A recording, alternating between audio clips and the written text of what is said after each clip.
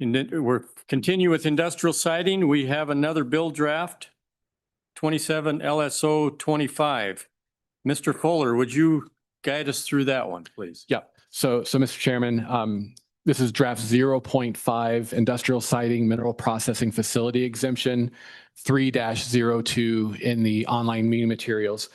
This bill draft, based on language that was provided to the committee at the April meeting, provides that processing facilities that are constructed on the sites of existing coal or trona mines or that are constructed in existing industrial parks are exempt from the requirements of the Industrial Development Information and Siting Act.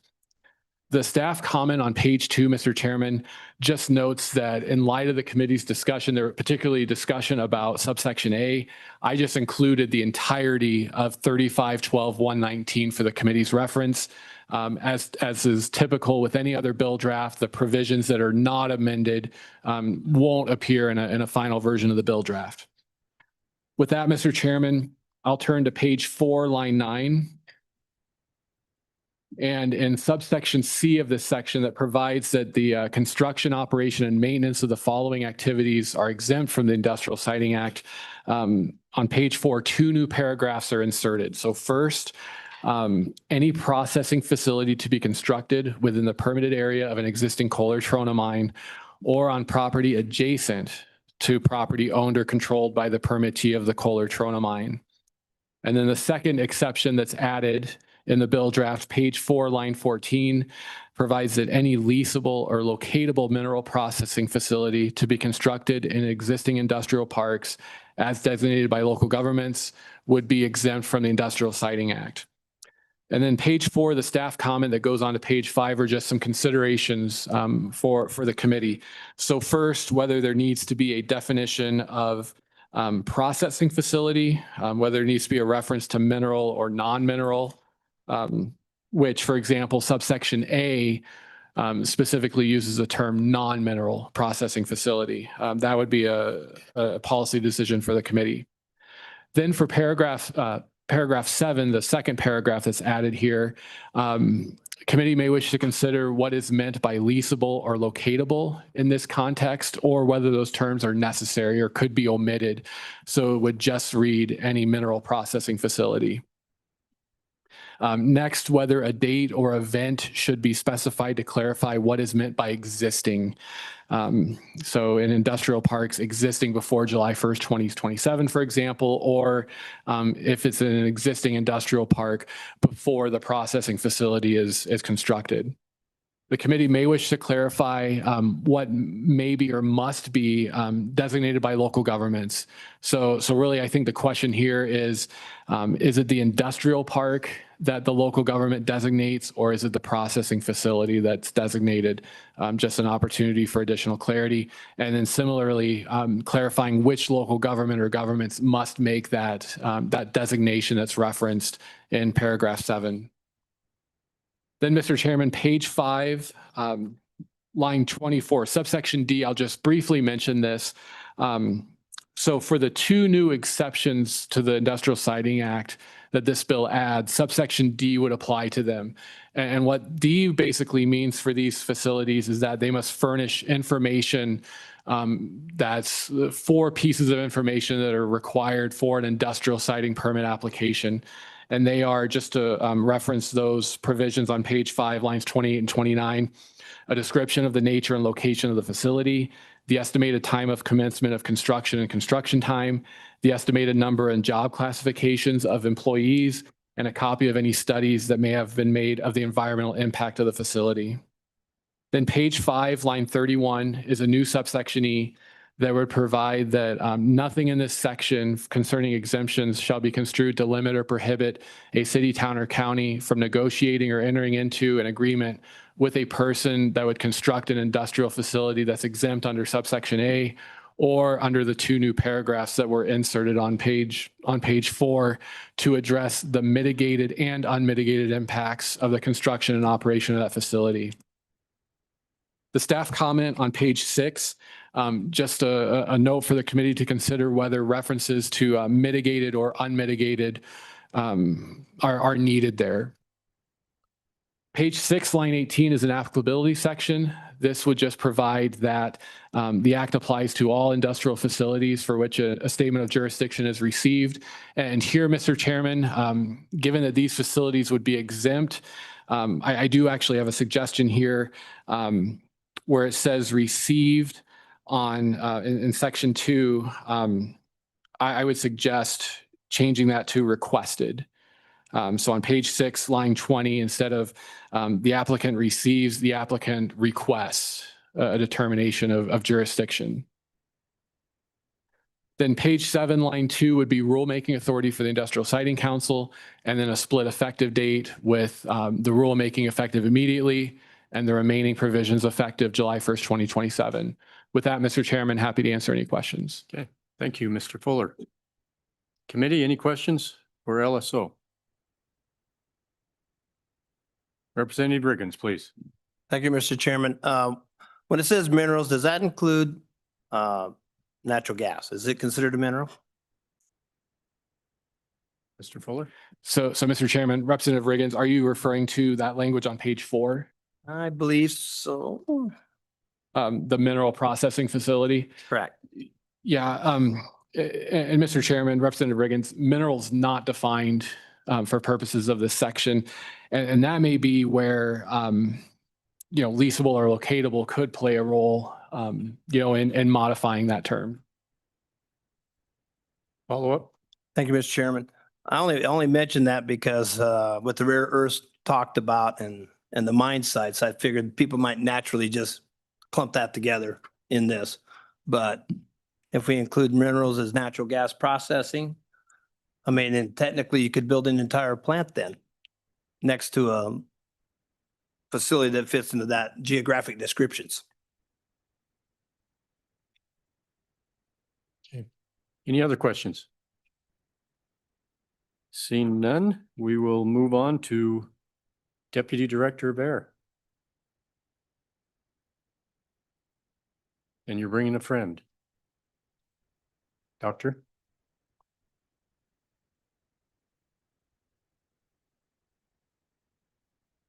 Thank you, Committee. Nancy Veer, Deputy Director for DQ with Industrial Siting Division Administrator Jenny Stabin here.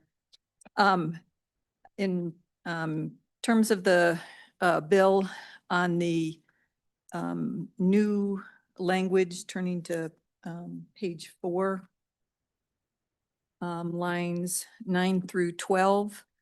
On line 10, where it discusses the permitted area, we think that's good language. It reflects that the area has previously gone through review, and we have some, because it's been permitted, and so we have some baseline data and impact analysis that may have been done. On line 11, where it discusses property adjacent to, property owned or controlled by, we just would like the committee to be aware that those lands may not have gone through a review because they're not covered under a permit. So we might not be sure of some of the impacts to wildlife and other impacts. So just wanted to point that out to the committee. On lines, the next section, on lines 14 through 16, this language of a facility to be constructed in existing industrial parks as designated by local governments is that which mirrors the language that Brian noted that's already existing language in the provision A. And so we don't have any changes on that. This is going to sound weird, but on line 17, there is nothing. But we would like to take this opportunity to remind the committee of the DEQ's April 27th testimony and presentation on House Bill 120 industrial sovereign zones.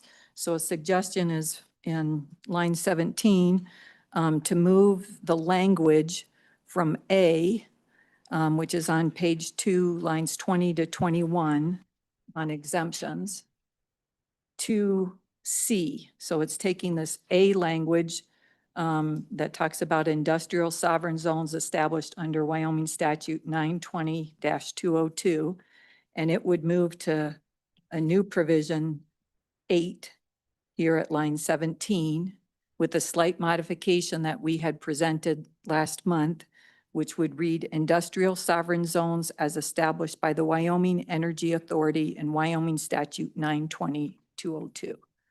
So that was on our slides last month. So.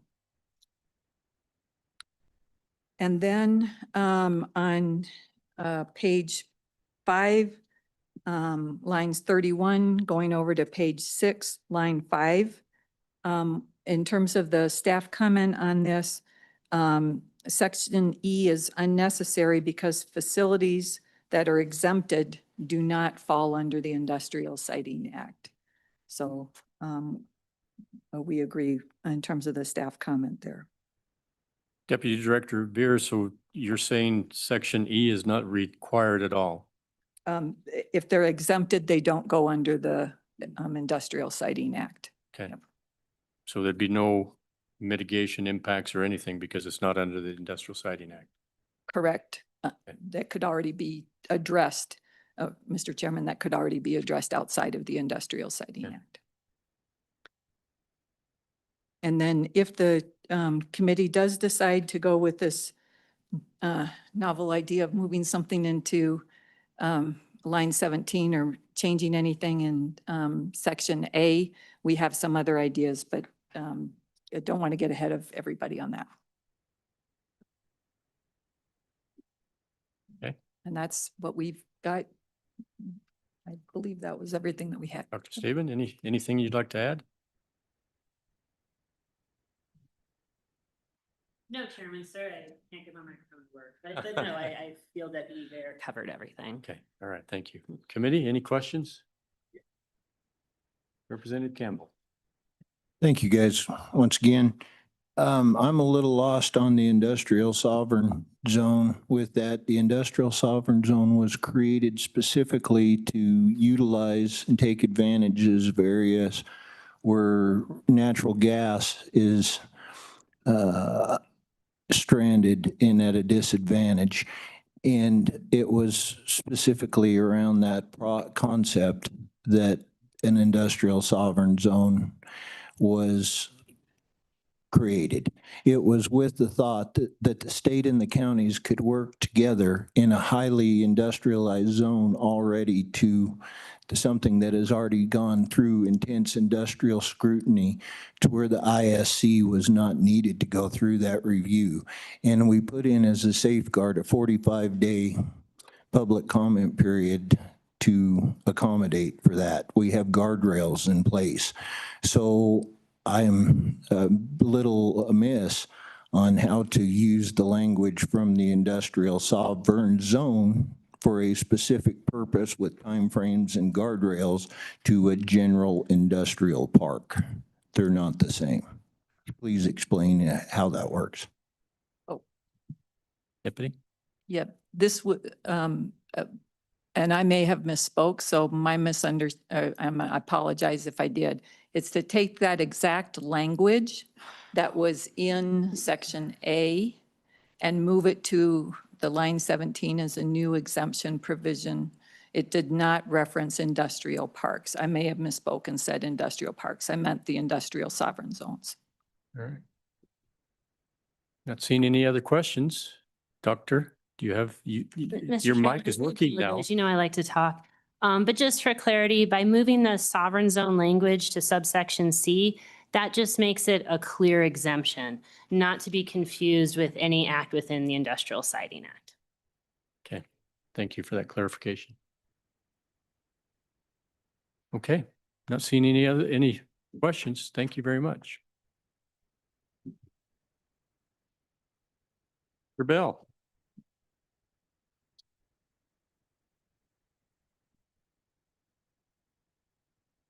Mr. Chairman, members of the committee, Rusty Bell, CEO, Energy Capital Economic Development, also former Campbell County Commissioner of 8 years. So I maybe have a little bit that I could add for some of the things I heard earlier, if you'd like, but also if you wouldn't like, that's okay too. Happy to answer questions on this. I don't have any issues with anything that the department had to say on 6 and 7. They've been wonderful partners, as has WAM, WCCA, Wyoming Mining Association, on actually drafting this language, helping get this language drafted. These are some of the areas that are the most industrialized and most studied areas in Wyoming. They're already industrialized. We think they should have the same mineral processing facilities basically should have the same exemptions that non-mineral processing facilities has in this same statute under A. In fact, when I first wrote this for my first draft, I actually just scratched in A. I just scratched non-mineral processing so that the recommendation was to not do that and to put the exemption in as it is now. So going on to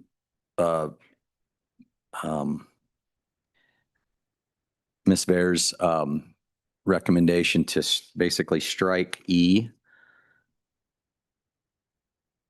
I understand where they're coming from, but as I guess to put my county commissioner hat on, former county commissioner hat on, I like that language. I think that language actually sums up industrial siting for me, and that the companies should actually be working with the local entities, cities, towns, and counties through some form of, if you come to this industrial siting threshold, even though you get an exemption, you really should be sitting down with the impacted communities and working on those things.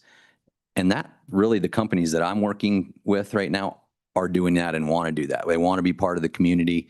They don't want things like Representative Campbell was talking about to happen. They want to make investments in the community. They know there's going to be impacts. And so I like that statute, or I like that change, not only because WCCA and WAM crafted it, but I agree with it. We can cut it out because yes, they can do that already. I just feel more comfortable with it in there. I feel like you could take this paragraph and sum up all of industrial siting in my mind by making that happen. That's a very, very simplified view of industrial siting, but that's my thoughts on that. Just earlier too, Mr. Chairman, Representative Riggins, you asked about natural gas. They already have an exemption. So up above that new language, natural gas and oil and gas well field activity and producing facilities already exempt. So they already have that exemption. What we're trying to do is, and what industry would like to do with the mineral processing facilities that we have, that are looking at the area and trying to co-use and reuse some of our already industrialized areas of mine sites and permitted mine lands, to try to make that regulatory framework easier to navigate, and really give them the same exemption that non-mineral processing facilities have already inside of an industrial park. So that's, happy to stand for any questions. So Mr. Belt, as I contemplate this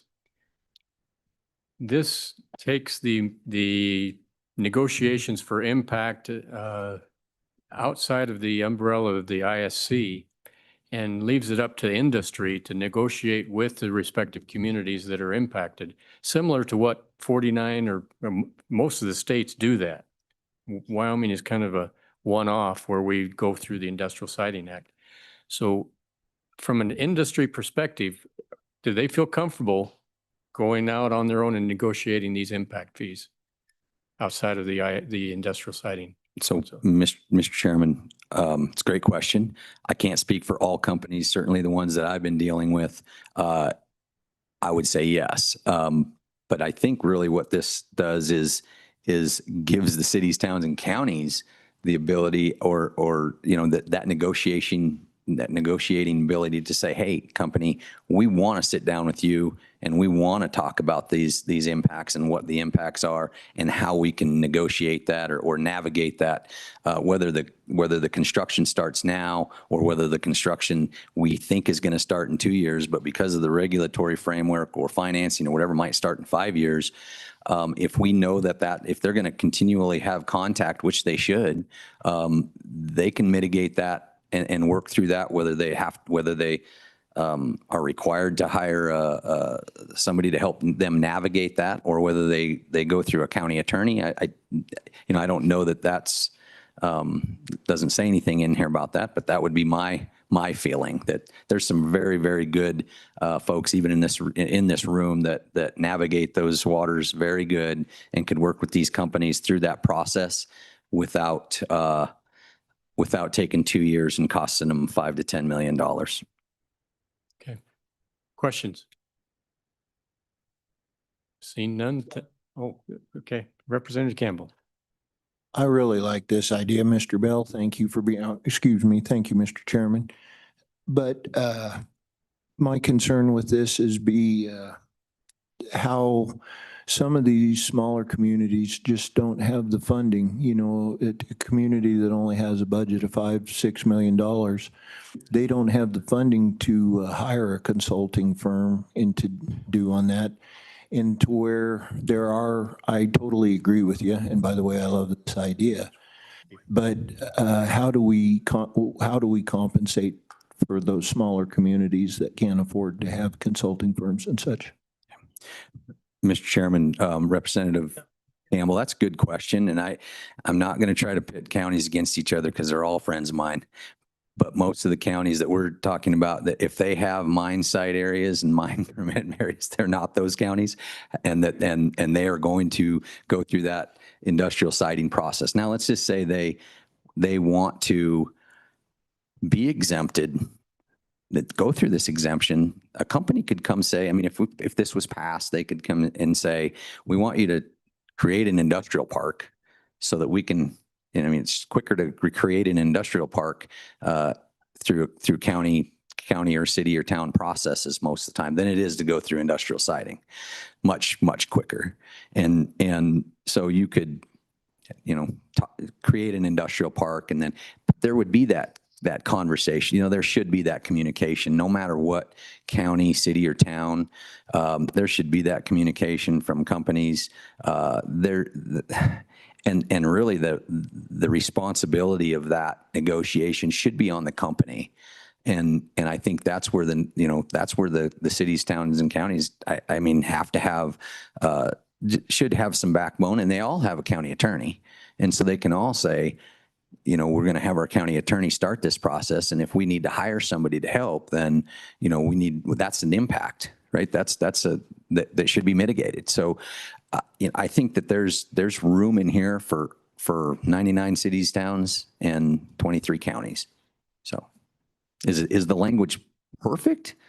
Maybe not, but it was written by those folks. Okay. All right. Thank you, Mr. Bell. We'll open it up to public comment now. Anyone in the room like to comment on this? They're not commenters, are they? Wow, there's a rush. Yeah. Anyone online, Heather? All right, we're going to close public comment unless we hear otherwise. All right, public comment is closed. Committee, what's your pleasure? Moved by Representative Riggins. Seconded by Representative Campbell. Any discussion? Any amendments? Senator Ruffus. Okay, co-chair. Mr. Chairman, I would move that we put page 2A to page 4, line 17. Okay, do I have a second? Seconded by Representative Campbell. And Mr. Chairman, just to clarify, I think it's only the language that's on page 2, line 20 and 21 that refers to the industrial sovereign zones. It's not the entire subsection A. Just wanted to clarify that. Is that correct, co-chair? If he says so, that's definitely- correct. Yeah, I- very thoughtful. Yeah, Yeah. yeah, We're just catching up to what you were thinking here. yeah, You yeah. got it just right. Okay. All right. All those in favor signify by saying aye. Aye. Any opposed? All right, that amendment passes. Thank you, co-chair. Yeah. Mhm. Any others? What about that last paragraph? I don't think it matters. Mr. Chairman, I would move we eliminate paragraph E on page 5 and 6. Do we have a second? Second. Seconded by Senator Rothfuss. Discussion. All right, seeing no discussion, all those in favor of eliminating paragraph E on page 5, lines 31 through 33 and page 6, signify by saying aye. Aye. Any opposed? All right, Not opposed, see? let's do a raise of hands. All those in favor, raise your hand, please. 3. Really? 3? All those opposed, raise your hand, please. Okay, that That didn't, that didn't pass. that didn't pass, did it? Didn't even squeak by. No. All right, any other amendments? Any other discussion? Sensing the question is coming up. No, it's not coming up. Representative Lawley, please. Thank you, Mr. Chairman. I think our good LSO office recommended on page 6 that we consider changing the, Yes. in line 20, the applicant instead of receives to requests. And I move that we make that And amendment. I second that motion. Any discussion? Seeing none, all those in favor signify by saying aye. Aye. Any opposed? No. Take that. Vindictive, isn't he? You definitely will. Yep, sir. Okay, you got that, Mr. Fuller? Okay, anyone else? Any conversation pertinent to this bill? Anything else we want to discuss? Question. Question, I was wondering when that was. Yeah, finally. All right, this is a roll call vote, right? Yes. Heather? This is a roll call vote for 27 LSO, 25 industrial siding mineral processing facility exemption as amended. Senator Cooper? Aye. Senator Jones? Senator Nethercott? Senator Rothfuss? Representative Campbell? Representative Knapp? Aye. Representative Larson? Aye. Representative Lawley? Aye. Representative Riggins? Representative Schmidt excused. Representative Tarver? Aye. Representative Weber? Aye. Co-Chairman Anderson? Aye. Chairman Heiner? Aye. That passes. All right, thank you, Heather. Okay, before we leave industrial siding, any other committee directives before we move on?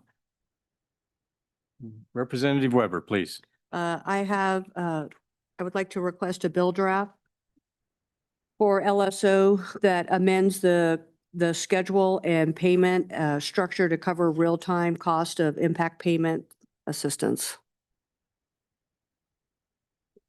Second. Seconded by Representative Campbell. What does that mean? What is it? So it would give more latitude to the Industrial Siding Council to make payments early for those kind of things that we've been talking about this morning.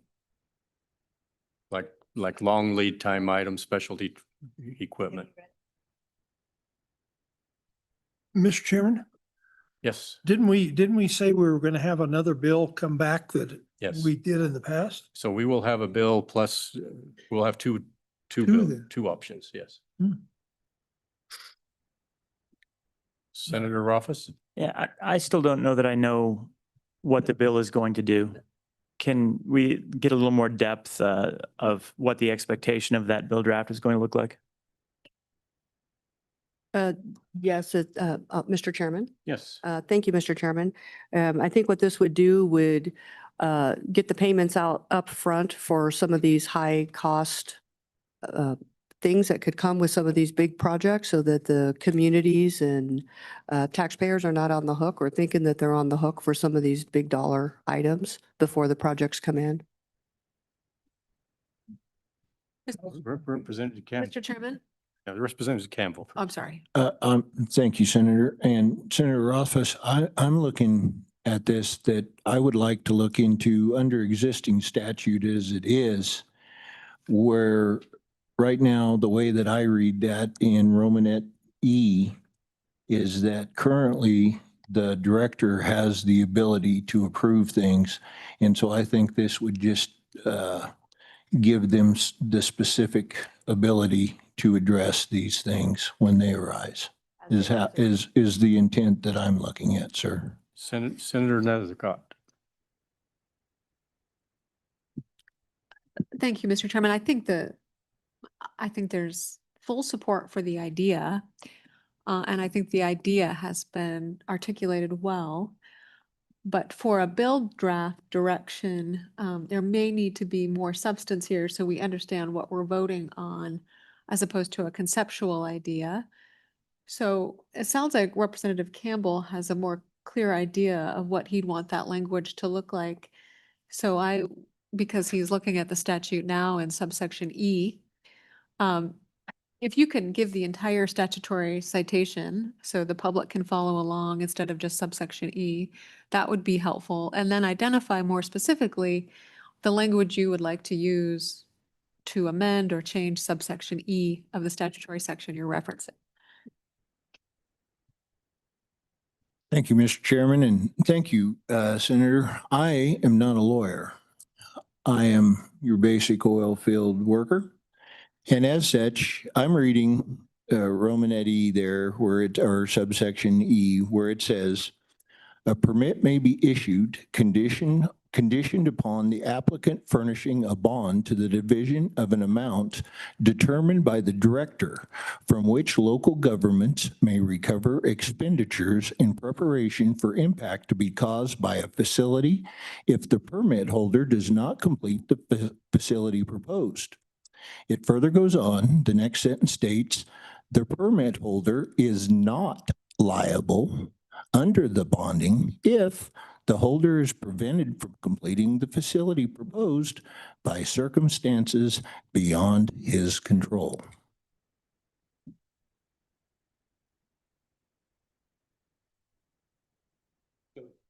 Okay, so what I want to do is our proposition is to put wording in there that specifically addresses situations such as this, that the director can clearly has control to address that problem. Does that make sense, Senator? Where is he referring to this? He's in the statute. Can you give the full statutory citation? So all the numbers? What is it again? It's WS. It is.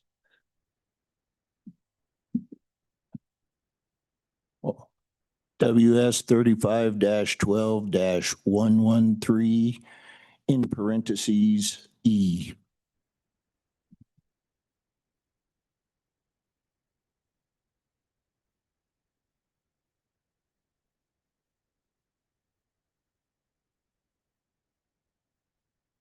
Okay, any other conversation?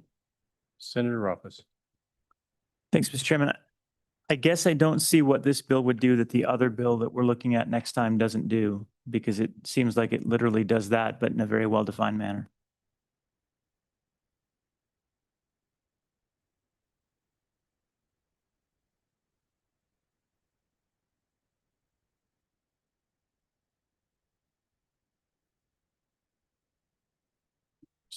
Representative Lawley. Thank you, Mr. Chairman. I agree with Senator Rothfuss that, again, I know that the committee hasn't yet had enough time perhaps to look, although we did talk about it last meeting, the draft from 2 years ago, but it really does provide a lot of what you're talking about and would be a vehicle we could have the discussions that I believe you want to have. But to me, at this late stage, to be asking for a brand new bill draft when we just finished one that we tossed aside, I think we have a vehicle to do it, and to have two, it doesn't make a lot of sense to me with the work we still have to do in several other areas under our topics for this interim. Okay.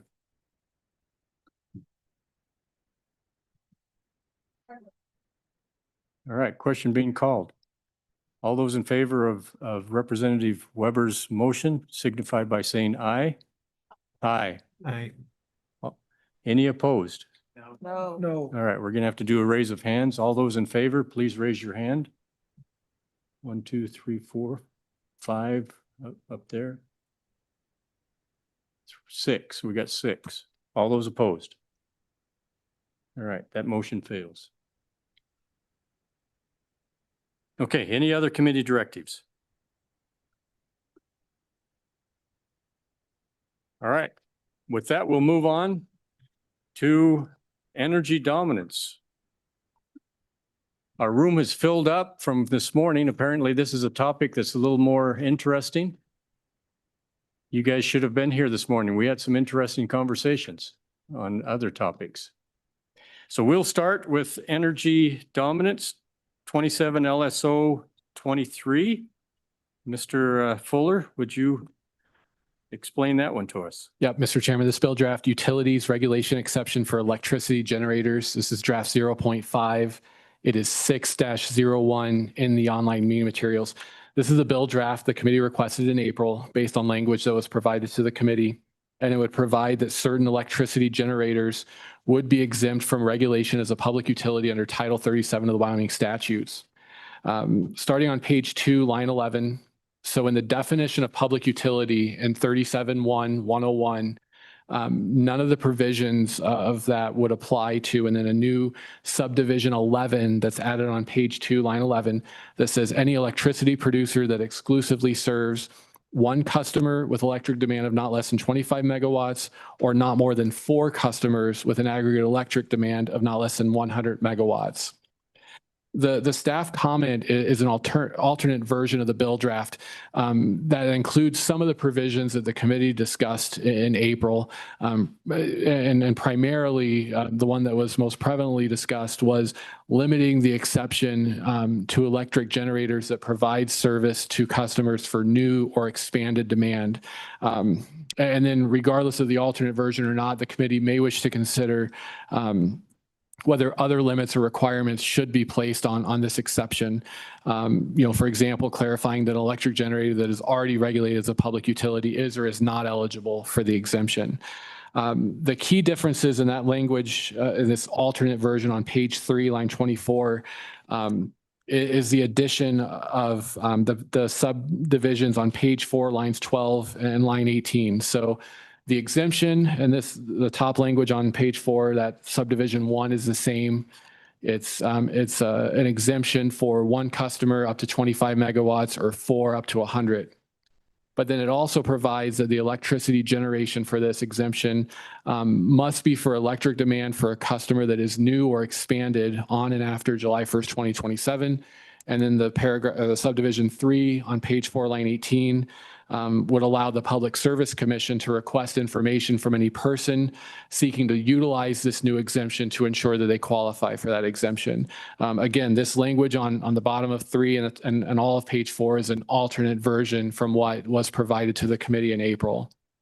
Page 5, line 5 is rulemaking authority, and then a split effective date with the rulemaking effective immediately, the remainder effective July 1st, 2027.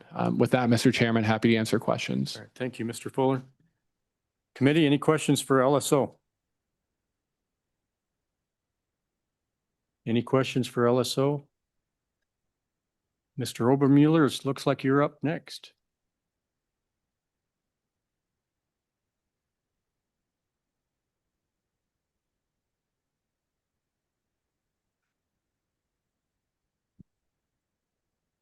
Mr. Chairman, good afternoon.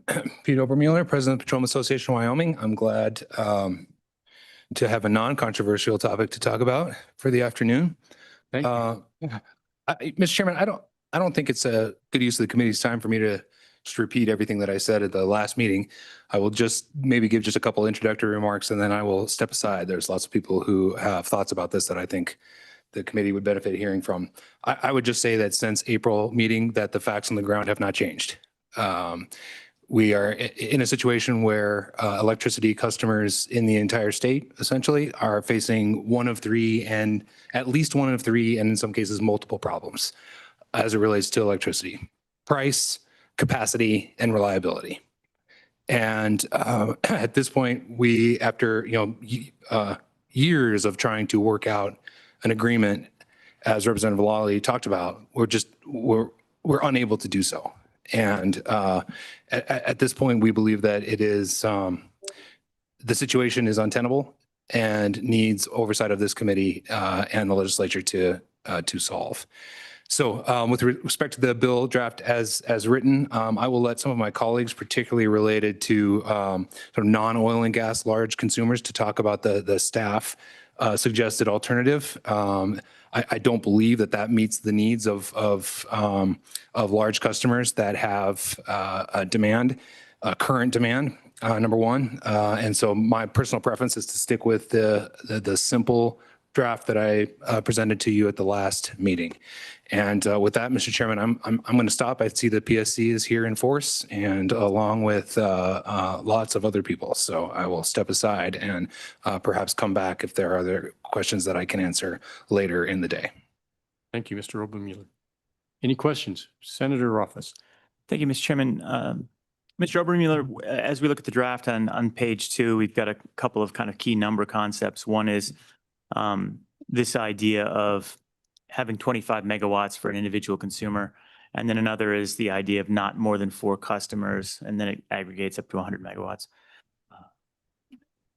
From your perspective, at least if I'm in your shoes, I would feel like that 25 megawatts might be a little too high. What are your thoughts? Mr. Chairman, Senator Rothfuss, yeah, as I said in April, the 25 and 100 are essentially placeholders and could be talked about. I'm not entirely wedded to either of those numbers. 25 was a reasonable number, as we talked about last time. That is, when you hit that level, then you're talking about having to make some investment in order to meet that demand. That's sort of beyond the normal course of everyday business. So that's why the 25 megawatts was picked. I think if I were in charge and could write the bill, it would be lower. But trying to not overextend, Senator. Any other questions, comments for Mr. Obermuller? All right. Representative Riggins. Thank you, Mr. Chairman. So I guess I'm just asking about examples of this. And so the company I used to work for has several oil pumping stations with overcapacity and natural gas generation. And in one particular one, it was right across the road from another oil outfit that I think they anticipated being able to share that expense with, but ultimately they never did. And I think eventually power was actually delivered to the other company. But in that case, they had plenty of capacity if they wanted to provide that neighboring company right across the road with that kind of power. So this would be an example of what you're talking about exactly, or is and I imagine there was, I don't know, when you got 10 or 11 fairly large gas operated generators, I'm sure it had capacity that you have here. Is that the scenarios that you're thinking about in this with this bill? Mr. Chairman, Representative Riggins, yes, but not limited to. It's, the thresholds are there, of course, so it has to be a large project. And the way it is right now, of course, the what is available to a large industrial consumer is to do strict self-generation. You do it yourself, you power yourself.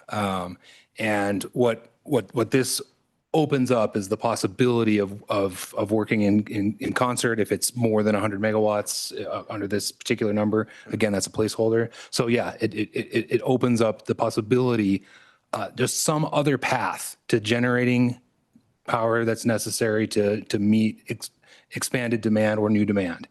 I would say, hearing your question, it reminded me that one of the conversations from April that I think I do want to highlight is that when you're talking about loads like this, and we had a lot of conversation of first right of refusal and that sort of thing, it is far and away better and easier for a company in that situation and in other situations to work with the utility in order to make that happen, as has happened in the Cheyenne area. That is orders of magnitude better.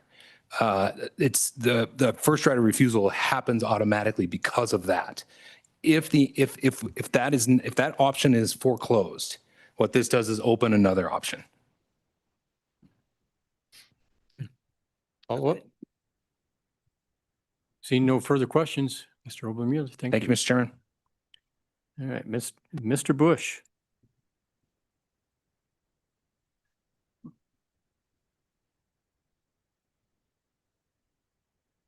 Mr. Chairman, David Bush with Black Hills Energy. I was wondering if we could switch up the order a little bit and have Rocky Mountain perhaps. Would be fine. Yeah. They maybe could have more pertinent information on You have this. people in the background there, so let's Hate bring to throw them under the bus. We talked about it earlier, so I'm not actually throwing them under the bus, but. Okay, all right, thank you. Welcome, Tom. Mr. Chairman, Tom Carter with Rocky Mountain Power. I've got Nate Nichols here with me as well. I disagree. I think Mr. Bush loves throwing me under the bus. I think that is his life's work, his work and his glory, if you will. I appreciate the opportunity to come and talk to you in this committee about this really important issue. This is something that we've been thinking about, talking about in many of our states for a number of years, a couple of years. I want to reset and restart a little bit. We've been out for the last few months listening and talking to our customers, hearing their concerns and talking to them about a number of different issues. Whether working with them directly or large meetings. We had Mr. Chairman, you were there. We had a really productive long meeting in Sweetwater County. And one of the things that we're running into in these meetings is that some of these conversations are about different load types and kind of it creates for different challenges. It also creates for different choices and different solutions. We have conversations about legacy customers and their growth. We have conversations around data centers and their growth and opportunities. We have conversations about growth through economic development. And if you don't mind, Mr. Chairman, I'd like to talk a little bit about each one of those different types of loads and the challenges there and how we're looking to approach them and the solutions that we're trying to attract or at least approach, and maybe some suggestions that we could do in relation to has been discussed in this committee the last two meetings. So one of the things that we'd like to start with is kind of existing commercial and residential load. So this is kind of how the system and why the system was set up. So kind of our most stable loads here in Wyoming and really throughout our system. As you know, we serve about 150,000 different kinds of customers here in Wyoming. And it's good. They're good customers. It's a great group and it's spread throughout the state. It's kind of that 0 to 25 megawatt type of customer. So residential, small industrial, shopping centers. Think about those folks. They're kind of an economic regulatory of the retail rate is that they are mature. There's mature regulatory mechanisms. We work very hard with our regulators to find the appropriate way to serve this type of load. There's a balance between investments in the system and the costs of providing service to keep these prices affordable. We've had a lot of conversations over the last years with this committee, with our customers about affordability. We recognize that is a driving force in these conversations, is what is affordability and how do we define affordability? And so we focus a lot really on this residential and commercial load there. But what you've also seen in Wyoming is that there's small growth in this group, 2 to 3%, kind of stagnant in Wyoming. And part of that has to do with some of the other loads and some of the other discussions. How do we know who's coming and how do we work with them? And when load growth is flat, this is kind of the difficulty for us. When load growth is flat or small, it does not trigger large investment in the system. And while we do have a lot of investment in the system here, we can't, through our regulatory compact, just start investing unless we see kind of the larger customer that joining into our service territory. So that's one type of customer class, the existing residential and customer load. The next group is then kind of in an economic development place is that expansion. So we're in that area.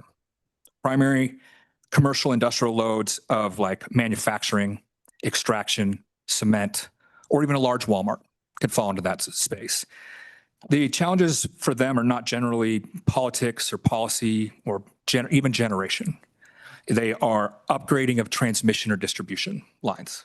It's supply chain issues and inflation, and just kind of permitting regulation in that space, regulatory challenges in permitting or line extensions, finding the proper way to get there.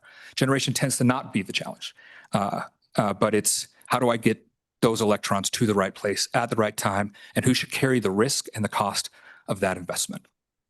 The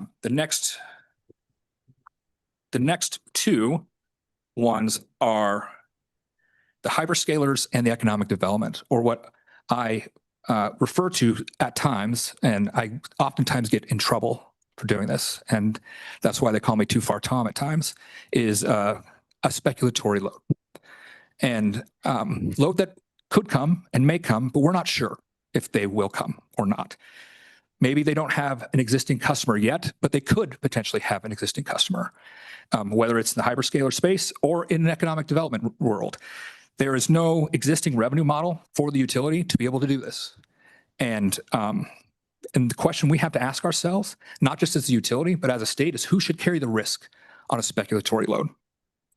The utility does play a role in making this a reality, but we are not necessarily kind of the driver in all economic development. We have a role to play, and we want to work with the state and with this committee and with our communities and with our customers on making sure these situations can and will move forward.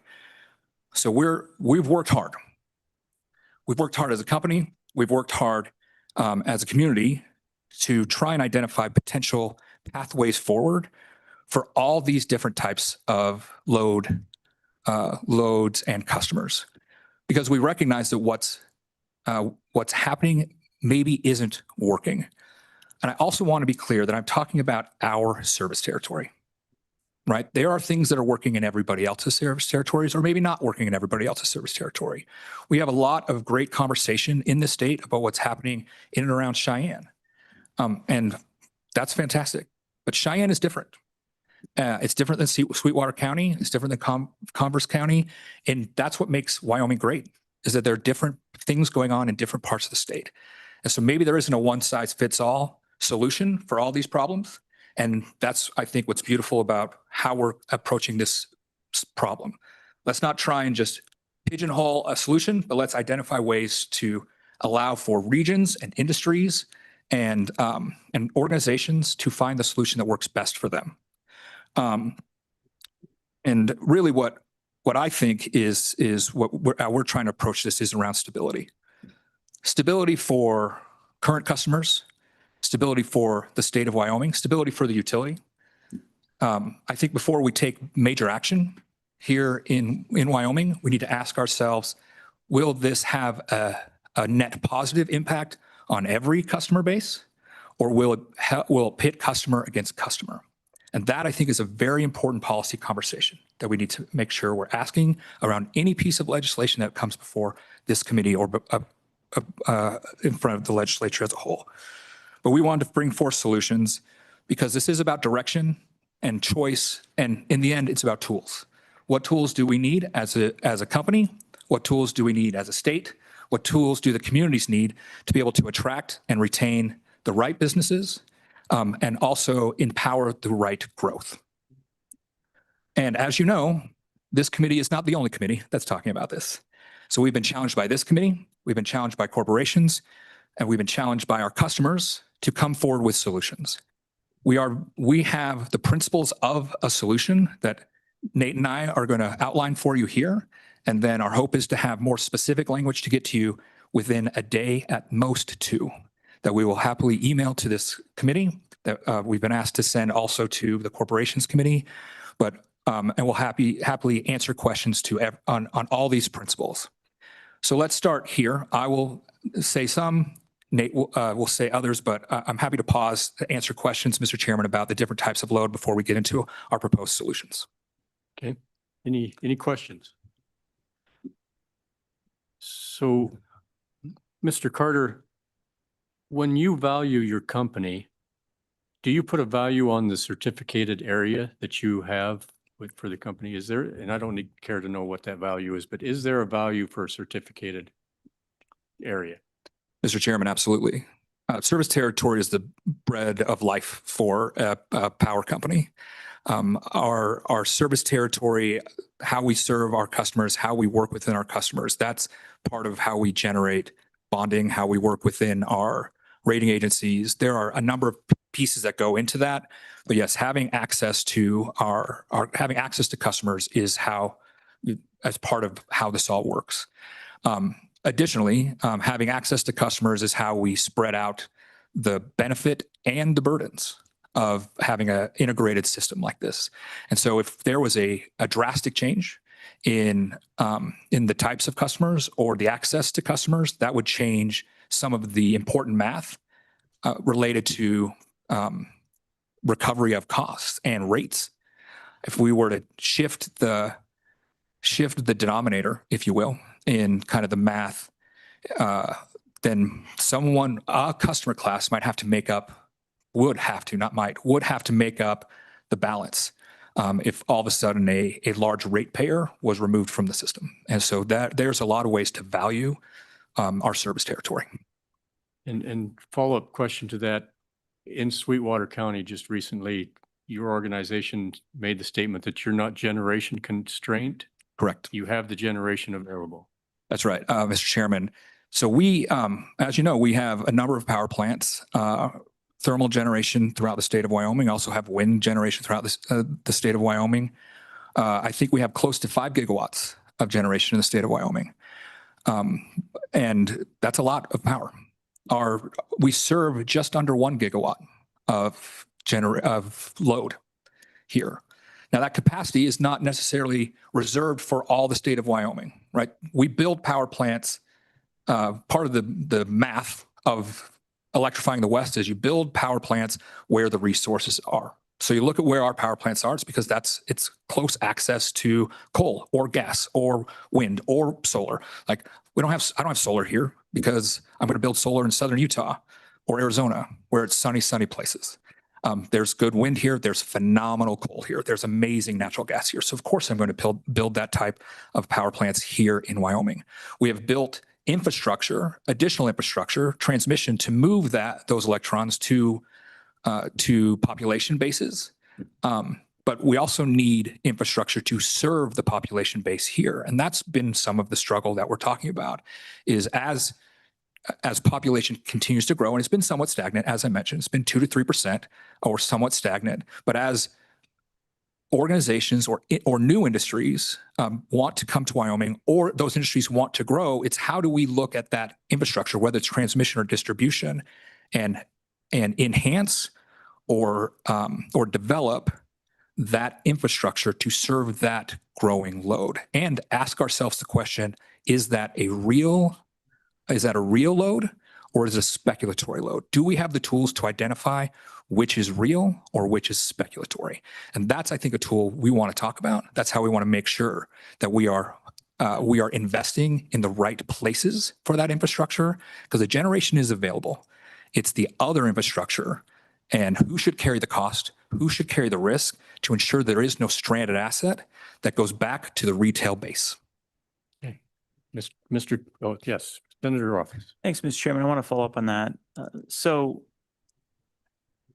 the idea that we've got available power in the state of Wyoming, I guess I'd like to know exactly where. So if somebody wants, and if somebody's listening and they want 200 megawatts of power and they have a project, where in Wyoming right now could industry develop a 200 megawatt project that you could bring online within a year?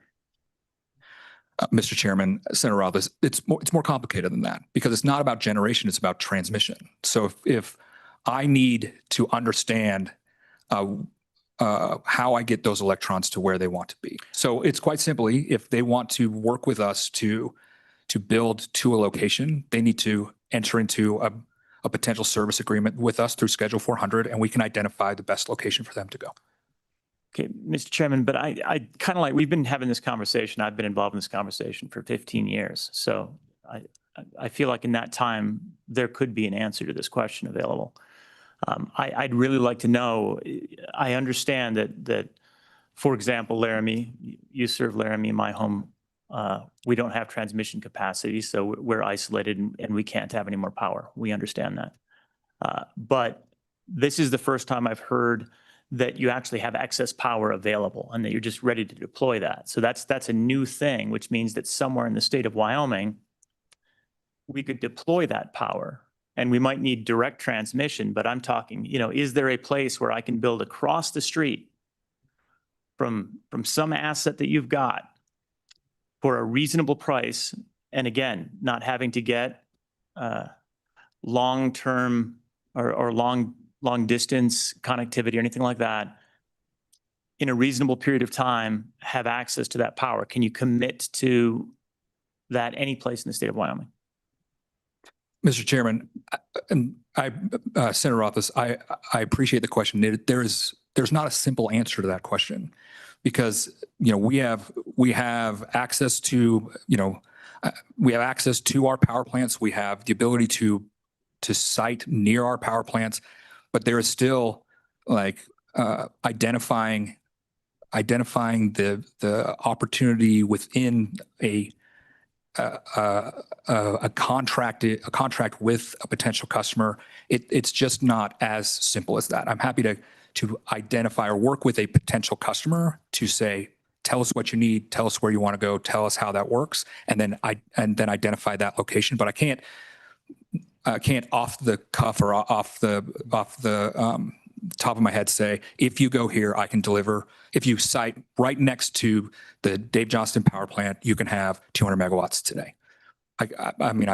We've had conversations like that. We have said to potential hyperscaling data centers, sure, come site right next to the power plant and we can work with you on that. But there's more to the kind of the nuance around that question. It's a fair question, but I don't have the technical expertise to provide a direct answer to that. And Mr. Carter, that excess 200 megawatts may be in different locations depending on the day or the time of the day. Is that a fair statement? It could be in during the windy time of the day, it might be in one part of the state, and during a different part of the day, it might be in another part of the state.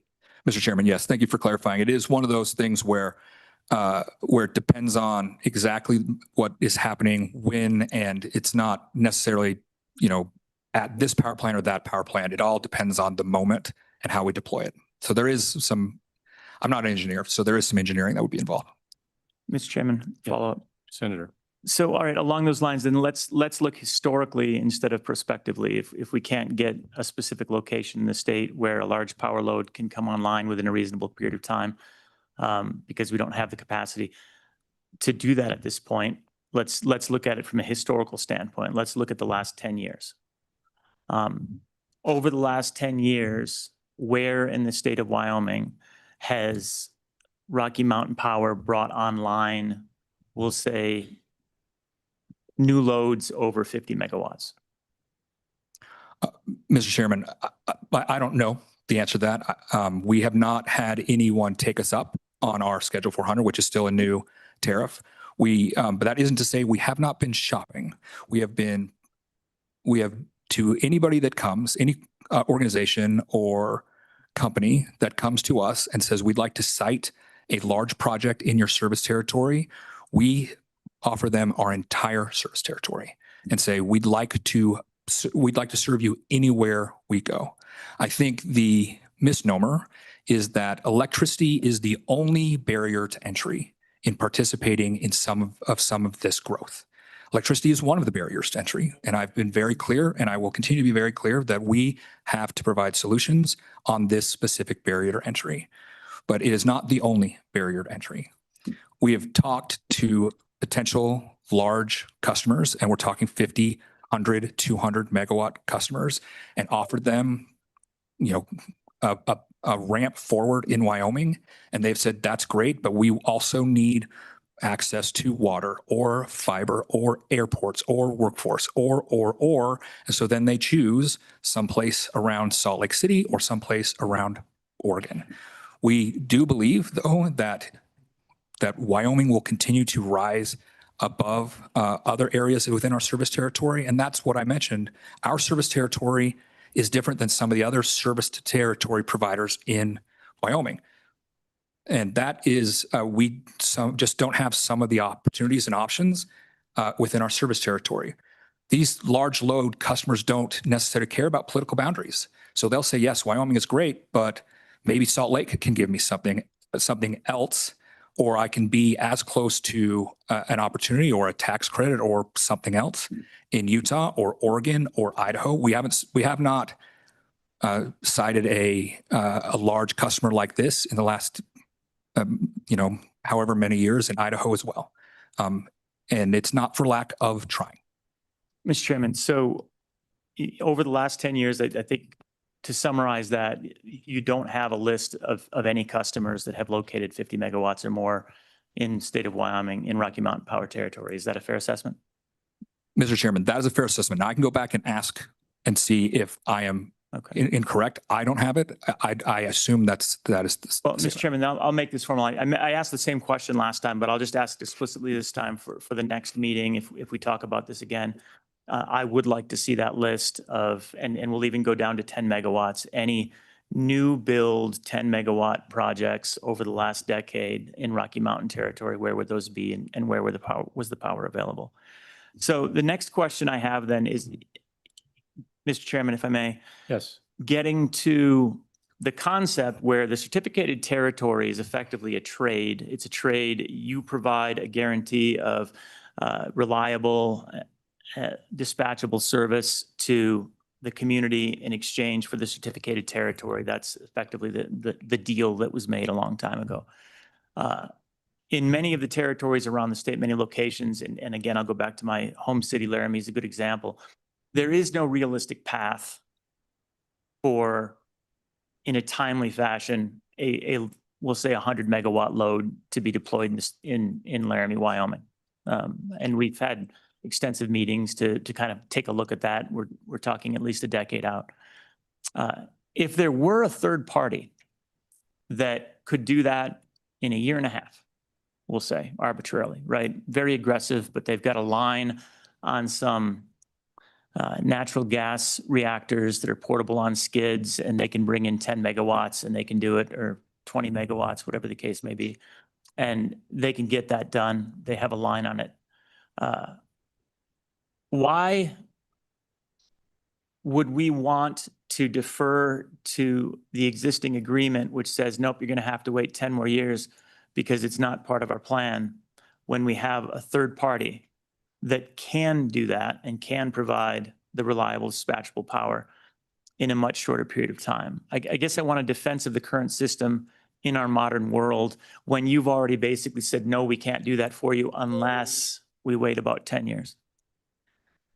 Mr. Chairman, so Senator Rothfuss, those are interesting questions, and I'm happy to answer them. I will say those are some fair hypotheticals, though. Fair hypotheticals that you can find someone that can build 100 megawatts of generation, transmission, all that stuff in a year. What Laramie needs is an upgrade of a 230 kV line. And what they also need is someone willing to carry the risk. And if there is someone out there that's willing to carry the risk for building a new generation type for that city, then you have someone out there who's willing to carry the risk for upgrading the system as well. And the timelines are based on the risk as well. And that is what continues to be the conversation in that community and between us and the customer or the community, is how to manage the risk. Who should carry that?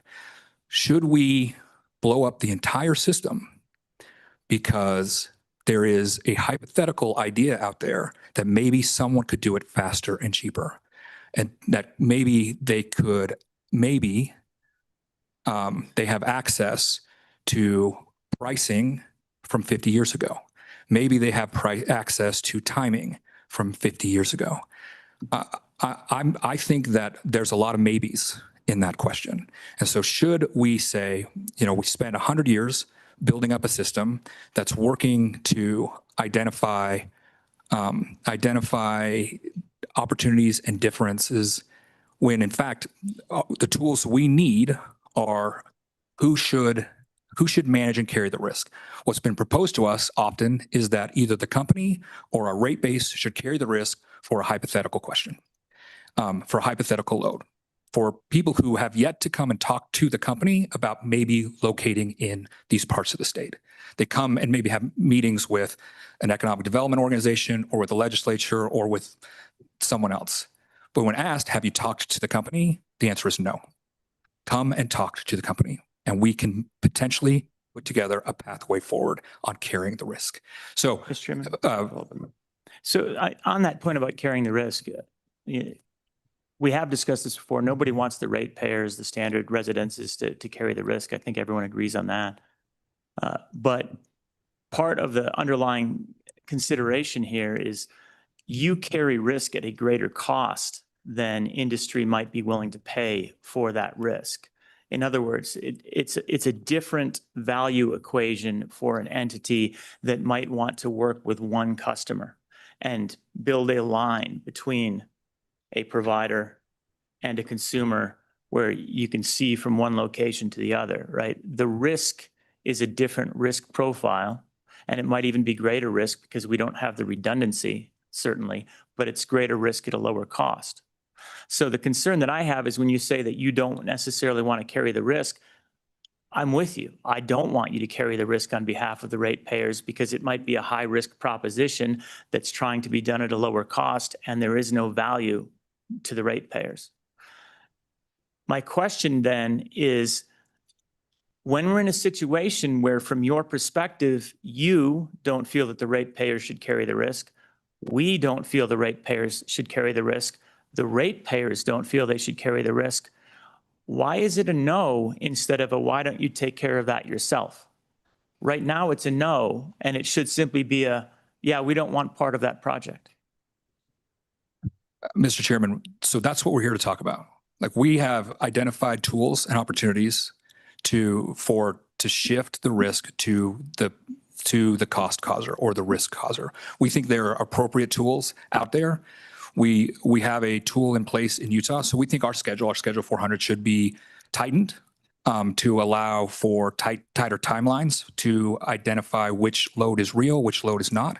We think that this conversation potentially around third-party generation, that the way it's defined in this legislation is too broad and shifts risk to the rate base, but there is maybe potentially, and I'm gonna get in trouble with my utility friends, there maybe is potentially a way to do this that protects the customers, the current customers, from stranded assets. We think there's also ways to identify tools from the state to allow for exactly what you're talking about, the 0 to 100 megawatt growth through enhancing or strengthening or identifying new or building off the strength of legislation that was passed last year to identify what process and tool we should use to manage this. It's not a no, Senator. It's we need better tools to enhance what we're talking about.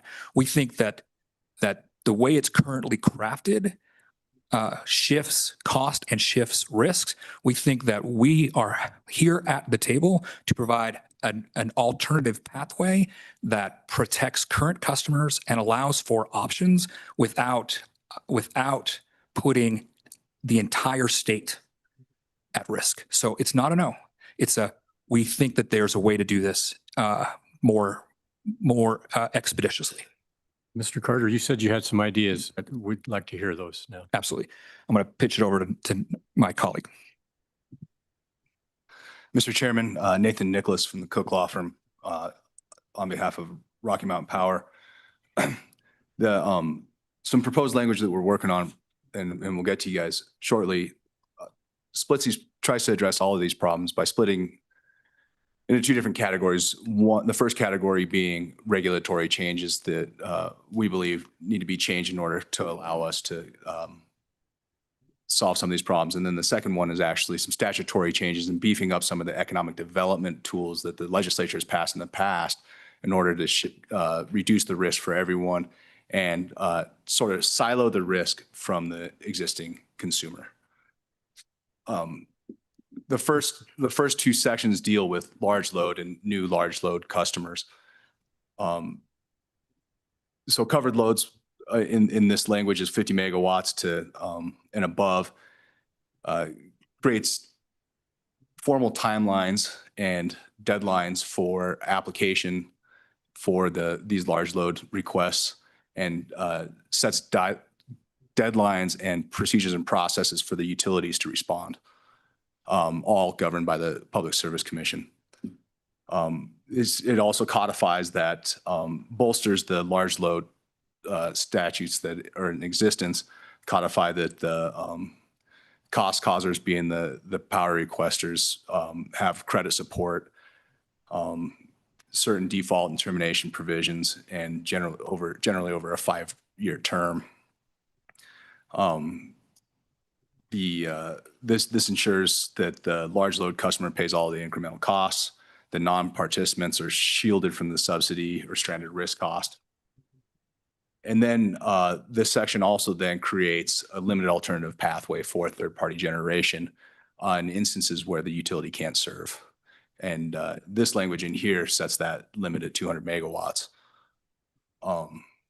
So in the instances when the utility can't serve after conducting a study, the utility can't serve in the timeline or within a certain price range that's set by the under statute, then that large load request would then be entitled to go out and seek third-party generation for that. And it also has a provision then, because our position has always been that you can generate behind the meter now for yourself.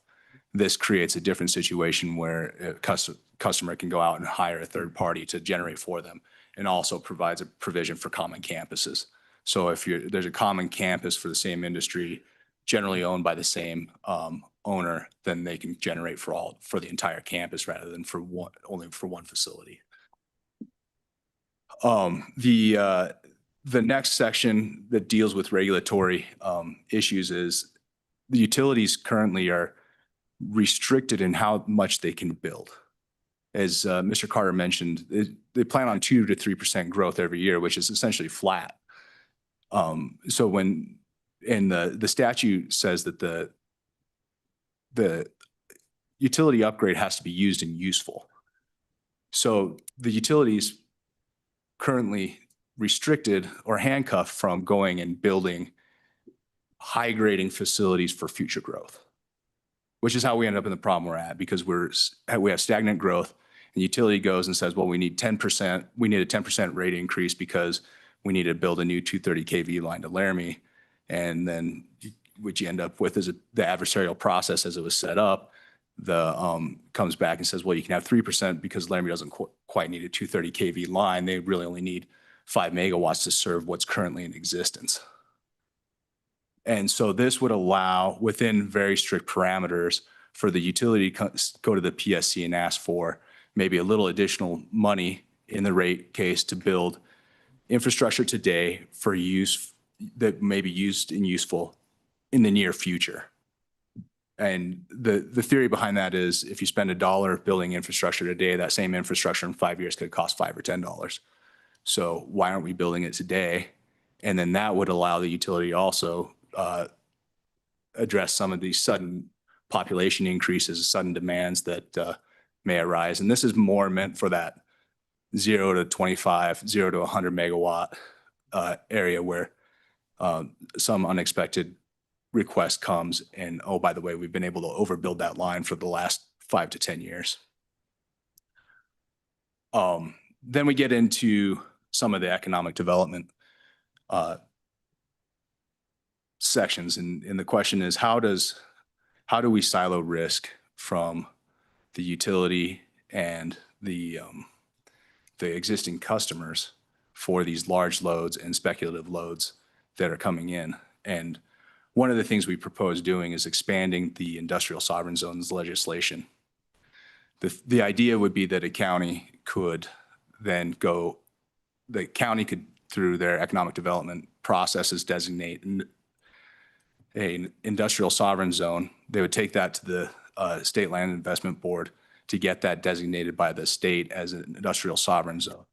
once that industrial sovereign zone is designated by the State Land and Investment Board, it would open up a suite of financial tools, including special bonding, potentially using some of the energy dominance fund to buy down rates, and those types of things. And the theory is that these would be financial instruments from the state. So long-term, it would actually bolster the energy dominance fund because of there would be still all the creditworthiness checks that would go into financial instruments. These projects then would pay back the bonding through that process. And obviously some of that money would not only go for curbs and gutters, sewer, water, but also for energy infrastructure. Finally, the last section that we're working on is reinvesting into Wyoming's legacy industries. An overwhelming portion of Wyoming's budget currently is contributed to by the extraction industry. No other industry is taxed the way that the extraction industry is taxed. And yet we want to take those tax dollars and put them to and use them to recruit data centers and other new and novel industries. And those industries, for lack of an elegant way to say it, don't contribute back the same that they get from the extraction industries.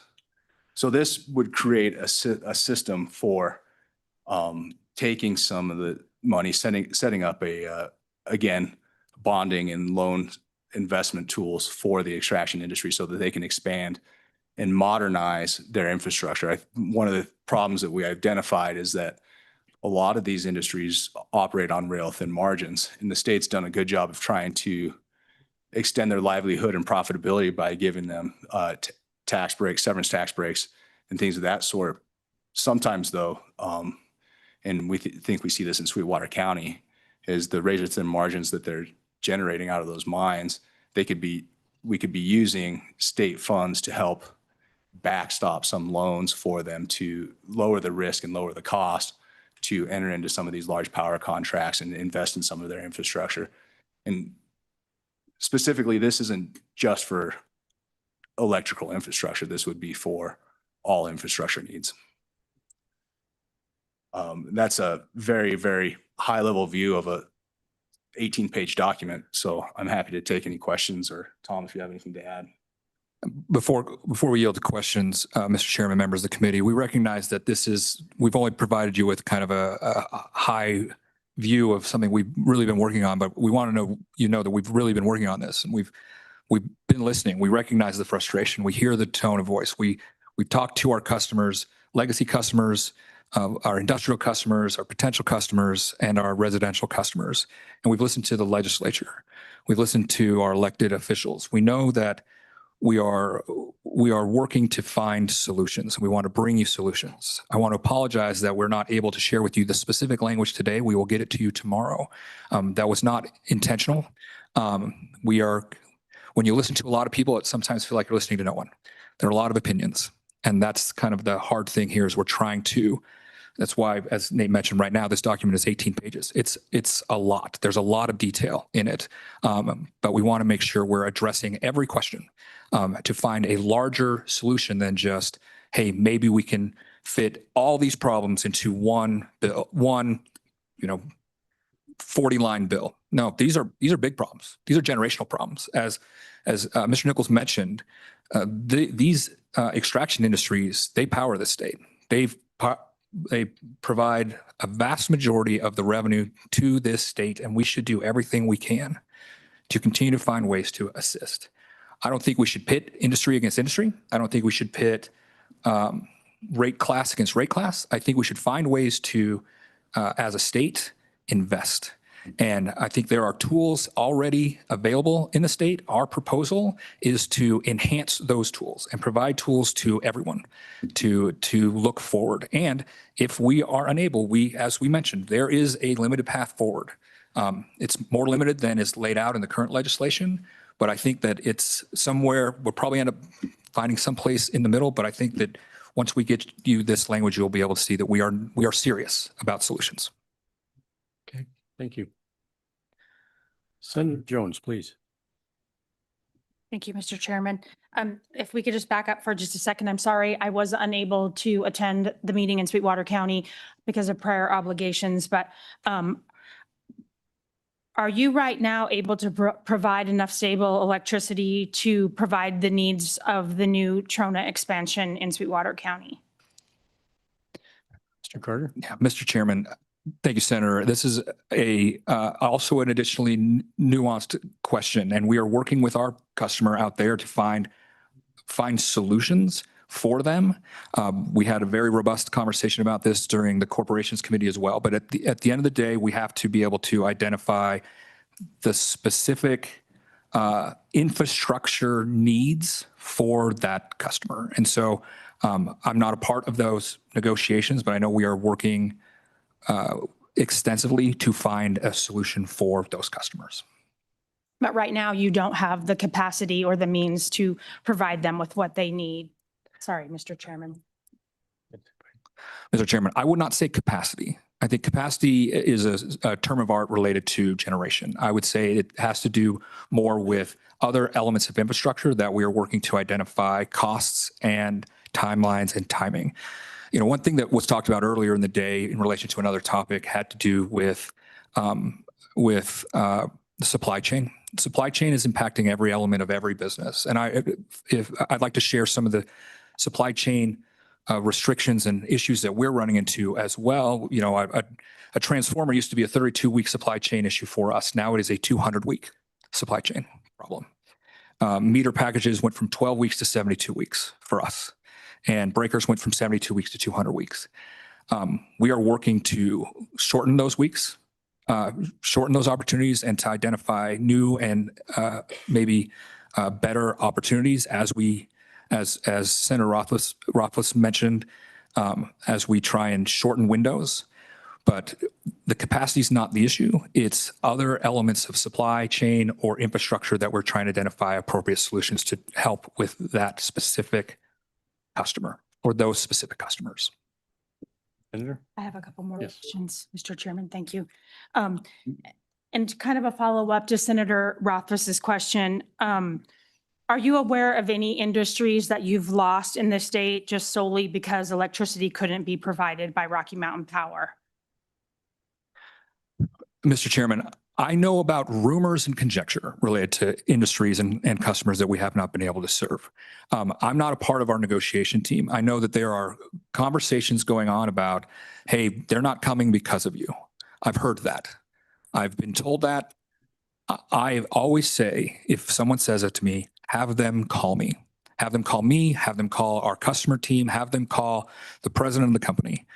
I want to talk to them. I want to find out what their issues are or their solutions. I know that there are those that say, we know that Rocky can't serve you, so maybe you should go someplace else.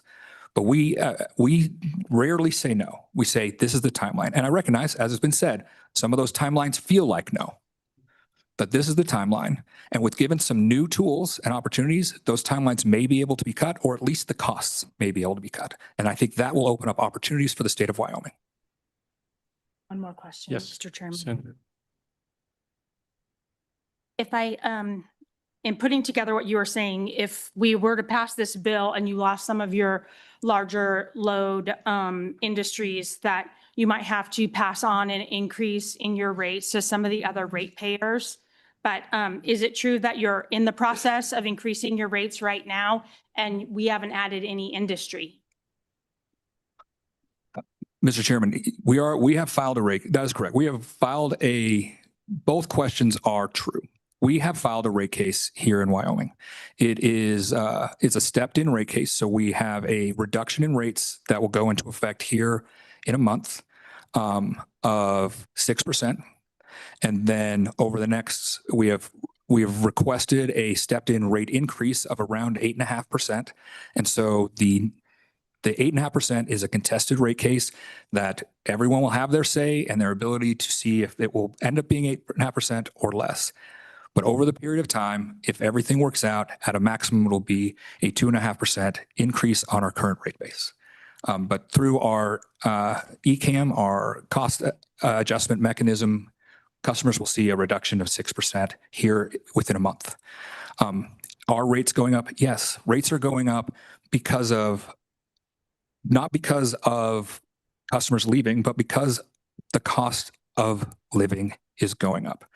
The price of wood poles has gone up in the last 4 years, 46%. The price of metal transmission poles has gone up 300%. Steel poles. The price of pole-mounted transformers have gone up 360%. The price of switchgear has gone up 441%. The increase in rates is because the price of doing business is going up. If we lose additional customers, costs will be passed on to the rate base. It's just how math works. But yes, we are in the process of a rate case. And that rate base includes a 37% increase for irrigators? In Wyoming, I do not have 6%, 37%, something like that for irrigators? the current rate case. Mr. Chairman, I can't speak to the specifics. I have the top lines. It's pretty huge. Yeah. Right to me. Yeah. I Okay. got a question. Yes. I got a Sure. question. I'd like to know the company position on our bill here. It would appear to me that it goes against our regulated system. On page 2, it's a guy can sell electricity to one customer, which usually that's the customer selling to himself.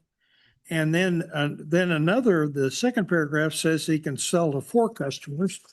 Then if I go on over to page 4, there's 3 paragraphs that I think violate the agreement we have with your company on regulated electricity in Wyoming. So what are you guys thinking on those paragraphs in this bill? Mr. Chairman, we do have real concerns with the way this bill is drafted. We think that the first version, as you mentioned here, page 2 does shift the cost and will ensure that rates go up. We also think that there is no provision here that ensures that the current customer doesn't have to back up any of this action. So let's say they leave and they're going to leave and they're going to do their own thing. There is no protection in any version of this legislation that says, once you leave, I don't have to provide backup service for you. I think that you'll see in our version that says, if you leave, God bless you, we love you, but please, you have to do everything on your own. It's no longer behind the meter, it is no meter. This could allow for someone to say, I'm going to do my own 25 megawatts or 100 megawatts or do my own thing, but just in case, maybe you've got to hold in reserve 100 megawatts or 150 megawatts or whatever it is my project needs. So when my system goes down, I can call back. There's no safety net here to keep. And if I have to hold in reserve, who pays for that? And the answer is the rate base pays for that. So not only do I lose the denominator of a rate in my denominator, the rate payer, my current rate payer then has to carry the cost and the risk for the backup. Both versions, pages 2 and pages 3 and 4, do not exempt the risk for if you're going to leave, go. And they should have, if they're going to go, they should have to go. They should have to pay a penalty, potentially if they want to come back, or if they want to hold in reserve, they should have to pay, because that I think is a risk that we are not talking about.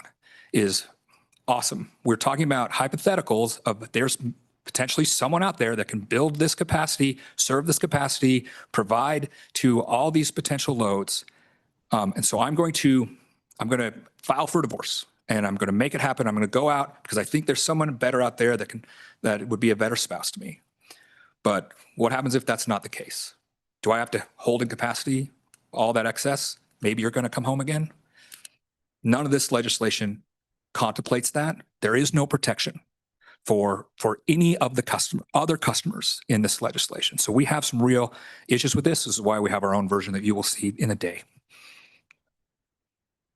Representative Campbell. Thank you, sir. And I love that jacket. What is to prevent you guys to where if there is a customer that is considering going with the behind the fence provider and it's in your area, rather than looking at third party, why can't that mine or whatever that entity is come to you and say, we would like to deal, we're in your area, can you build us a gas-fired power plant to provide for us? That way it's still your generating service in there, but we don't have to, since it's right next to that facility, we don't have to worry about the $1 million transmission, $1 million a mile transmission cost. Because I think that's that's where everybody's slap fighting each other over, is that transmission cost. Mr. Carter. Mr. Chairman, Representative Weber, I'm sorry, Representative Campbell, I'm reading name tags instead of looking at faces. There is nothing that precludes that. Like our Schedule 400 would allow for us to build in sleeve and to allow for a one customer to build behind the meter. We're happy to work with customers to find creative solutions that fit within the regulatory compact. But you know what we have found in working with large customers is that talk about I want to build a power plant is that they actually don't. Like they want power companies to provide power. They want and so what we're proposing here is a way to identify tools and risks and mechanisms that allow us to be creative in identifying new solutions for what a customer may want to do. Mr. Chairman? Yes. Thank Senator. you. This meeting is going better than past meetings with Rocky Mountain Power. So let's start with that progress. Where I think that you believe what you're sharing with us is accurate, but no one else in the state does. And so I see you shrug, but this is a fundamental issue to Wyoming's future, right? And Rocky Mountain Power's interest in Wyoming is causing our growth to decline. What are you doing in Utah? And tell me about the tool there that it works so well in Utah, but not Wyoming. Mr. Chairman, Senator Nethercott. So let me just say, we care deeply about Wyoming. We do. We do. We've been listening. We have made drastic changes in the way in which we run our business. As you know, if we talked to many of you individually and as a body, we are moving away from states that don't share our vision and that don't share your vision. We are shifting our business. We are no longer writing singular Pacific Corp-wide integrated resource plans. We're looking state to state to find out what works best for each state. We do care about Wyoming. The tool that works in Utah is a piece of legislation that was passed 2 years ago that says, tell me about, that allows the company to ask some specific questions to identify if a prospective load is speculatory or real. Tell me about your money. Tell me about your customer. It separates the wheat from the chaff. Instead of everybody running around saying, no, I've got the solution. I've got the plan. I've got the next big thing. It allows us to ask specific questions. It isn't give me money. It's tell me about your money. Tell me about your customer. And then a clock starts. And we walk through planning for them in a specific place. And then after that clock stops, we provide them with a contract. And then another clock starts. And if that clock, and if they don't like the time in which it would take to serve them, or the cost by which it would serve them, or they think that they could do it better, off they go. Off they go. It was Senate Bill 132 in 2025. Yes. Thanks. I wanted to follow up on that. And I guess the question that I have, and we've had this discussion before, is how is that your role as a power provider to step in and separate the wheat from the chaff on behalf of the entire state of Utah for projects that need power? And I'll ask the same thing with regard to Wyoming, because you get to, right? And I think you presented an exceptional case for why I've had concerns about this for a long time. You are a literal gatekeeper on projects. They have to come to you. They can't go elsewhere. You ask them the questions and then you decide if they're credible, if they're legitimate, if they're a good risk. And if they are, you'll start a clock and you'll have more conversation with them and you'll allow them to come back and you'll work with them. But if at that first meeting you've decided they just don't have the assets in place, they're done. They don't get power in the state of Wyoming or in the state of Utah. Therein lies the challenge. That's the concern with a lot of the folks that I've talked to. And I'm not saying they all would have hit home runs. We agree on that, right? There are a lot of folks that show up and they're just not going to make it across the finish line. But this is a unique circumstance where you all, on behalf of Laramie, on behalf of Sweetwater County, on behalf of a lot of the state, get to decide who actually gets to even try. And I don't know how we gave you that power.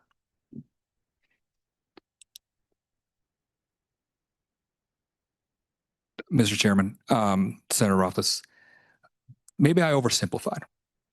We ask very specific questions as directed by the Public Service Commission about credit worthiness. It is not about the company deciding. It's about identifying, and maybe we'll just fundamentally disagree, but it's about identifying who the state should take. And you're right, it's identifying not who the state should take a risk on, but who the company should take a risk on. And if someone isn't credit worthy, and maybe our risk appetite on credit worthiness is different than what the state's credit worthiness risk is, but we were directed by the state of Utah to say no costs should be borne by the rate base, and we should directly assign all those costs. And so if there is a metric that is directed by the Public Service Commission on credit worthiness, that's what we put into a place. It's not the company says, you guys are good, you guys are bad. It is a credit worthiness metric that says, okay, let's move to the next step. Let's move to the next step. Let's move to the next step. And these are exceptionally large loads. Like, we have to really talk about how big we're talking about. Like 100 megawatts, 200 megawatts, 300 megawatts. That's an enormous amount of power. I'm happy to yield.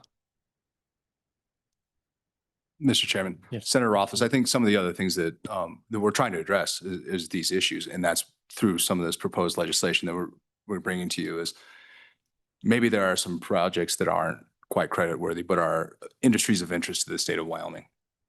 Then the state of Wyoming, the community itself should help backstop some of that risk.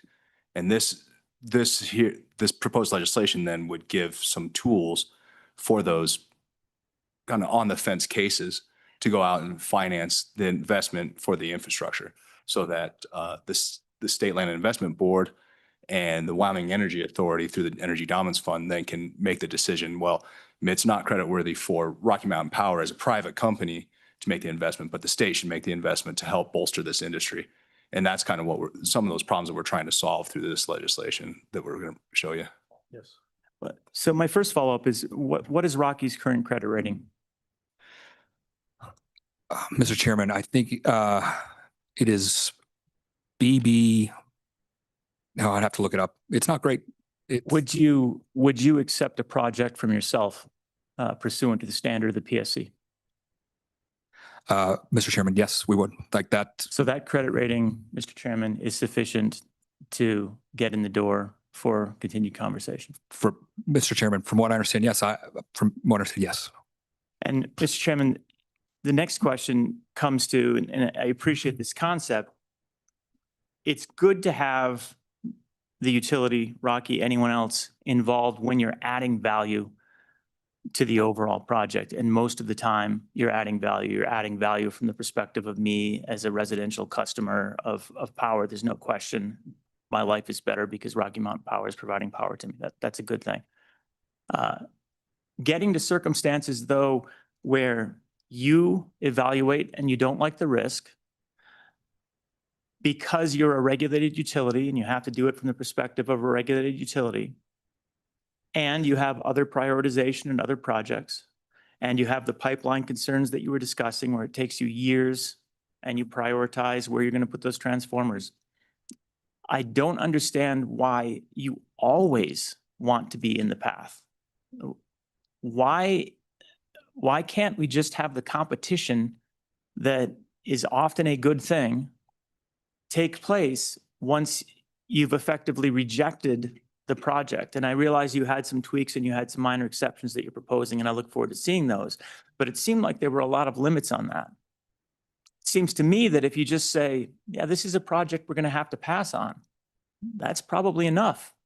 Why isn't that sufficient? Why do we need an 18-page bill to get to the fact that if you all can't handle it and don't want to handle it, that it's okay for someone else to handle it? I feel like that's shorter. Mr. Chairman, I think, Senator Rothers, I think there's a misunderstanding that we don't want to handle. We would love to handle all of it. Like even the risky folks, we want to handle all of it.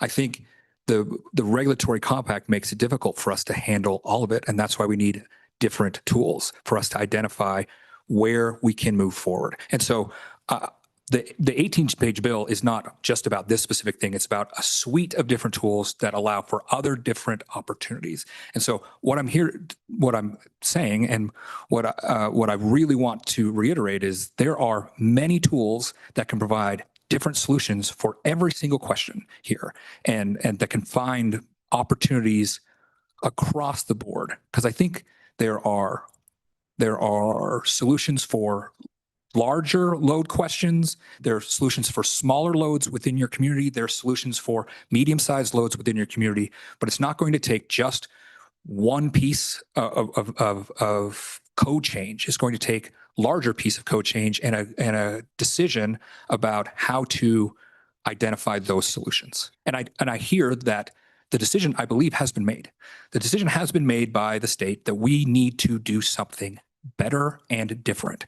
And so we have only, I recognize the devil is going to be in the details of what we provide to you. And we look forward to having all that robust feedback, and probably within a meeting here or a meeting outside of here, to have more robust conversation about the deficiencies in our proposal, because there will be deficiencies in our proposal. I recognize that. I'm not perfect, and my wife is the first one to tell you that. But I want you to know that we're trying to identify new tools and new paths that can answer all of these questions in a way that fixes a number of these problems. And I think we are saying, like, if we can't, we want to, but if we can't, let's find a better path. Let's find a better path. We are saying that. We are saying that. Okay, let's go on to Representative Knapp is up there with his hand in the corner. Representative Knapp. Thank you, Mr. Chairman. And I do understand and appreciate the difference between our legacy industries and new large loads that are risk adverse. In your 18-pager that's coming, will you also have what you considered your stranded asset or your absolute no, if you can't solve it and they peel off, what those penalties might be, because you've got maybe investment in transmission to a legacy customer already that then is in jeopardy, and you may also have that lost customer penalty to ever come back on, or to not be part of a backup answer for them. So will that be included in your bill? In the 18-page.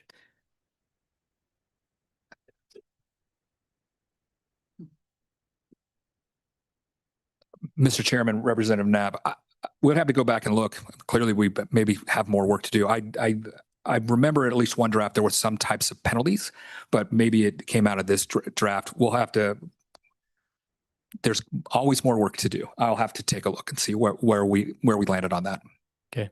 So Mr. Carter, just cruising through Utah's SB 132, were you supportive of that bill? Looking at the three-pronged approach that they used? Mr. Chairman, we had, I feel like I lost 30 pounds working on that bill. And not 30 pounds I wanted to lose.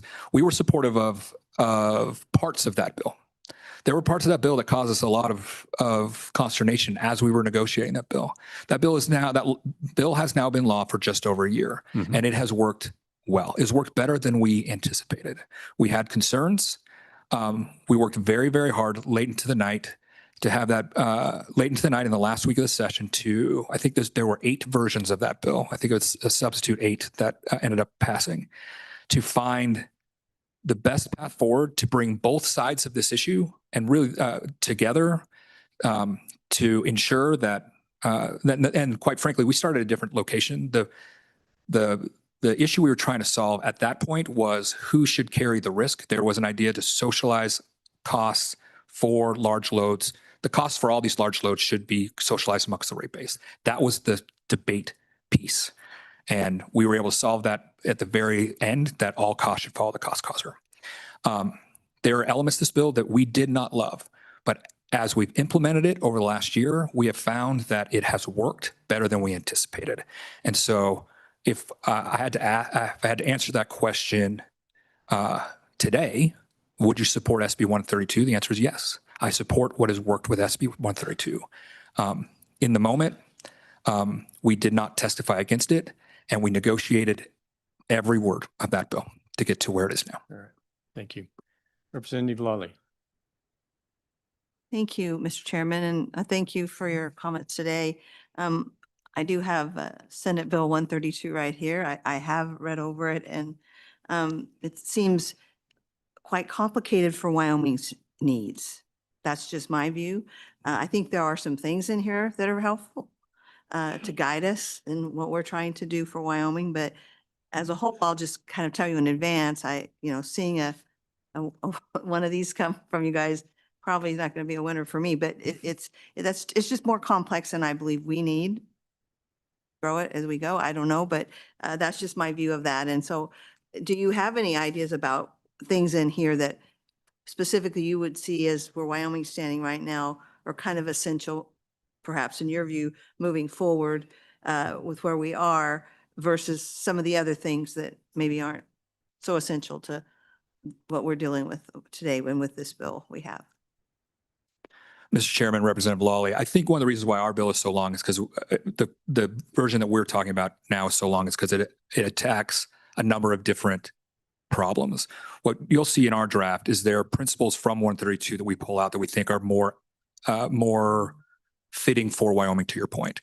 One of them is like, how do we ensure that the best types of loads, so what we talked about, our section 1 of our bill was section 2. Section 1 is definition. Section 2 of our bill talks about identifying how to move how to move not legislation, how to move the right projects forward to identify who's the best, not the best, but who is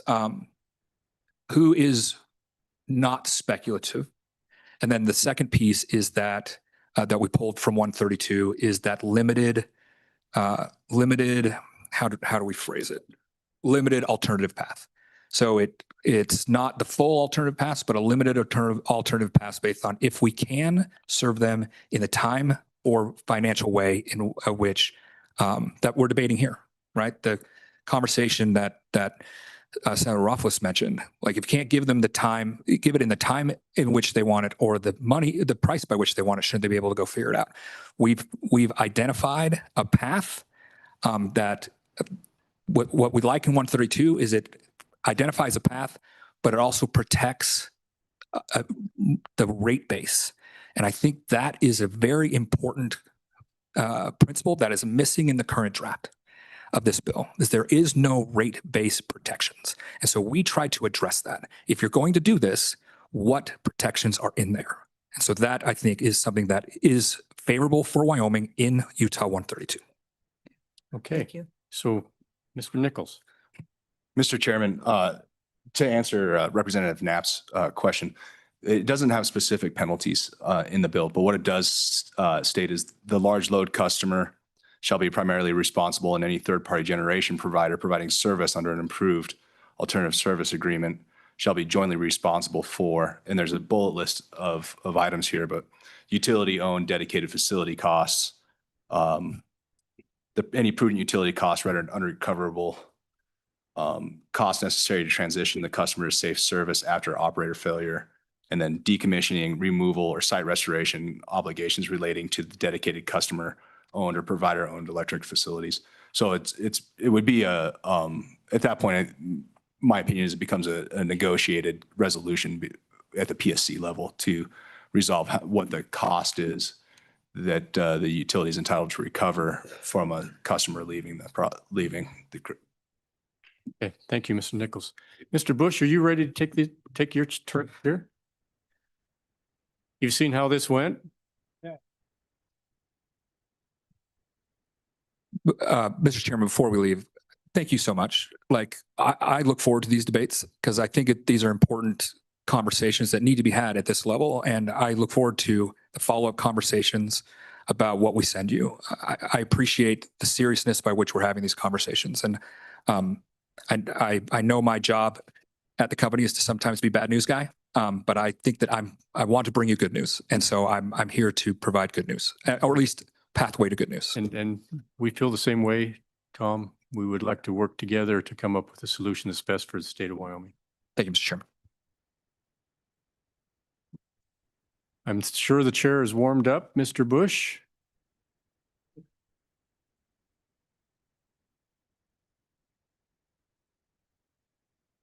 Mr. Chairman, thank you. For the record, David Bush with Black Hills Energy. Joining me today is Jared Hammer. He's our Director of Regulatory for Wyoming and South Dakota.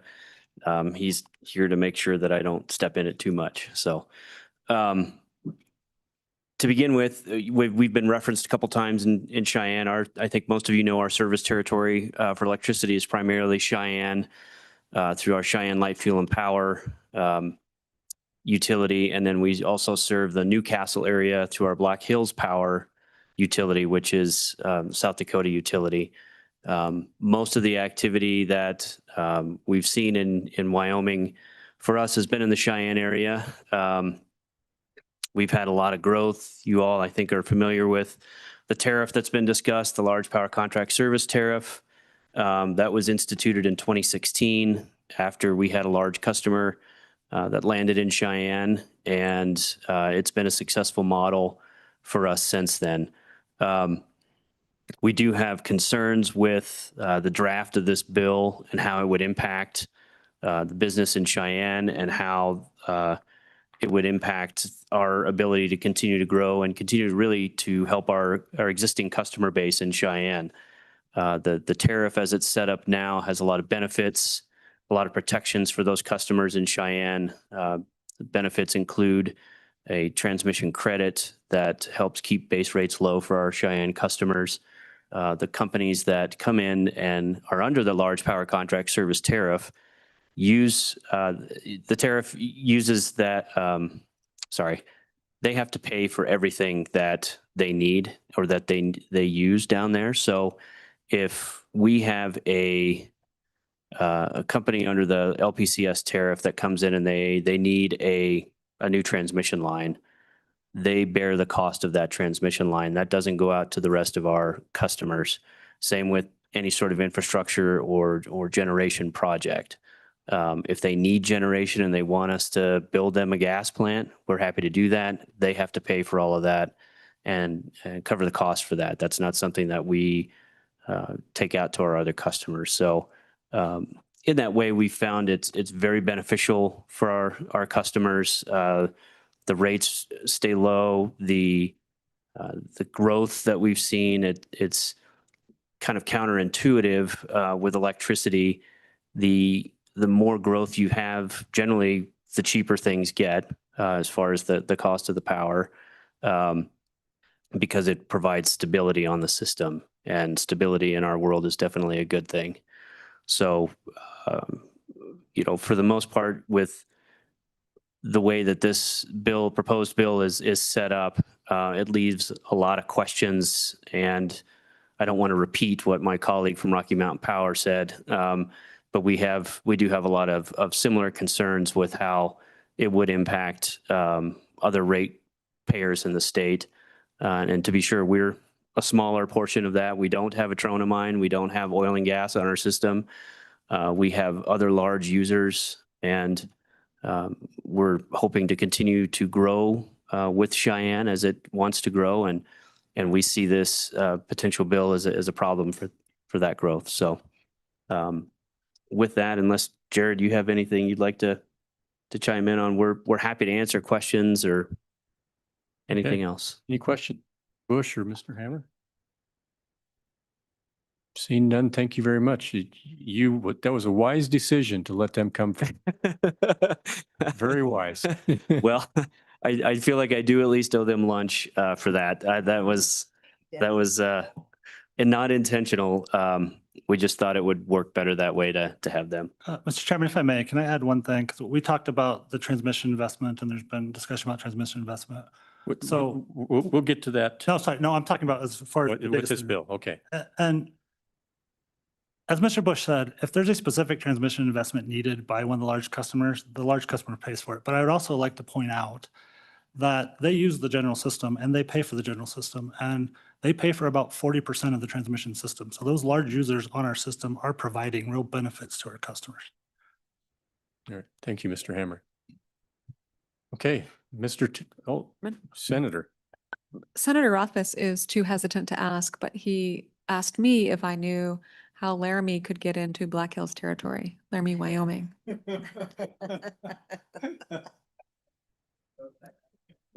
Mr. Chairman. Mr. Chairman and Senator Rothfuss, through you, Senator Nethercott. I believe the Public Service Commission would have to answer a question like that or have some input in that anyways. But at this point, I'll just leave it at that. Okay. Mr. Taylor, I think you're up next.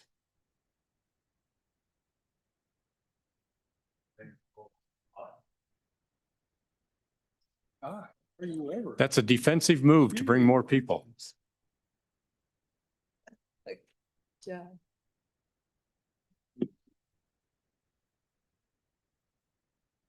Everybody that ever called.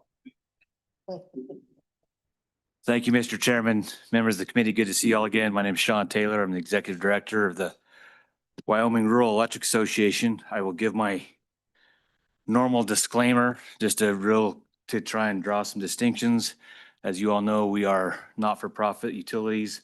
We are owned by our customers, and our customers, we call them member owners, elect our board of directors.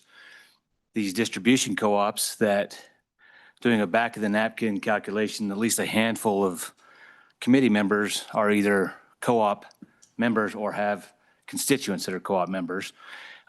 Those distribution co-ops own the generation and transmission co-ops. And those are the folks that I brought with me today.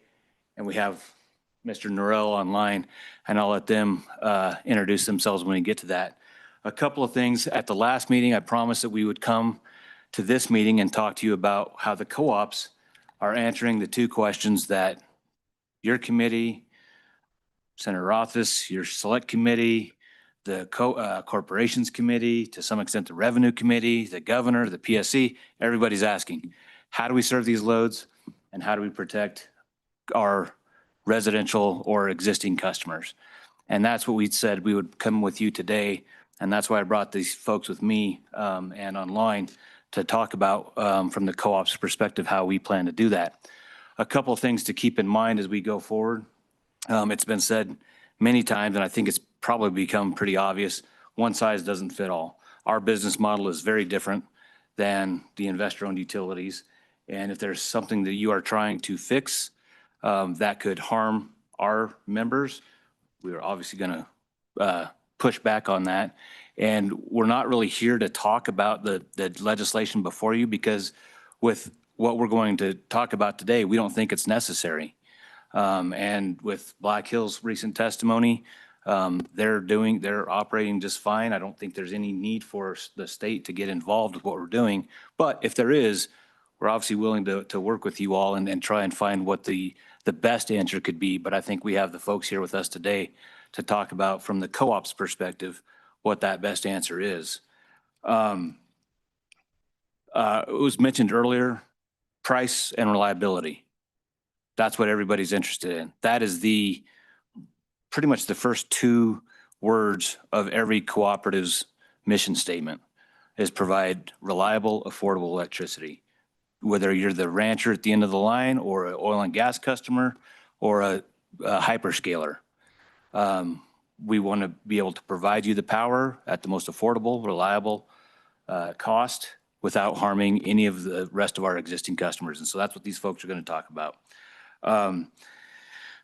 Chairman Heiner, you asked the question about service territory, and I think these guys can probably touch on that earlier as well. But and you've heard me say this. That's our bloodline. When we, as not-for-profit utilities, when we have to go borrow money to expand, to build, to serve our growing members, the knowledge that we have this existing territory and that anybody that comes into that territory, we not only have the obligation to serve, but we have the right to serve.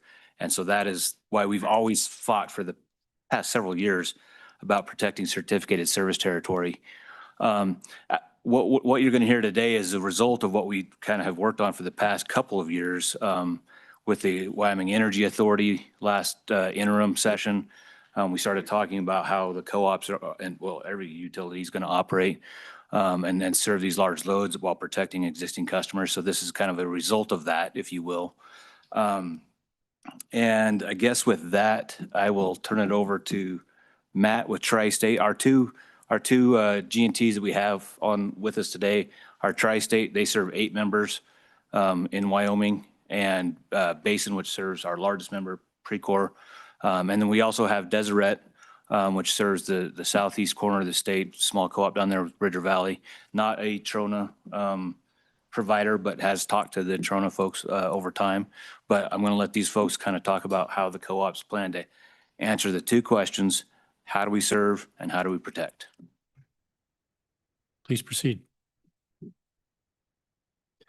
Good afternoon, Mr. Chairman and members of the committee. My name is Matt Fitzgibbon. I'm here with Tri-State Generation and Transmission. We are a 39 utility member electric cooperative, providing wholesale power to 8 of Wyoming's distribution cooperatives, representing the largest singular cooperative footprint here in Wyoming.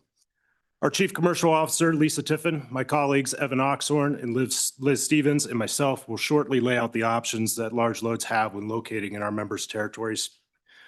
The process of bringing large loads on is complicated. It requires a concerted effort to ensure that the loads can be served while maintaining affordability for the membership and the system reliability for the membership.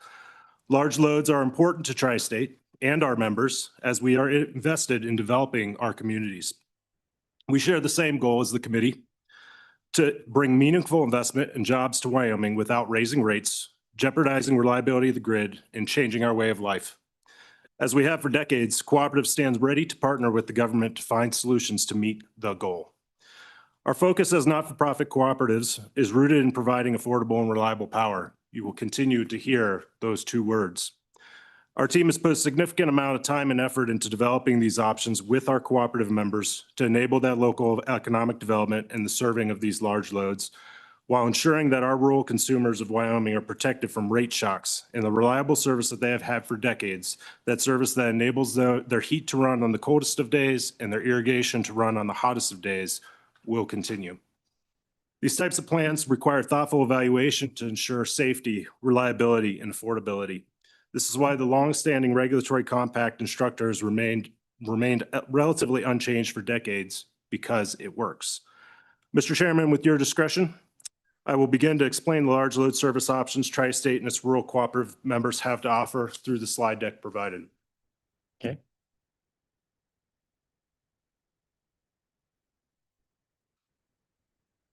Okay, I will start on slide 3, please. The Tri-State System Wholesale Power Supplier Overview. So this slide gives you an overview of Tri-State and its potential complexity.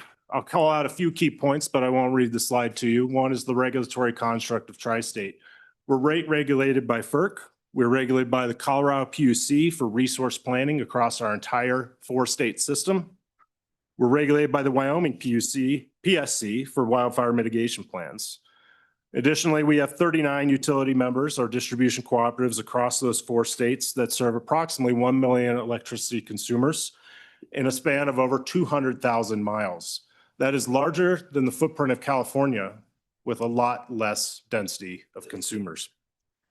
5,900 miles of transmission and operating across 7 balancing authorities and 2 interconnections, as well as working on transitions recently into the SPP market, as well as Marcus Plus and EDAM.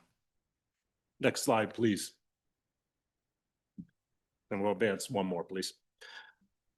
I'm going to start with our high impact load program. Our high impact load is defined as any load addition that will exceed 45 megawatts at the time of the member project request, or is forecasted to exceed 45 megawatts within those 4 years. Our objective of developing this tariff was to establish a repeatable and fair process for incorporating these high impact loads onto our system without adverse impacts to reliability, affordability, or responsibility. Being able to do this equitably among all 39 of our utility members. Next slide. As Sean mentioned, we've put a lot of time and effort into the development of this tariff. We started in fall 2024 with an internal project team to determine what paths we would be able to take. From February to August 25, we worked with our board, our member CEOs, and member staff engagement to actively develop the tariff and the related agreements that we will define going forward in the presentation. Additionally, between May and August of 2025, we worked with the member staff and their potential member customers that would be defined as a high impact load to finalize the tariff and the agreements for Tri-State's board approval and FERC filing. We made that filing in October 2025. We did receive a FERC decision rejecting the high impact load tariff, our initial filing, with guidance on how to revise and proceed. Over the course of the last year, we've worked to make those revisions, and in March 2026, we were able to refile our high impact load tariff and the associated high impact load agreement at FERC. We do expect a decision coming here in late August of 2026. Next slide, please. To start getting into the components of our high impact load tariff, there are 2 items. One is the tariff itself, which defines a 2-year cycle, and we'll get into what a cycle looks like momentarily, a participation package, what the evaluation process will look like, the fact that we will use an independent evaluator or somebody that will monitor everything to ensure the fairness and applicability of the tariff. And it also leverages our regulated resource planning processes through the state of Colorado's PUC and existing OAT processes for designation of network load and resources on the applicable transmission system. We also have our high impact load agreement. This agreement would be between Tri-State and its member system. It has a minimum term of 15 years, and it defines minimum demand and energy thresholds, a component that we will talk about later in this presentation. It also will have the security and a available bring your own resource offset that we will talk about. It defines that this is Class A load and what an early termination could look like. I will note that separate transmission facilities constructions agreements are required as asterisk below. Next slide, please. So getting into what a cycle looks like, you can see here on the slide that we have 3 distinct periods. We have our cycle start. The cycle starts with a kickoff meeting held with Tri-State's member and their applicable interested high impact loads. And then they will submit the participation package, and it will go through a verification process to ensure that it is complete. Once we get through that verification, we enter the proposal period where we begin that evaluation. And we do evaluate each application as an individual application against the metrics of reliability, affordability, and environmental and transmission metrics.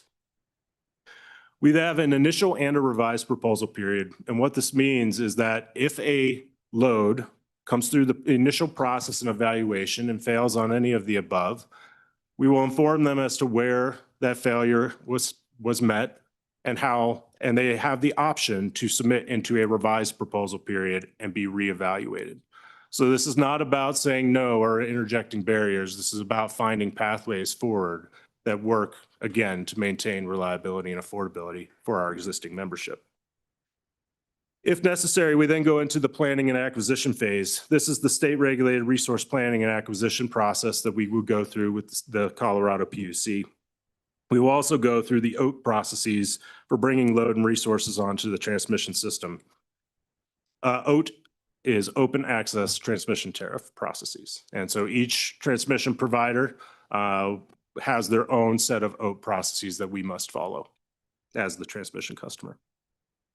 I will note that while the evaluation period, which we will look at here momentarily, has 150 days, this whole process could take up to 1 year for the HIL cycle and that regulated resource process and transmission process. Next slide, please. So looking at what is a participation package. And so this participation package, which is due 30 days from that kickoff meeting that I mentioned, requires 4 components. It requires a member project request, which is where the member is submitting a request into Tri-State that defines what that load looks like, what the ramp looks like, location, and all the other applicable aspects of what they are bringing to our system. We also have a high impact load evaluation fee. So this is a non-refundable fee that the utility member must pay to Tri-State. I won't read here, but as you can see, it does scale based on size up to $250,000 for above 200 megawatts. It requires an executed, this is my favorite acronym, an executed MCHIL. A MCHIL is the member customer high impact load agreement. So that would be an agreement between our utility member and their high impact load customer. It also requires an executed HELA, which is the high impact load agreement, or the agreement, again, between Tri-State and our utility member. Next slide, please. Once we've received that participation package and again, gone through that verification process, we enter that evaluation process. So we are looking at reliability, affordability, and responsibility. What does that mean to us? For reliability, it must pass what we call our level 1, our level 2 reliability metrics. These are how we define our standards of planning. So level 1 aligns with NERC standards, 1 day loss of load every 10 years, maintaining that overall reliable system for our membership.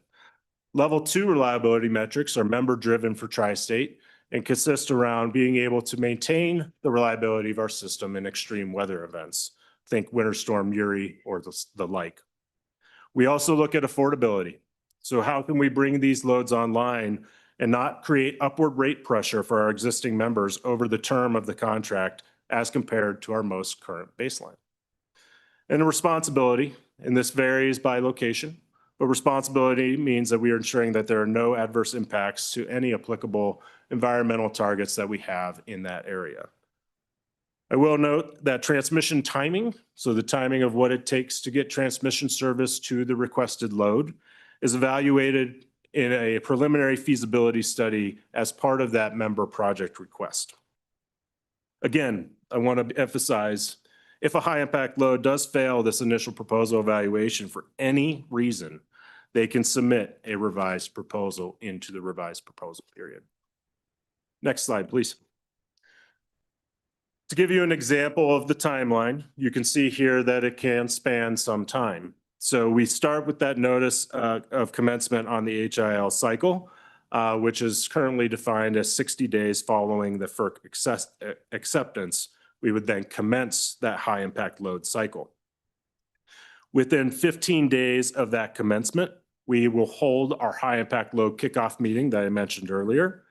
And then 30 days after that meeting, we will require that the participation package be submitted, including the executed HELA and the applicable study fee.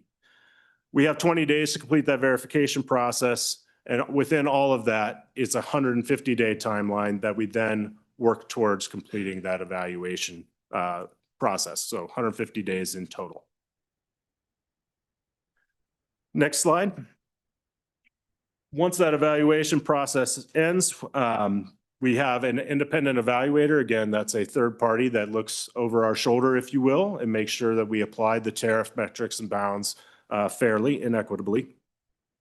And we began going into the RFP process and the phase 2 process for our regulated resource planning. So how do you acquire the resources then to serve the loads that have moved forward after passing the evaluations? About 90 days from filing that implementation report, we would expect that we would receive approval from the Colorado PUC on our preferred plan. Okay, next slide. I mentioned earlier that within the HELA, it does define what those rates and billings look like.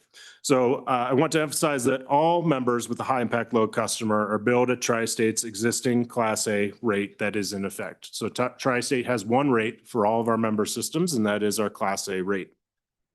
When members are submitting that HELA agreement, they must elect to one of the following options for minimum energy and demand billing. So they could agree to a minimum monthly demand of 90% or a minimum monthly energy of 75% as option 1. And what that means is if, let's say you have a 100 megawatt load, it means that they're committing to paying a bill based on 90 megawatts on a monthly basis. So they're committing to operating at or above that level. So should they come in with their measured billing peak at 85 megawatts, they will still be billed at 90 megawatts. If they come in at a measured peak of 95 megawatts, they will be billed at 95 megawatts. Option 2 lowers those levels to 75% for demand and 50% for energy on a monthly basis. The demand and energy that we are looking at that against is what's stated in that member project request as their load ramp projection, and we will use that in our minimum monthly billing calculations over the course of the contract. If they apply for 100 megawatts, say, and this addresses my last bullet here, and their load goes to 120 megawatts, that would be subject to immediate curtailment. Okay, next slide, please. I mentioned that there was a security deposit required. So the high impact load does require security of approximately $1.8 million per megawatt, but that can be offset up to 100% through Tri-State's Bring Your Own Resource Program self-supply option. So through this option for our high impact loads, our utility members are permitted to self-supply up to 100% of an HIL's capacity credit stack requirements, inclusive of Tri-State's load and planning reserve margins through these projects. These projects are subject to approval through our Bring Your Own Resource cycle, which is independent of the load evaluation cycle that I mentioned, but follows some similar parameters. And these resources must be online at the same time as the associated HIL. So the generator may not be generating prior to the load coming online, and the load cannot come online prior to the generator coming online, right? Because you are defining the resources to serve the load. One of the benefits here is that if that high impact load terminates or goes away, that associated flexible supply agreement that we have through the BYOR program will also terminate. To talk a little bit about what a capacity credit stack means, I'm going to go back to my example of a 100 megawatt high impact load. So Tri-State's planning reserve margin in this application would be 30.5%. So that total capacity credit required by Tri-State to serve the load would be 130.5 megawatts. Resources also have what we call effective load carrying capacity credits. So to give you just a rundown of examples, a solar facility has a 5% credit, a wind facility has a 17% credit, and a gas facility has a 97% credit, while battery storage has 45%. So we take those resources at their nameplate capacity and apply the ELCC, and they can stack that to meet up to that total of 130.5 megawatts. For every megawatt of Bring Your Own Resource Capacity credit that they bring, they offset that security deposit by 1 megawatt. Okay, so that therefore would reduce the upfront security required. Okay, with that, that is our high impact load option, and I will turn it over to Lisa Tiffin to talk about islanded microgrids. Mr. Chairman, may I? Yes, please.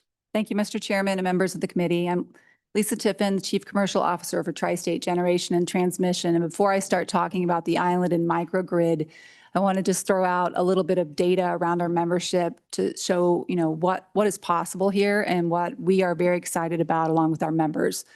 Matt mentioned we are a 2.5 gigawatt peaking system. We currently have 30 project requests in our queue that we are evaluating with our members that total more than 11 gigawatts. More than a third of those are in the state of Wyoming.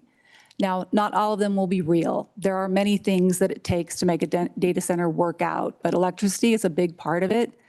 My staff and I have spent, along with our member system CEOs in the state of Wyoming alone, hundreds of hours over the last year trying to not just work on this tariff and get insight from these potential new member owners and participants of the communities that our rural electric co-ops are in, not just to understand their needs and adapt our programs, but also to educate them on the co-op model and help them see why siding in a co-op has a lot of advantages over siding in other utility areas, because we're a little bit biased about that. So this is a real opportunity. And just for some context, prior to this surge in the fall of 2024, which started this initiative with our membership, our load requests were typically at the 1 to 5, 1 to 10 megawatts. That's what we would get an ask for. Occasionally, there might be a mine for 40 megawatts or an oil and gas company that needs 10 or 15. But mostly it's in that range. Now we have this 11 gigawatts, 30 projects, and we're talking about entities wanting to bring in load that is hundreds of megawatts up to gigawatts. And this is just what they want for now.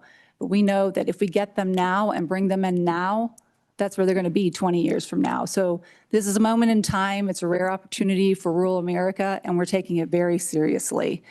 We appreciate all of the effort that the Wyoming member co-ops have put in with us on creating this tariff at FERC. But as we were working with the Wyoming Energy Authority and others over the last couple of years and listening to these potential member owners of Tri-State, there was an absolute need for, sense of urgency. This is a speed game. If we can get something in sooner than somebody in a different area, a different state, a different part of the country, we can get to this load. So we came up with this islanding concept. And I just want to spend a few minutes and go through these slides. Hold the slides back up, please. And I can go ahead and speak to it as we... Please proceed. Okay, thank you. So the islanding program objective, that is what I'm talking about, where we need to find a way to get these loads here faster. So everything we do at Tri-State, it is about our member certificated service territory and the wholesale electric service contracts that we have with our members. That, our member owners at the end of the line own our member systems, and our member systems own Tri-State. We are not for profit, and we have to protect the assets of the member owners of our rural communities. So we looked at this, and we know we want to be a part of this. We want this where the communities want this in our systems. We want to bring in this load. We are looking at providing a near-term path, and we also have to align with the expectations, the regulations, and the legislation of the states that we operate in. So that was our approach to this. So you learn being in a co-op that sometimes somebody else can do it better or faster. It takes all of us to get to where we need to go. We work together. We are better together. That is always an absolute truth, but it's really apparent in this data center and this large load. Quite frankly, some of these entities, they have angles and abilities that a G&T and their distribution co-ops don't. So if we partner with them and work with them, we can get there together. So an islanded microgrid concept is a concept where one of these entities sets up in our member certificated service territory. They can't connect to the transmission system or a distribution system that connects to the transmission system, but they can set up their own island if they're willing to do that. And if we work with them, then we find a path to get them to the grid. The reality is there are some delays in transmission upgrades, and that will be what we see in the Hill process. And for some of those customers, that's fine, as long as they have a different path in the meantime to lock in who they need to lock in, the Googles, the Metas, whoever it is they're trying to bring in. So these programs are meant to work together And they were developed by talking not just to our members, but these potential new member owners of Tri-State. Next slide, please. So the island and microgrid structure is really simple, and it does not require any filing at FERC or FERC regulation. We have 3 agreements that are up and running and in place. What occurs here is there's an agreement between the island and resource owner and Tri-State. We're just going to buy that energy from them at a pass-through. We're then going to sell in the next agreement with our member, we're going to sell that energy onto our member system. That protects our wholesale electric service contract, and it protects the member service territory. We will have a very small adder on a $1 per kW month basis, and we have talked about that adder to many of these potential data center developers. It's meant to be just enough to cover any potential cost from this because we are a co-op, we socialize costs, everybody, cost causers pay their portion, and we can't put costs onto members who aren't doing this. So just enough to make sure we're covering costs, basic general and administrative costs. And then, so we sell that to the member, and then the member sells on to the islanded customer. The customer is going to pay that energy pass-through price that was established by that resource provider. It's going all the way through. And they'll have the adder from Tri-State that went to the member, and there may be an additional adder from the member. Different member systems may take different approaches to these islands. So a member system may say, set up your island and I'll provide maintenance. I know how to do distribution maintenance. I'm going to do that. And that may cause them to have one level of adder that they want to put on. But that's entirely up to our member systems and what they do within with the guidance of their regulatory authorities. So we're trying to make this as flexible as possible and give our members the ability to make this work. Next slide, please. This way. How our operationally how this works is the islanded microgrid operator is going to make sure they're going to be planning, they'll do the planning, the reliability, they'll optimize the resources. They're going to make sure those resources and loads on this islanded grid are balanced and functioning. And then the islanded resource owner will be making sure that the resource is working and maintained and planned for and reliable and delivering to the point. And then the member system, along with that customer, that customer will have the obligation to be purchasing that power through this mechanism from that member system, protecting their certificated service territory and providing information back as needed. But all of this is to work towards kind of a greater plan. Next slide, please.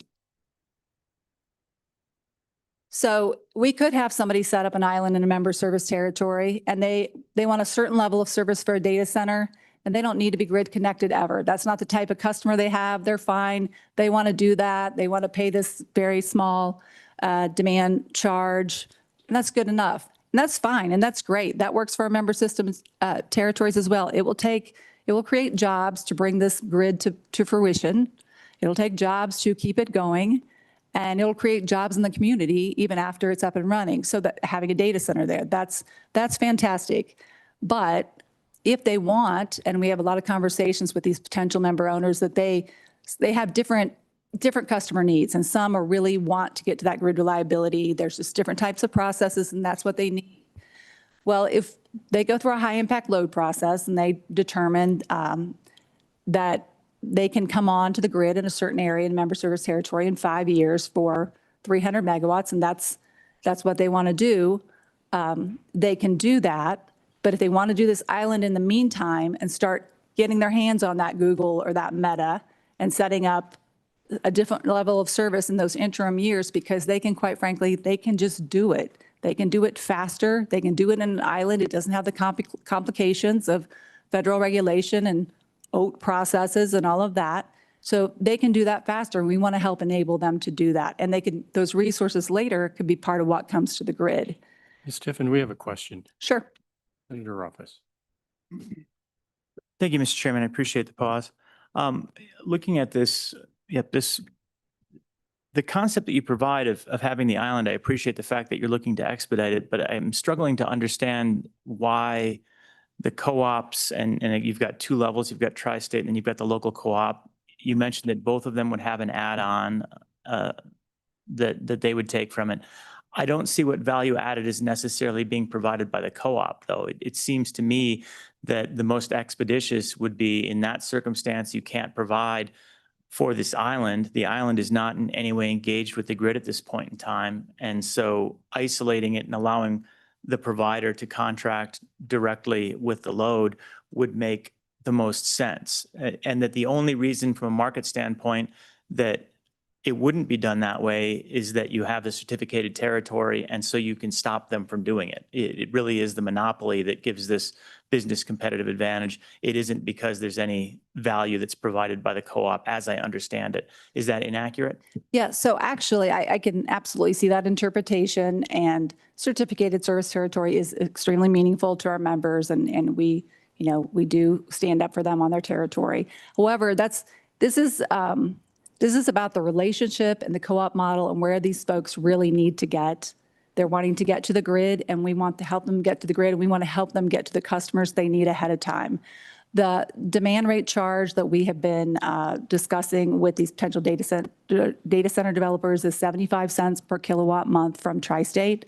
And it's based on going back to our FERC rate process and looking at the small amount of general and administrative fees that would need to be covered for staff time around the agreements, around helping the members, and not just about helping set up the island initially, but making sure as they're setting up those islands and there's resources and they're looking to their future of where they're wanting to come to the grid and how they bring these resources to the grid, that they're understanding things like planning reserve margin and effective load carrying capability, and these things that are the last thing we would want is a potential member owner to set up in a member's territory and not understand that and build resources for an island that has one level of service, and when they need to come to the grid, find out they maybe could have gone a different path with different resources that would work better from a grid perspective, or understand effective load carrying capabilities and how those can change over time. So we are wanting to provide a partnership and a service as part of this. It also is structured in a way, because we're a co-op,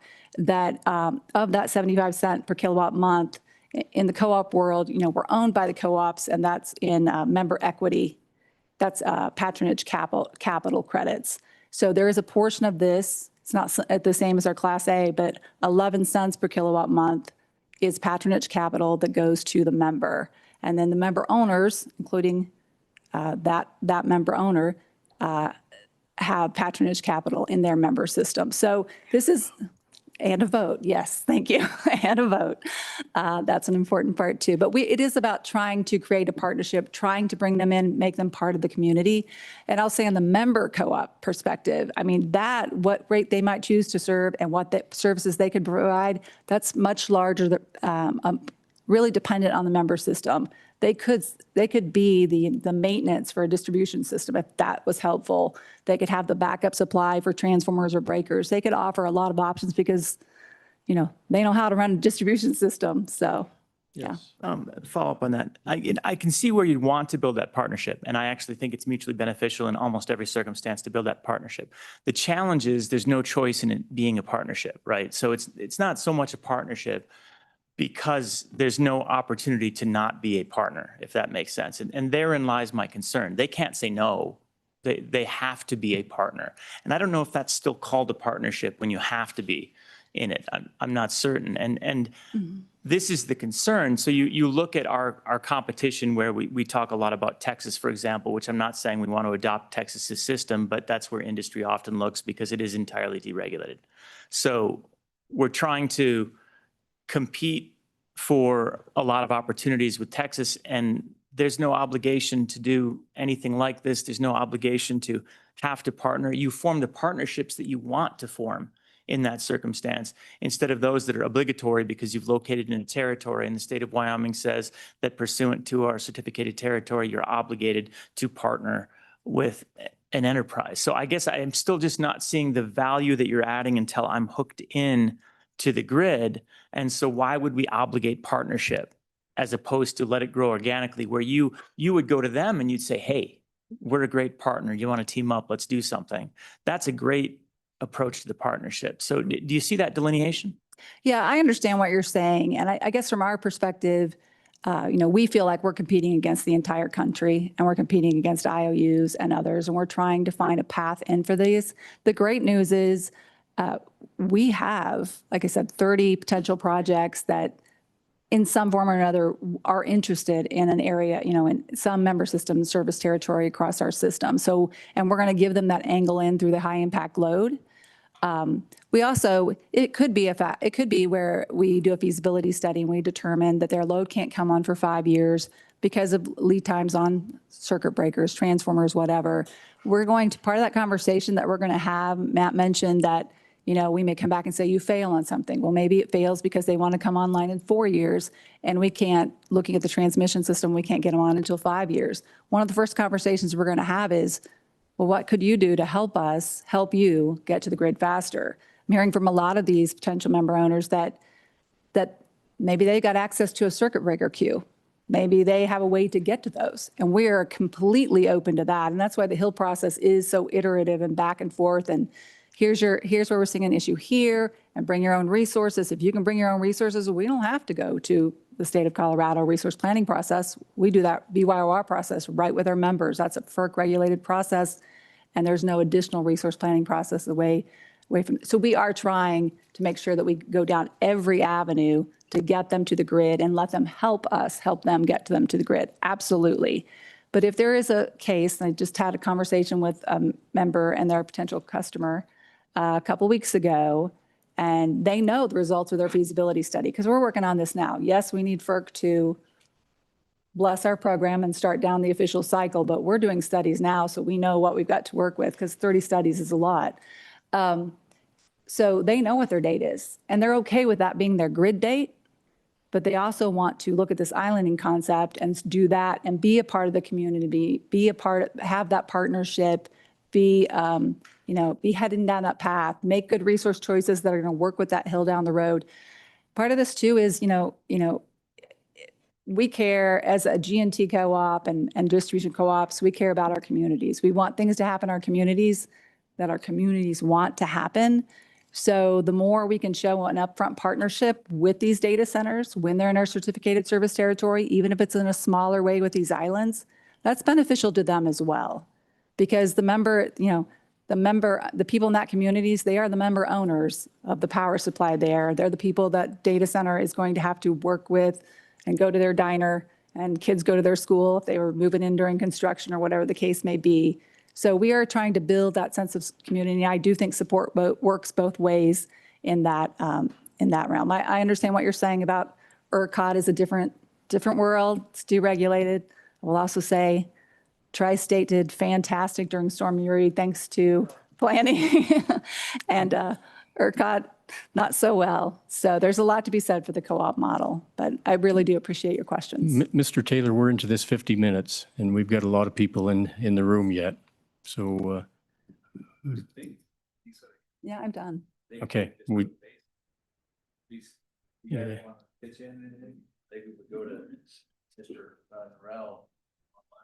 Okay, yeah, we've got some people that traveled a long ways to be here, so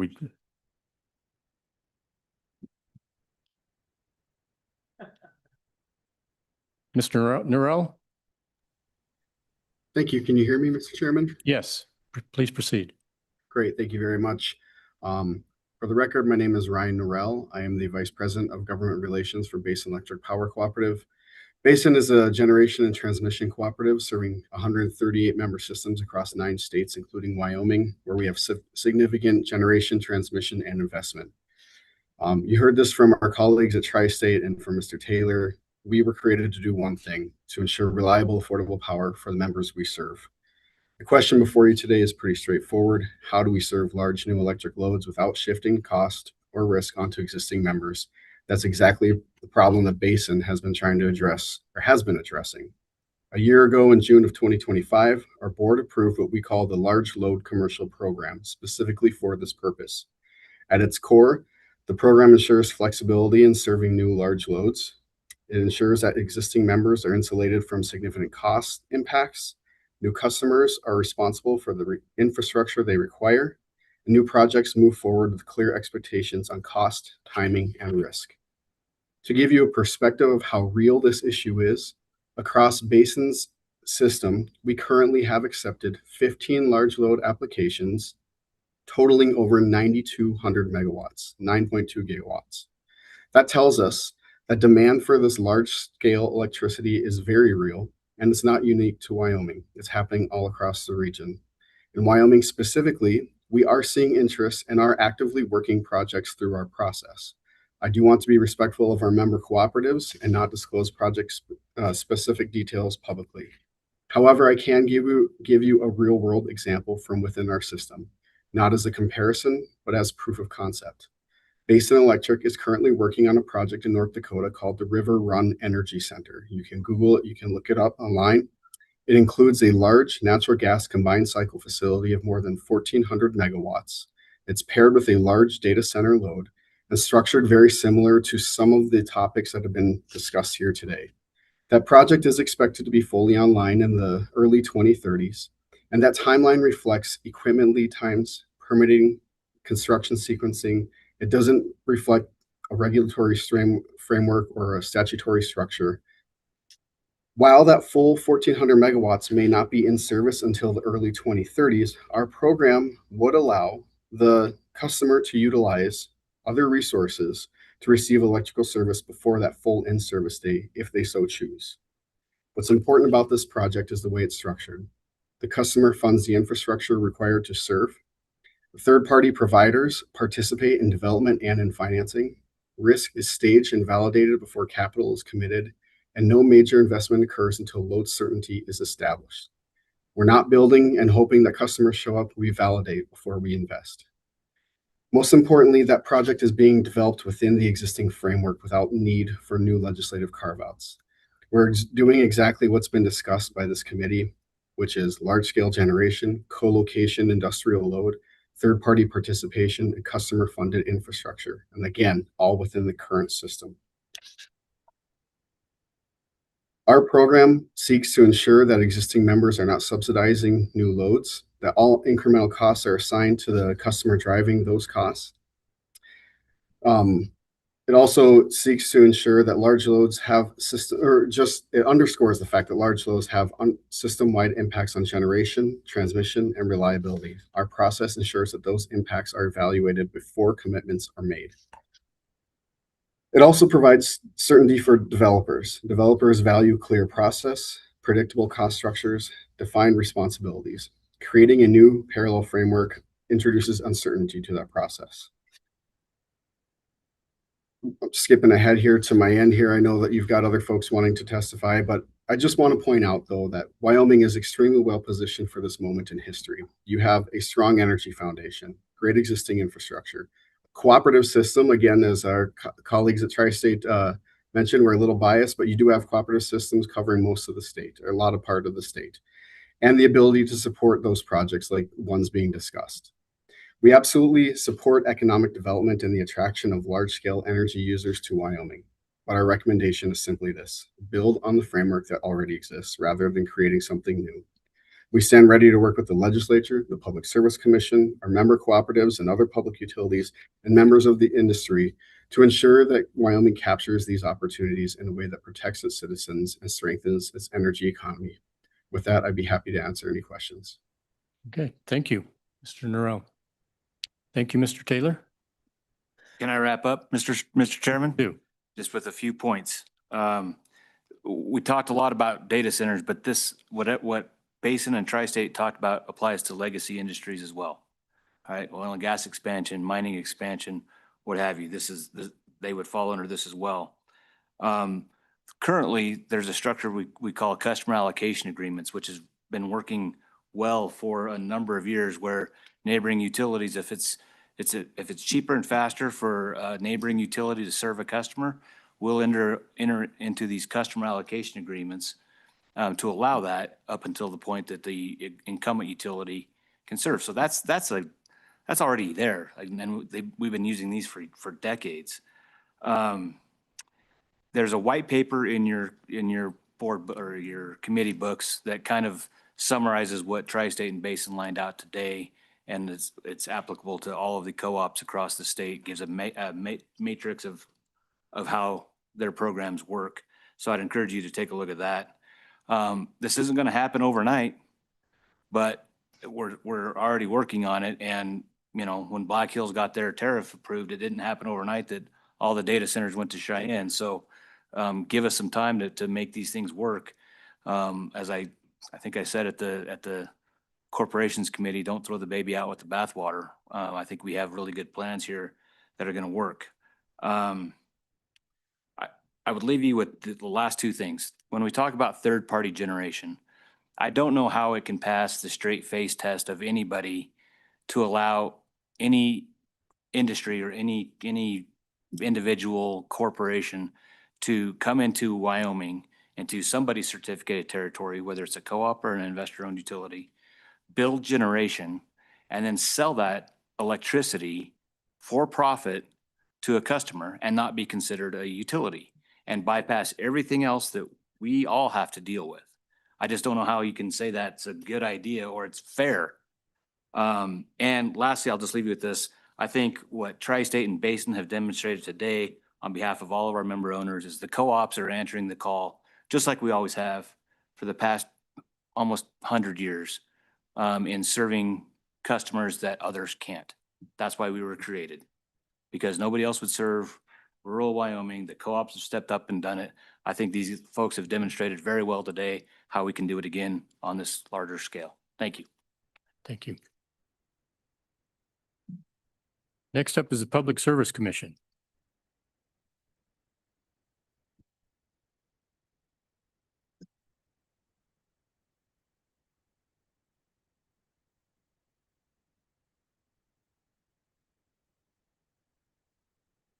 Welcome. Good evening, Mr. Chairman. Chris Petrie, Deputy Chairman of the Public Service Commission, Commissioner Boswell to my right, and our Chief Counsel, John Burbridge, to my left. Well, here goes an exercise of bad judgment, probably. I'm going to go ahead and take the straight face test. And here goes. It's just I'm going to lay out the concept. It's something that I planned on talking about before that came up just now. But the idea here is that we want safe, adequate, and reliable service at just and reasonable rates to be available everywhere in the state. You've heard about the regulatory compact, where a utility is assigned or accepts a territory in which they'll provide service. The idea is they'll meet the obligation to provide safe, adequate, and reliable service at just and reasonable rates in exchange for the right to recover their prudent, reasonable expenses and to earn a return on their investment. Now, of course, electric cooperatives, being nonprofits, are set up a little bit different and they work differently. So they're not out for a profit, but they do have to recover their expenses and they do make return, they earn something equivalent to returns. They handle them differently and they ultimately rebate much of that back to their members, but in their capital credits. But what you get when you get that territory is a certificate of public convenience and necessity. Today, we've heard mostly people talking about certificated territory, but actually what they're referring to is that's the territory for which you have a certificate of public convenience and necessity. That public convenience and necessity is the primary bit of that. We're all about, all of us here, all the utilities, you, us, this is, and we've been told by the Supreme Court, this is about the public convenience and necessity, the public interest. The interests of the customers are the prime concern. What the utilities want, what anybody else wants, comes after that.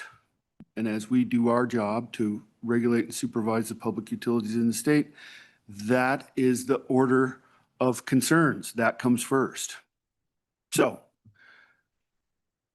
the way that somebody might come into another utility's territory, and this is nothing new. The way that might happen is if the utility that has the assignment to provide service in that territory isn't getting the job done. Everything that we deal with is under an umbrella of reasonableness in Title 37 of the statutes. And so It's all got to be done in a reasonable way. So that means the time you wait, the cost you pay, the hoops you jump, it's all got to be reasonable under the particular circumstances of the situation. And so all the tariffs are supposed to line up with that, and we strive to make sure that they do. So I guess that's the straight face answer. When a utility doesn't live up to its obligation to reasonably provide safe, adequate, and reliable service at just and reasonable rates. Thankfully, that doesn't happen very often in Wyoming, and we hope to not see it happen with any more frequency in the future. Now,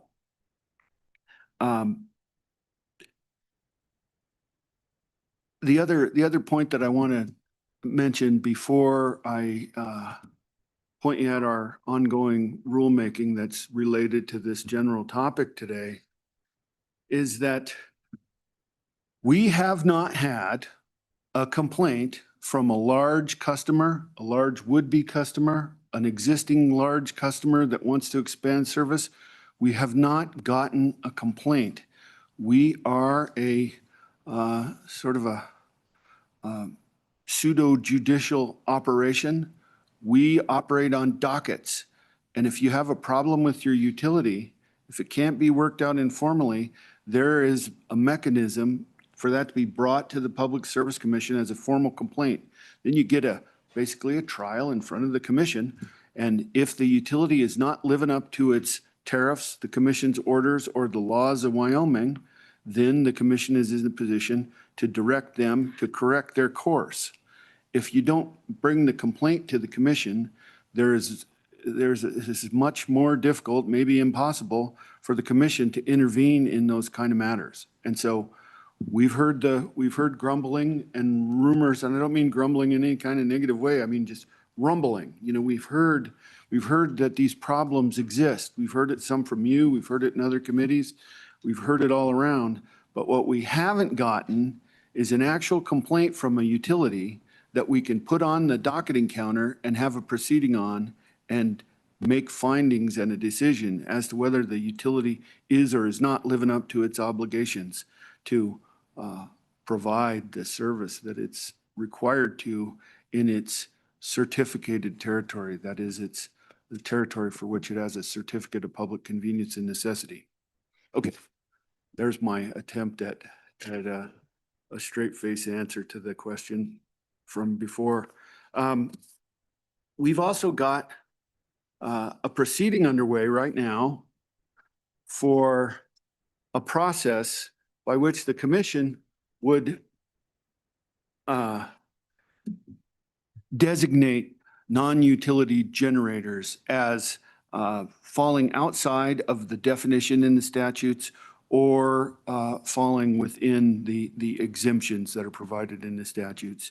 This is born of the idea that was brought up to the commission several years ago that perhaps we would come to a day when you might be able to bring to a very remote industrial site a portable or near portable nuclear generation facility, and that might be a much better answer in some circumstances. And we wouldn't want that to be hung up in the idea that they were becoming a public utility by landing out in the middle of some extreme rural territory where there wasn't a power line for miles and miles, and, for example, powering up a rare earth minerals extraction operation or something of that nature. And so that's where we started off with this. So we've got this rule out for comments. The comment period ends July 14th, and we've scheduled it for a hearing on August 5th. The rule provides that if somebody wants to act as a non-utility generator and supply power to a non-residential, non-utility consumer, I guess it's the proper word here, then they may bring a application to the commission for a designation that they are a non-utility generator. So we give them a list of the items that they need to, or first there's a list of the the parameters for a non-utility generator. I won't torment you with the details of that. Then there's a section that provides a requirements for the contents of the application. There's also a provision that requires a notification of the incumbent utility in the territory in advance of the application.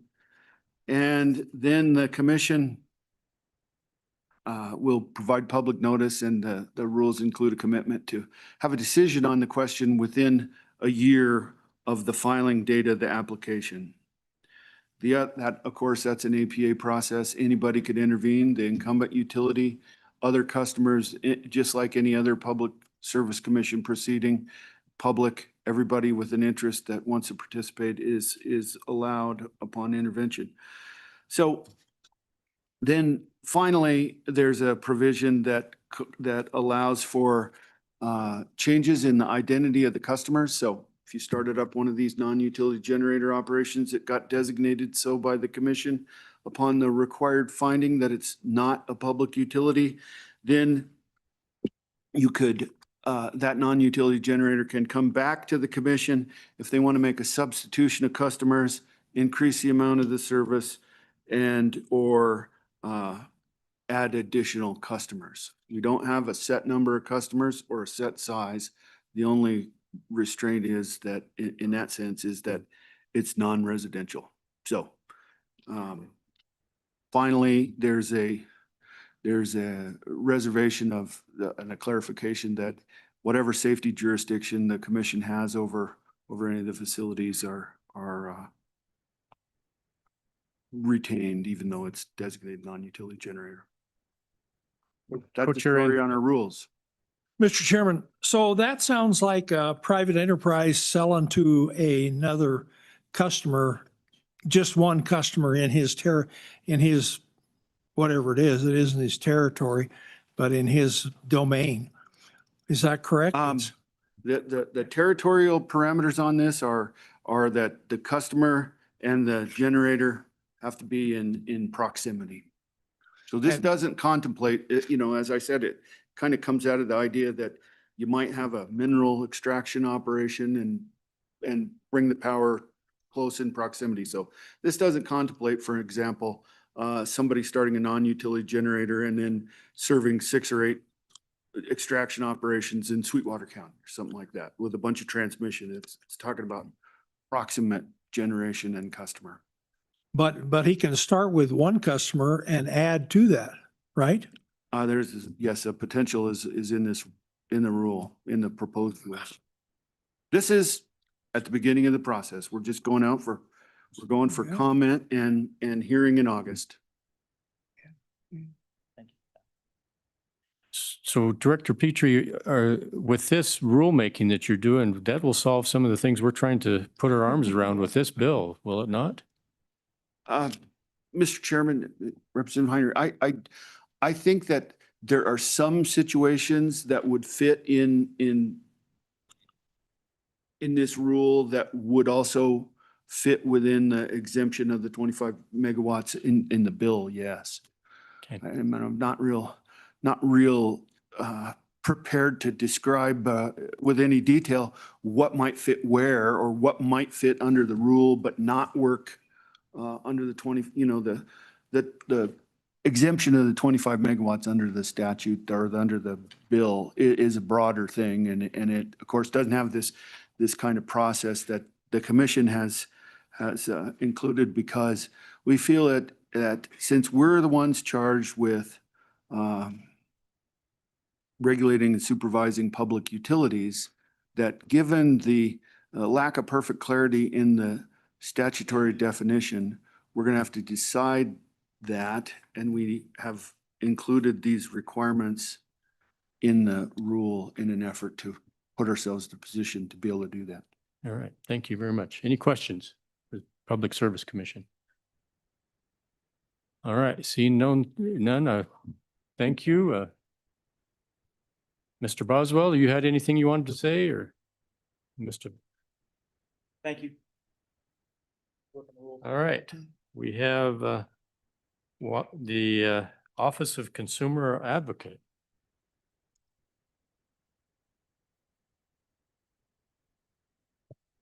Mr. Aurelius. Thank you, Chairman, members of the committee. My name is Anthony Ornelas. I'm the administrator of the Wyoming Office of Consumer Advocate. I will try to be exceedingly fast. I know the hour of the day and there's been a lot of discussion. I came in this morning less optimistic than I leave, I guess is my first message to you. It's encouraging to have heard so many of the parties today talk about how this conversation has really evolved and is evolving faster and faster with every given day. What started as a data center issue and what we call a hyperscale issue has now taken on a different life. Some of it is a Laramie problem and a WAPA problem and trying to get any generation or any electrons to a small and manageable load size. Some of it is to support our legacy industries such as trona and oil and gas extraction. Some of it falls somewhere in between. So I think that part is really encouraging. And I think it's really important to recognize that these conversations need to be isolated and separated into the specific issue that we're trying to discuss or solve within a particular frame. One size fits all is not the answer and will lead to harmful effects, in my opinion, for frankly, our utilities, perhaps the participants who want to take advantage of this, and ultimately our remaining customers. So I'm optimistic about that. I'm also optimistic because I've been saying for a long time in front of this committee and others and through all the forums and discussions we've had that we have a lot of the existing tools in our belt already. And I think that was starting to be reflective today as well. You've heard from Tri-State and some of their high impact load tariffs they're working on. I think we're all familiar with Cheyenne Light Fuel and Power and their large power service contract tariff. And I think a lot of these can be duplicated to get to where we want to go. Again, segmenting the individual problems themselves. So that is optimistic. And then I've also heard perhaps some flexibility that I haven't previously heard from some of our utilities and some of our other participants. You know, I believe in our regulated utility system. I believe it is our best tool to protect customers and has worked to serve our loads for decades and decades, and to the large extent still serves its purpose as well. I want to see our utilities compete with the speed to market, compete with the lower price that we've heard from some of the private entities, some of the perhaps data loads or speculative loads or other type of loads out there. Let them compete. That may require some changes around the edge to kind of level that playing field. But I think our utilities stand ready to compete, and I think they should compete. If they are unwilling, if they are unable, then I think it's a good idea that we open this up, that we find these tools, whether it's a transmission problem in Laramie or some bad actor just not willing to engage in honest and forthright discussions and solutions. So with that, that's really kind of the bullet points I wanted to highlight. In terms of the legislation that's been presented again here today, my comments remain from the April meeting. I think there's some work that needs to be done. I think there's some careful consideration. 25 megawatts as a blanket exemption is likely too aggressive and will have some negative repercussions. I would note, however, if the state decides some type of deregulation, some type of alternative is needed, statutory clarity is necessary. The commission just spoke of Chapter 6 rules. We also have a pending docket to decide this matter with a different form or flavor, so to speak. Without statutory clarity, my fear is that this gets tied up in the courts, and despite everybody's best efforts, we've done nothing to help that speed to market question. So to the extent it's necessary, I think statutory changes are important to clarify the commission's role, my agency role, and the utilities themselves. So with that, I'll leave it there, encouraged, willing and able, and hopeful to continue these conversations with the industry participants. So thank you. Thank you.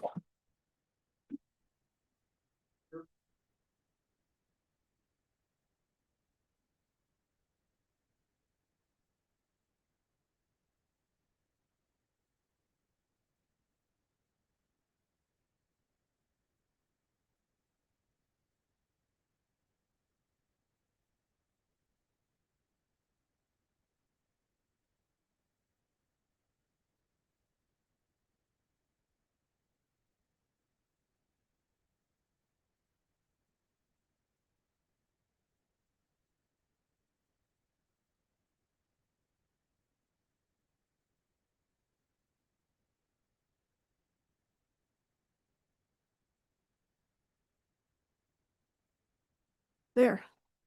I guess it hasn't changed in 10 years, has it? I would defer to Ms. Levin, if you don't mind. Thank you, Mr. Chairman, members of the committee. Again, Jody Levin. I'm here on behalf of the Wyoming Mining Association and the Trona industry. Let me say just at the start, thank you for the conversation. And thank you to my colleague, Mr. Obermuller, for raising what is a serious issue, and that is an obstacle to achieving energy dominance in this state is power. That is an absolute fact. So I appreciate him raising it. I appreciate this committee addressing the topic and for the draft that we're discussing today. Is it a perfect solution? Of course not. Of course, you have to put Wyoming's stamp on it, but other states are looking at third-party generation and they're making it work. I'm confident Wyoming can make it work as well. Important for you to know, for the mining sector and the Trona industry specifically, we're having problems well before you ever get to the conversation about bringing data centers online. We have problems at 5 megawatts. I apologize to Representative Weber and Chairman Knapp. They heard this at corporations. I'll try not to repeat everything I said at corporations, but we have real problems at far lower megawatt levels than what you're hearing about today. We have existing load problems. So the draft before you, the second half of the draft that contemplates you would allow third-party generation only for new or expanding loads, that doesn't help address the problems we're seeing in the Trona patch and in the mining industry. We have existing load problems.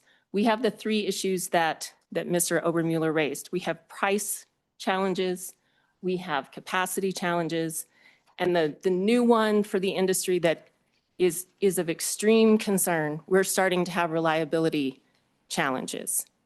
We have reliability concerns that to the normal customer, you wouldn't notice, but the Trona industry is very vulnerable to power disruptions.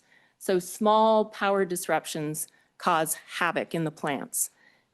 And depending on the timing of when those happen, if they happen to happen in the winter time, they can take the plant offline for months and cause significant damage to the facilities. That then translates into lost revenue for both the companies and the state. I appreciate that operations need to be resilient. They build resiliency into their plants, but what's happening is the disruptions are becoming more frequent. And when you look at reliability reports from entities who their entire focus is looking at reliability of the grid, they are forecasting more disruptions, particularly for the West, and especially if data centers come online quicker than anticipated. That is a huge red flag for the Trona industry. So we're here today asking for a mechanism to help safeguard operations. We're not asking for widespread deregulation, but we are asking for when you find yourself in these very challenging situations, you can't get power, you're seeing reliability disruptions, when is it appropriate for you to then have a mechanism to protect your operations? So that's a heart of what we're seeing. I appreciate, the conversation today about an obligation to serve, that you have to provide safe, reliable, affordable power. It doesn't feel like we have that right now. Is it full scale? The sky is falling? No, it's not. But we see the storm clouds on the horizon and we're trying to get ahead of it, and we're asking for a mechanism to do that. So the draft that you have before you, we would ask that you move that forward to the next meeting and force some conversations about how to make that right for Wyoming, because we do need a solution. And there's been so much said today, I could say a lot more, but I know we're getting late in the day. So Mr. Chairman, I'll stand for any questions. Mr. Chairman? Yes. So I know it's late in the day and I agree with that, but Ms. Levin, you're the only one speaking as candidly as I prefer and in a way that we can hear and take action on. And so I would ask that you keep talking and more specifically identify where the problem really lies, because I have a strong suspicion that you know. and are delicately not saying so. But I need you just to say it so I can solve the problem and not guess about it, and then not try to tell everybody what you may have told me privately or what others may tell me privately. I just need this to be as open as possible. And so the whole state understands what the problem is. And so we can all solve it together. Because if we're doing that openly and transparently, we can do that. So if the problem is Rocky Mountain Power, we will bring them to the table. And we will try to do what we can there. So I need more details, because what I also heard was, as a Cheyenne legislator and a big fan of Black Hills, that this would hurt our economic development in Laramie County. And so I'm inclined to move the bill forward for the meeting with the big picture understanding that I will not jeopardize Laramie County's economic future.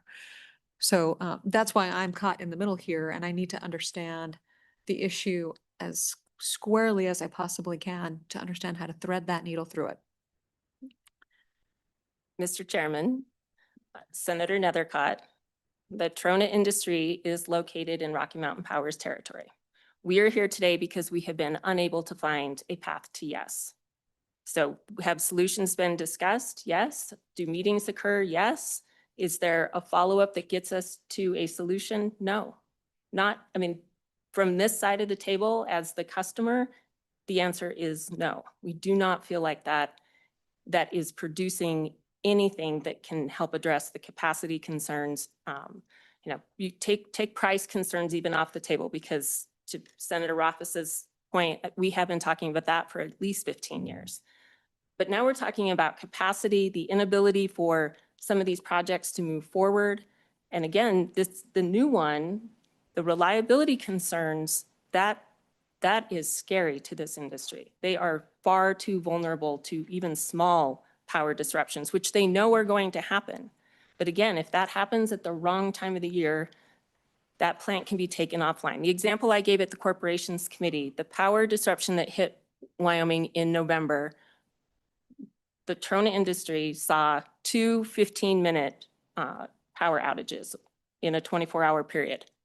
One company lost 3 months worth of production because it took it damaged a boiler, so it took it offline for 3 months.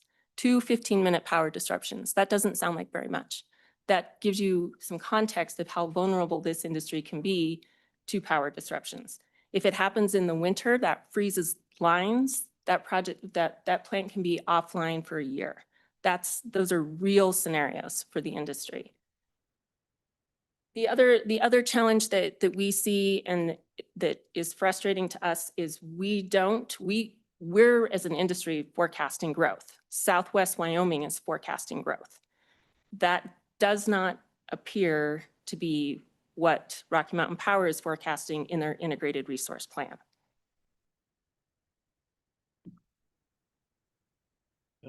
Thank you, Mr. Chairman. So, and to be clear, industry could solve this problem if they were allowed to. There are solutions out there. You could go to the market, you could find a solution, but we, the state of Wyoming, are explicitly preventing you through statute, from going out and finding those solutions for yourself. Is that accurate? Mr. Chairman and Senator Rothfuss, that is accurate, particularly in the context of third-party generation. So the companies can already do self-generation. Each one of them does that to a certain level, but not to a full level. This does get a little difficult for me because I represent the whole industry, so I've got to protect confidential information for some of the plants, but there are varying degrees of how much third-party generation or self-generation the companies are looking at. But as you've heard others say, they're not in the utility business. They really don't want to be a utility. They would prefer to have somebody else come in and do that for them and then pay them for that. But we wouldn't be here if we were not at a breaking point with the utility. So in many instances, this relationship has worked great. For 100 years, it has worked great. But the regulatory framework is not going to work for the next 100 years because the power demands of this nation were not contemplated by the utilities. That's not their fault. That's no one's fault. But it's incumbent upon policymakers to recognize that these frameworks aren't going to work in today's environment. You cannot build transmission fast enough to meet demand, recognizing how long it takes to build a line. It'll take you 15, 20, 30 years to build a line to meet capacity needs. So that isn't a realistic solution. And to Senator Nethercutt, how do we thread a needle on that? I'm confident we can do this. Again, because we're not asking to blow up the system. We're asking for flexibility when the system doesn't work. And right now, it's not working. Thank you, Mr. Chairman. Thank you, Mr. Chairman, and Ms. Levin, thanks for being here. I'm curious, the PSC came up just a minute ago, and I hadn't heard this before, but I guess there is a complaint process for these entities. If they're not meeting the mark, or you feel like they're not meeting the mark, you can complain about that. Is there something that has stopped you from going through that process, or is there something that we need to look at in that section to bolster it up? I don't know, just thoughts there. Mr. Chairman and Representative Larson, the difficulty in filing a complaint, especially on something like reliability, is the utility is meeting reliability standards. So if they were to file a complaint, they'd look at the standards and the commission would say, well, you're in compliance. The challenge is it's becoming an issue. So down the road, will there be a complaint filed? I don't know, possibly. But the industry went in and presented to the Public Service Commission, I want to say about 3 years ago, about the concern on reliability, because that was the only mechanism they had, was to come and present in an open meeting. So they did that. But there hasn't been an instance that has triggered the ability for them in the current standards to say that the utility is in violation on that front. The other component of it I would say is you have to look back at the regulatory compact. And you've heard them today talk about protection of the customer, that they have to justify all of their expenses. So if you're an industrial customer and you go and you're trying to do all of these expansions and the utility says, well, we have these lead times, we have supply chain issues, we've got all of these other expenses, and that's going to be a cost causer on the rest of the rate base, there's no path to filing a complaint there. So that really hasn't been an avenue that they have found to be useful. But I do again, before I hand this to my colleagues, I want to make sure we separate out, there are challenges today before you ever look at the new loads. Existing loads are having problems, and existing loads need a path forward. And that's why the second proposal in this legislation is something that would not be helpful to the mining association and the trona industry specifically.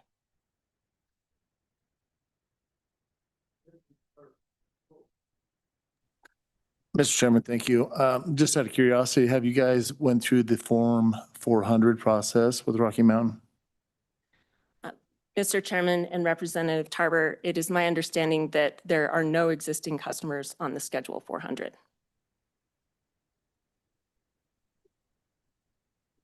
Mr. Chairman, could you help explain maybe the significance of that fact?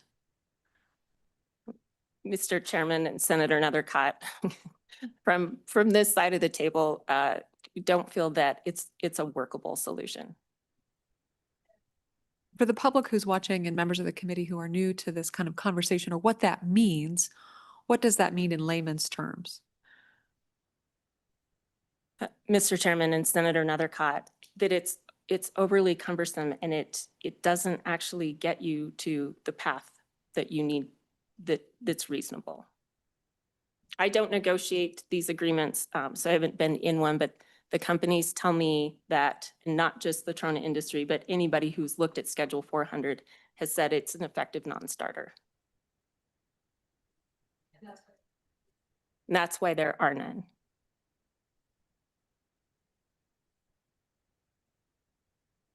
Mr. Jones, we'll go up to the top here. Has Rocky Mountain Power given any reasons for the instability of what the Trona mines are getting? Is it because of some of the new greener methods, solar, wind, that they just don't produce the same amount of energy 24 hours a day versus possibly what the coal mine can do? Or have they given you any reasons at all? Mr. Chairman and Senator Jones, there have been many reasons given to the industry. They change. A few years ago, we were told that there was a capacity problem. At a most recent meeting, we were told that capacity is no longer, power generation is no longer the issue. It's really a transmission issue. At the Corporations Committee meeting, we were told it was the actual distribution line to the Trona patch. So that it's a moving target on what we're told is what the problem is. Just the problem remains, and we don't have a solution. Yeah. Oh.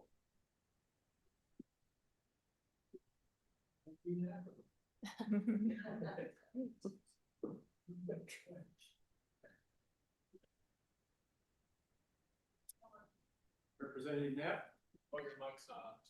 Oh. I'm sorry, Representative Knapp, but it is me that is the problem in this I'm committee. sorry, I didn't hear you, Mr. Chairman. Yes, please.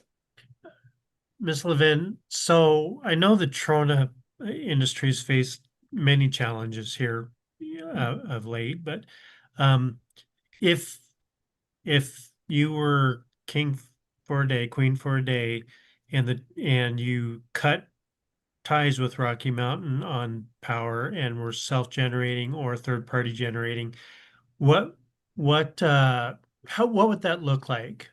Would you have generation plus backup? How does the Trona industry see its solution? Mr. Chairman and Chairman Knapp, it varies by the company and their specific needs. So there are some who want to take a portion of their current load and have a third party generate that for them, but they don't intend to exit Rocky Mountain Power system entirely. And it's not that so they would still have a substantial amount of their load with Rocky Mountain Power. So they're looking to just offset a portion of it.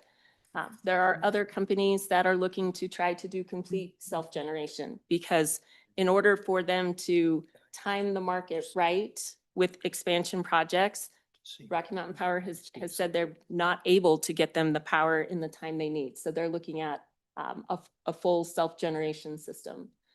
There are some others that are looking at, would they be able to generate for a portion of their load and then sell back to Rocky Mountain Power? That has triggered the whole conversation about, if you do that, then you really are a utility, because you're now touching the grid and you're FERC regulated.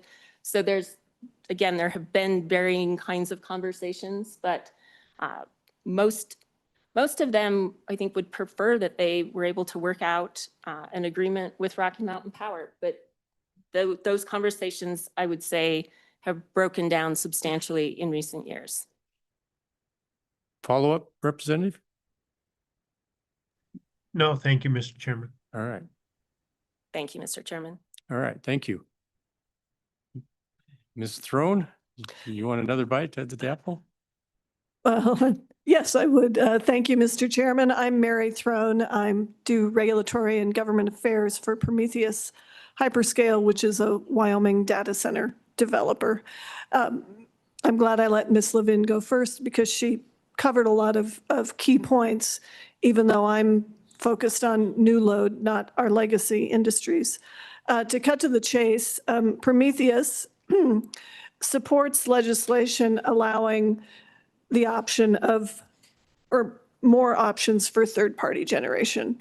Our plan is, as we've said in numerous public meetings, whether in Uinta County or in Natrona County and Converse County, for the project in central Wyoming, is to do self-generation. And that is an existing statutory option. And that is our plan.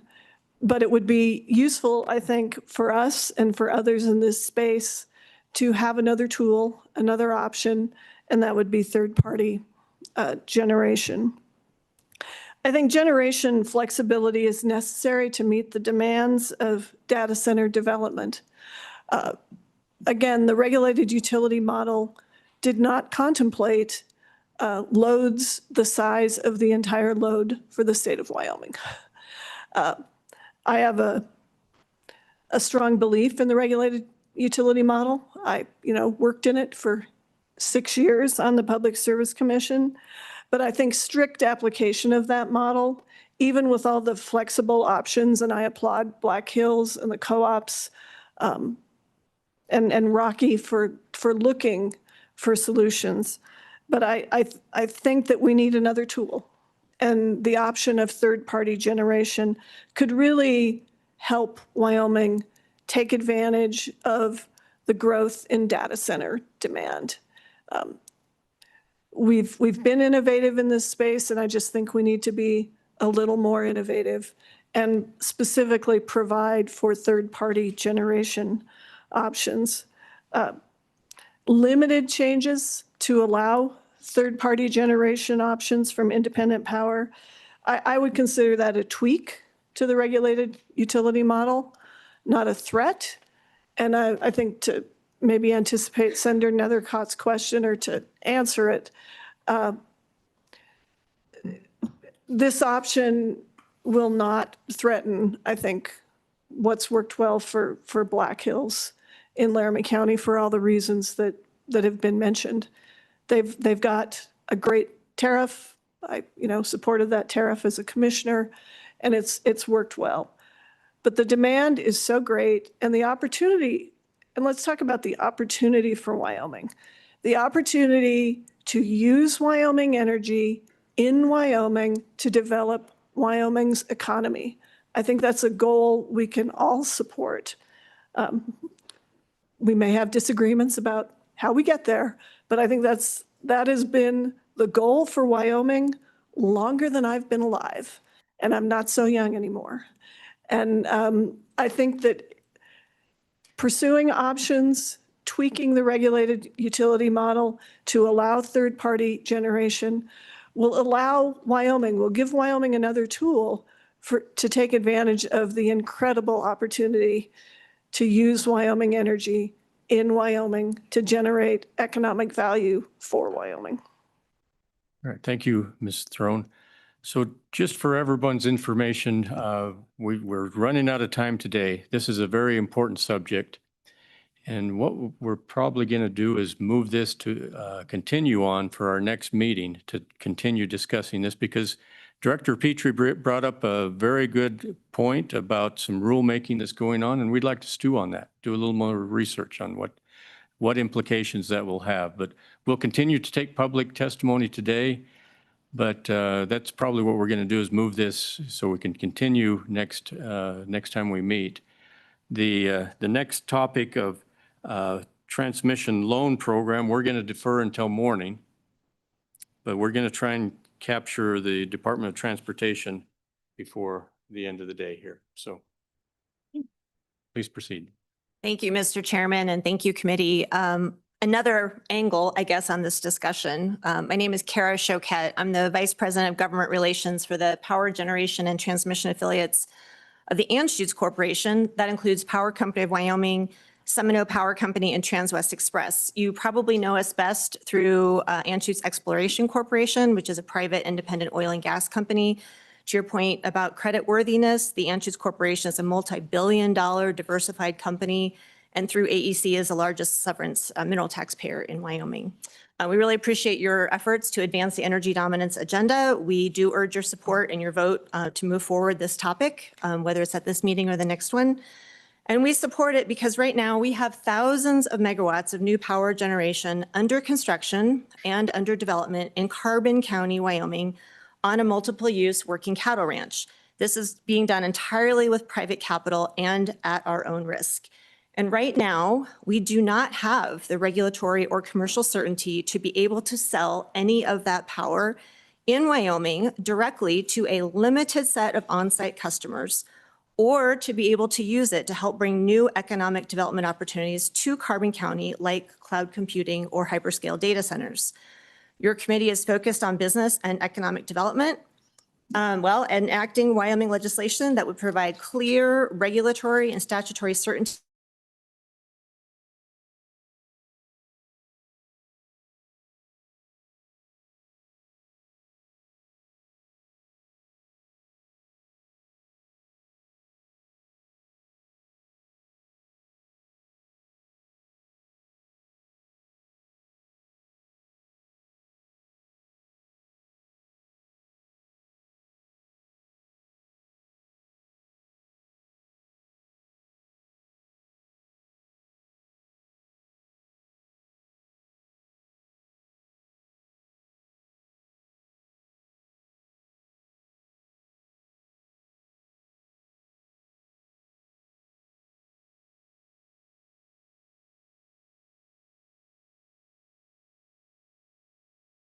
to help bring new economic development to Wyoming by using some of our major new power plants to serve new co-located on-site load.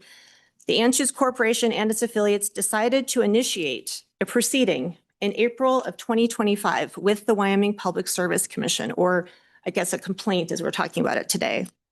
We filed what's called a petition for a declaratory order for non-public utility status. Our petition asks the commission to please declare that we are not a public utility based on a project-specific, situation-specific, and narrowly targeted set of facts. If you want to look up all the details, it's record number 17799. But in short, we seek an order stating that we may sell electricity to one or two customers for the operation of industrial facilities, such as hyperscale data centers, to be co-located with our energy generation facilities in Carbon County, and without becoming a public utility under Wyoming law, and therefore without violating PacifiCorp's existing certificated public utility service territory. We would say we are not a utility because we're not looking to serve power to or for the public. We're looking to sell power to one or two customers. We expected PacifiCorp, Rocky Mountain Power, that they would intervene and oppose our petition. However, we did not expect the rural electric co-ops and the wholesale generation and transmission providers to also intervene and oppose our petition as well. In fact, in May of 2026, they all jointly asked the Wyoming Public Service Commission to dismiss our case altogether.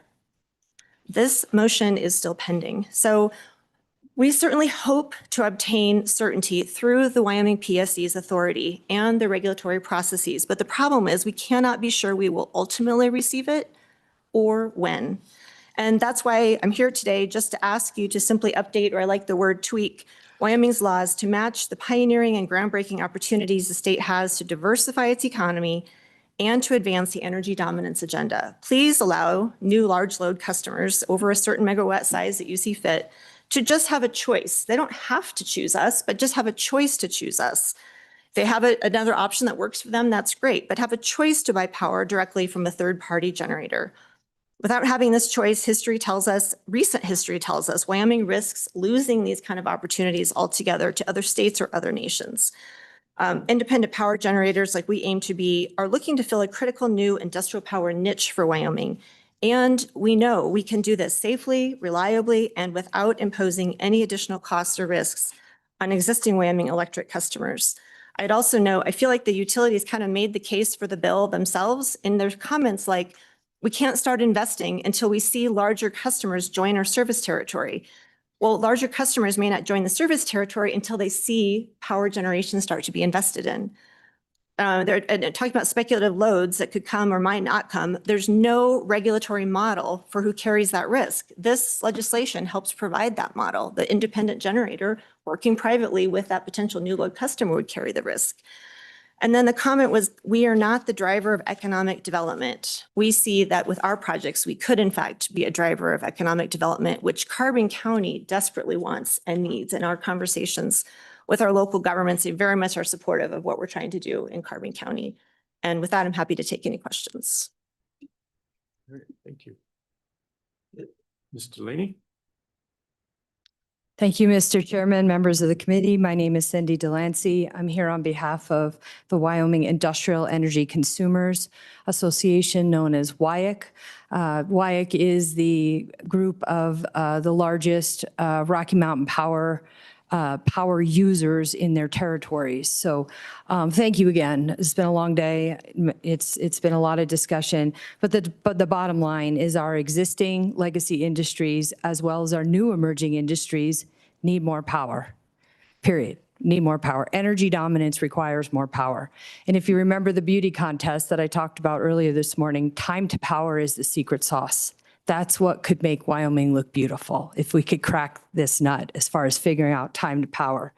There's lots of things to unpack in the discussion from Rocky Mountain Power, and I'll just hit the highlights on behalf of my members, but it feels like there's a complete disconnect between what is what. When you look at the IRP documents, that's the Rocky Mountain Power Integrated Resource Plan for March 2026. On page 53, it outlines how much electricity is being generated in what's determined called PAC East, meaning us, but it's being allocated to PAC West. So do we have power or don't we have power? This is an ongoing question that I think is worthy of a discussion around. In addition, Ms. Levin I echo her comments related to the disconnect as far as forecasted load growth. I have these documents if the committee wants to see them, review them with your own eyes, but forecasting a 0.05% in the IRP feels very different than what we're hearing at the table today. So we can't solve some of these problems until at least we have like a baseline, a level set of what we have, what we need, and where we need to go. And it is and we hear about Utah 132. WIAC has studied this bill extensively, committee members, and this isn't the path forward. This doesn't help our existing industries that have existing load needs like Ms. Levin and the Trona industry that is so vital to our Wyoming economy. They need expansion, and that's not the answer. In addition, having this committee meets 3 times, trying to follow along in a discussion about an 18-page bill that no one has seen when these meetings have been on the calendar for months is extremely difficult. We heard a lot about real and not real and speculation. How are we and the public supposed to follow along at all the things that the regulated utility is going to do to solve these problems when we don't even know what it is that's going to be proposed to you tomorrow, when many of us won't even be here? So we look forward to seeing that. We stand at the ready. We want to be part of this solution, but it's just so important that we can at least level set and at least have a basic understanding of how we can work together. You heard the testimony from Commissioner Petrie about the interests of the customer is a prime concern. That's what our court has told us. I think you can hear today from the testimony, the interest of the customer is not being met, in a variety of different reasons. But the bottom line is, we have a piece of legislation before you. It's simple, it's easy, and this is the path forward. And WIAC stands in support and asks this committee to move this bill forward to at least spur the discussion of trying to come up with some options to some of the problems that you've heard today. Thank you, Mr. Chairman. Thank you. Mr. Chairman. Delancey. Yeah, Senator Nethercott. I'm sorry. That's good. It all works. Mr. Chairman, thank you. So we heard the PSC is proposing a rule, public hearing in July. With a head nod, have you all had a chance to review that, look at that? Do you like it? Some yeses and some nos. I'll take that one, Mr. Chairman. From WIAC's perspective, we greatly appreciate the work of the PSC. They've been working on it very diligently. Of course, we have some suggestions, and we're excited to be part of the process and continue to offer our comments with the hope that they will be incorporated. But we're just really grateful that we've seen the rule's out there. I think we've got a lot of more work to do. So let me just throw this out there next, Mr. Chairman, which is subject. So here's the significant dilemma, which this table understands. We have just one more third meeting. And so there's no ability to do anything at the third meeting because we can't sponsor legislation or create bill drafts in the third meeting. And we can sponsor it if the bill drafts are already prepared. So if we don't have a work product at our third meeting, There is no solution coming out of the Joint Minerals Committee. We are out of time to solve this very significant issue for Wyoming. So let me ask this is, what I was going to perhaps propose is to turn that rule into a statute, to a bill draft, subject to amendments, right? And your review, looking for your feedback as to whether or not that's a preferred plan.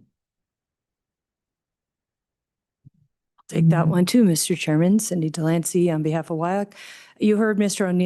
Ornelius's testimony about seeking statutory resolution. I concur with that. The members of WIAC concur with that. I mean, we're happy to be part of any process that's put before us to try to get to an answer, but by this legislature speaking, it would put it to bed. So perhaps, you know, it's hard to opine again on what the bill draft would look like. You have a bill draft before you that could be a vehicle to make some amendments before the next, but to start having bill drafts, 18 pages of God knows what coming forward at the 11th hour is very difficult from other parties like we've heard. So certainly if the bill draft comes forward, we'll actively work and comment and be prepared at your third meeting to speak in, you know, with proposed changes. Representative Lawley. Thank you, Mr. Chairman. Carrie, you mentioned about the process with the Wyoming Public Service Commission that your client is going through and we heard it, I think we heard it, that this idea mentioned today as sort of a feature, an option that was out there, I think is what I heard earlier. And what you're telling me is you have participated in that option. Now utilities have come in and sought to intervene and dismiss that option from you, kind of cutting you off from that option. Do you know what the base, and you can comment on that, but also my real question gets to what is the basis of the motion to dismiss by interveners in that case? Mr. Chairman, Representative Lawley, the motion to dismiss was based on 3 factors. I don't recall what the 3 factors were. I can certainly get you a copy of what that motion says. With respect to trying to work with Rocky Mountain Power, we met with the highest levels of Rocky Mountain Power, my colleagues. I work directly for Power Company Wyoming as an employee of the Anschutz Corporation. We had conversations. Those conversations effectively went nowhere. And you know, the most important thing is no meaningful path forward. How do we work together? And it is a little bit different, right? We're looking for an innovative solution. We're the generator, not the customer. How do we work together to help bring new load to Carbon County? And after a couple of years of not getting a response, that's why we decided, again, with this time-limited opportunity, we need to take action and file our own proceeding with the Wyoming Public Service Commission. To the previous discussion, however, legislative certainty would be very valuable because we do anticipate, like anything, that these could be appealed and in the court system for some time. Yeah, thank you, Mr. Chairman.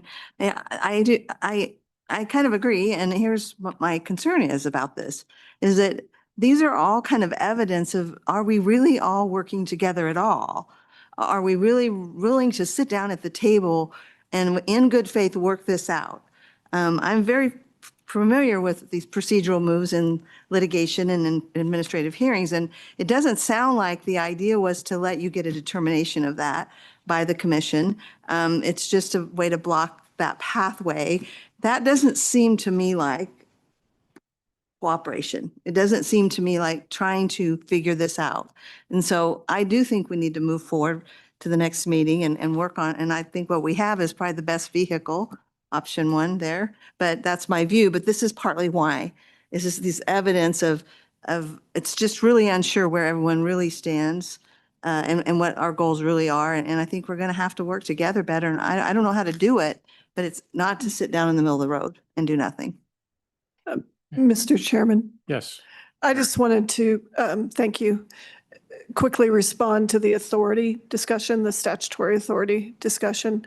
My personal view is, of course, since I participated in prior rulemakings on this topic, that the PSC has statutory authority, but unfortunately, I'm not a judge.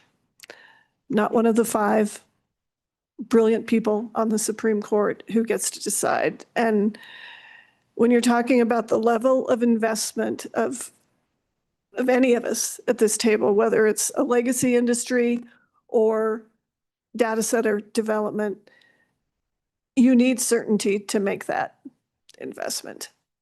And so I think a statutory change, maybe in conjunction with some rulemaking, would really provide the certainty we need. All right, thank you. Okay, thank you for your testimony.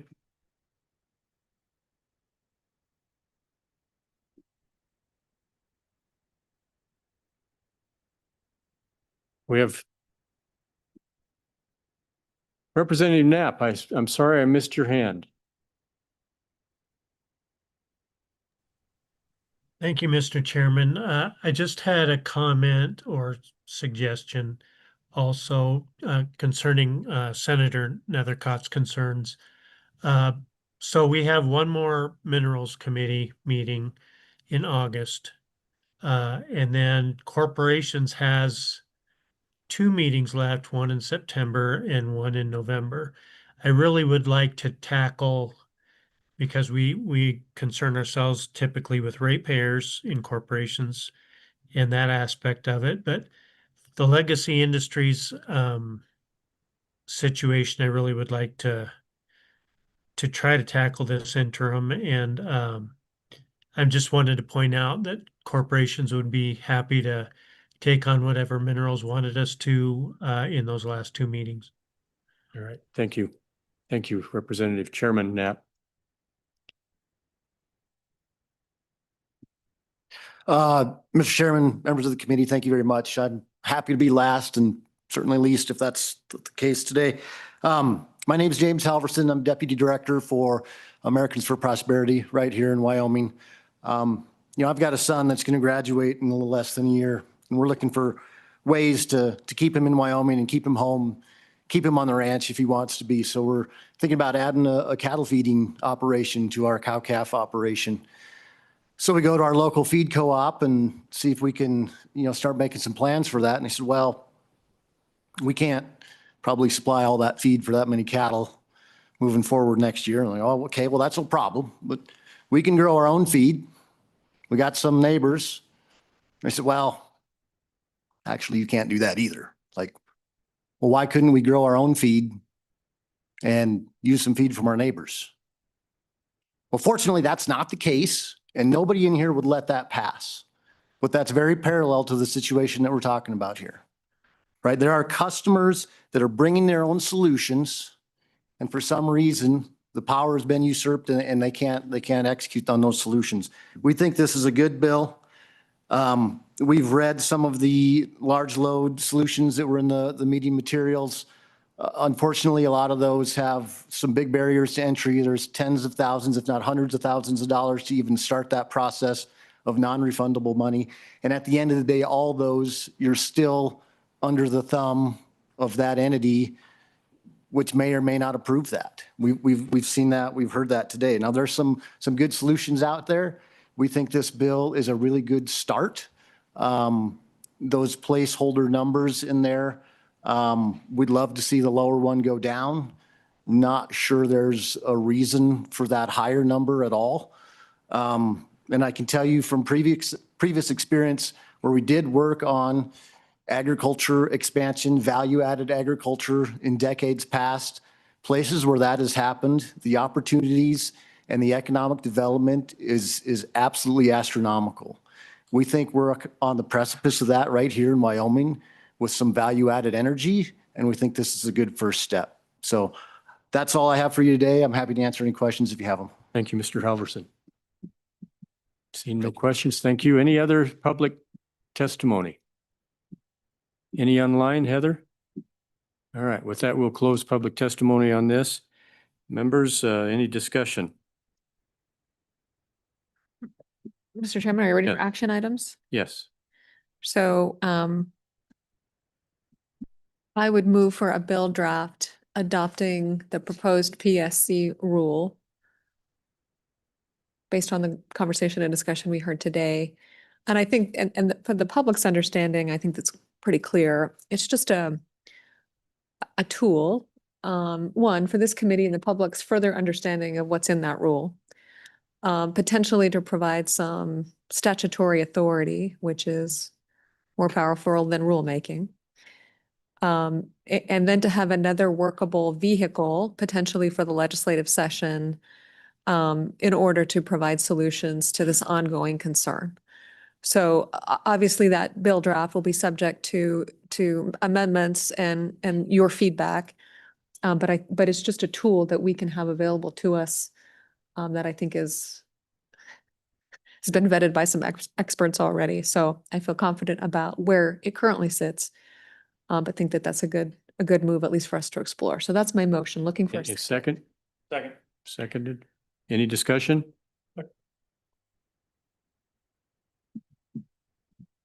Mr. Chairman, Yes. so wouldn't that parallel the bill that we were going to look at for next week or next meeting?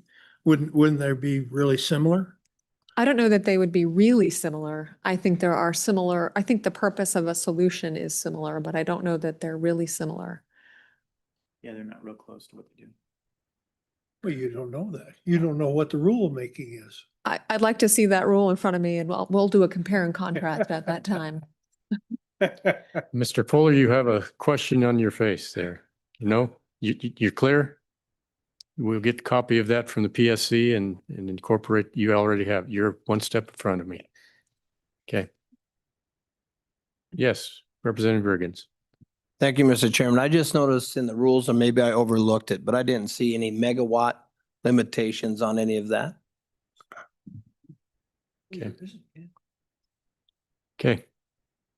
With that hearing question being called, all those in favor of this motion, Senator Nethercott's motion, signify by saying aye. Aye. All right. All right. Any opposed? All right, that motion passes. Anything else? Representative Lawley. Thank you, Mr. Chairman. I also move that we move forward the bill draft that we have before us, 27 LSO 23. And I would further propose that we do kind of option one under that draft, but take it to the next meeting, compare it, look at kind of another potential solution to the problem or step in that direction. Okay. Mr. Fuller, do we need a motion to do that or we just move it? Well, there's options. Yeah. Well, Mr. Chairman, it sounds like there may be a possible amendment to that bill by taking out that staff comment version. So procedurally, Representative Lawley make a motion to amend the bill by really just adopting option one. Okay. All right. So it's been moved and seconded. All those in favor signify by saying aye. Aye. Any opposed? No. All right, Yeah, let's, by show of hands, all those in favor of moving this bill to next meeting, please raise your hand, signify with option one.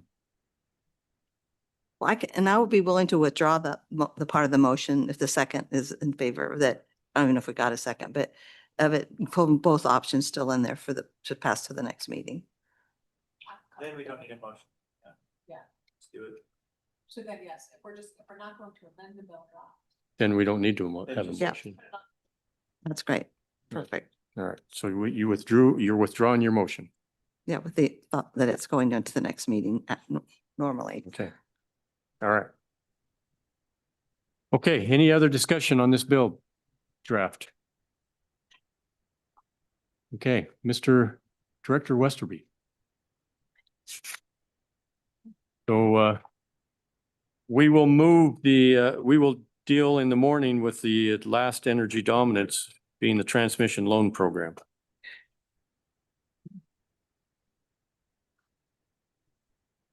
For the state lands. State land. Yep. Mr. Director? Chairman, thank you. Darren Westby, Director of Wyoming Department of Transportation. With me is Troy McAlpin. She's the Port of Entry Operations Manager.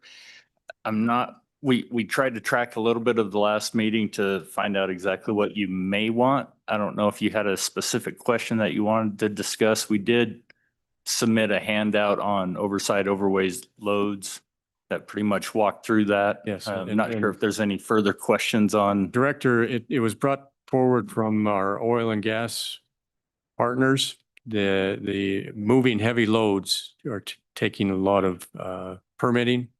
And we're wondering if there's any way of making that streamlined and faster and easier so that it doesn't take so much time to permit. Sure. Mr. Chairman, I'll turn it over to Troy and let her answer any of those questions. Good afternoon, Mr. Chairman. As far as that goes, that's been kind of a topic of discussion for quite some time. We have implemented the new e-permitting system for that, which allows 24-hour permitting. We do have ports that run 7 days a week to assist carriers with that as well. Specific to oil and gas operations, this morning I pulled a report and we had 10,762 oil field permits issued since January 1. We see a pretty rapid turnaround because anything that isn't classified as a superload can self-issue if they hit the qualifying marks. So they wouldn't even have to deal with permitting authorizations. Okay. Mr. Obermueller, would you like to come up and discuss your concerns?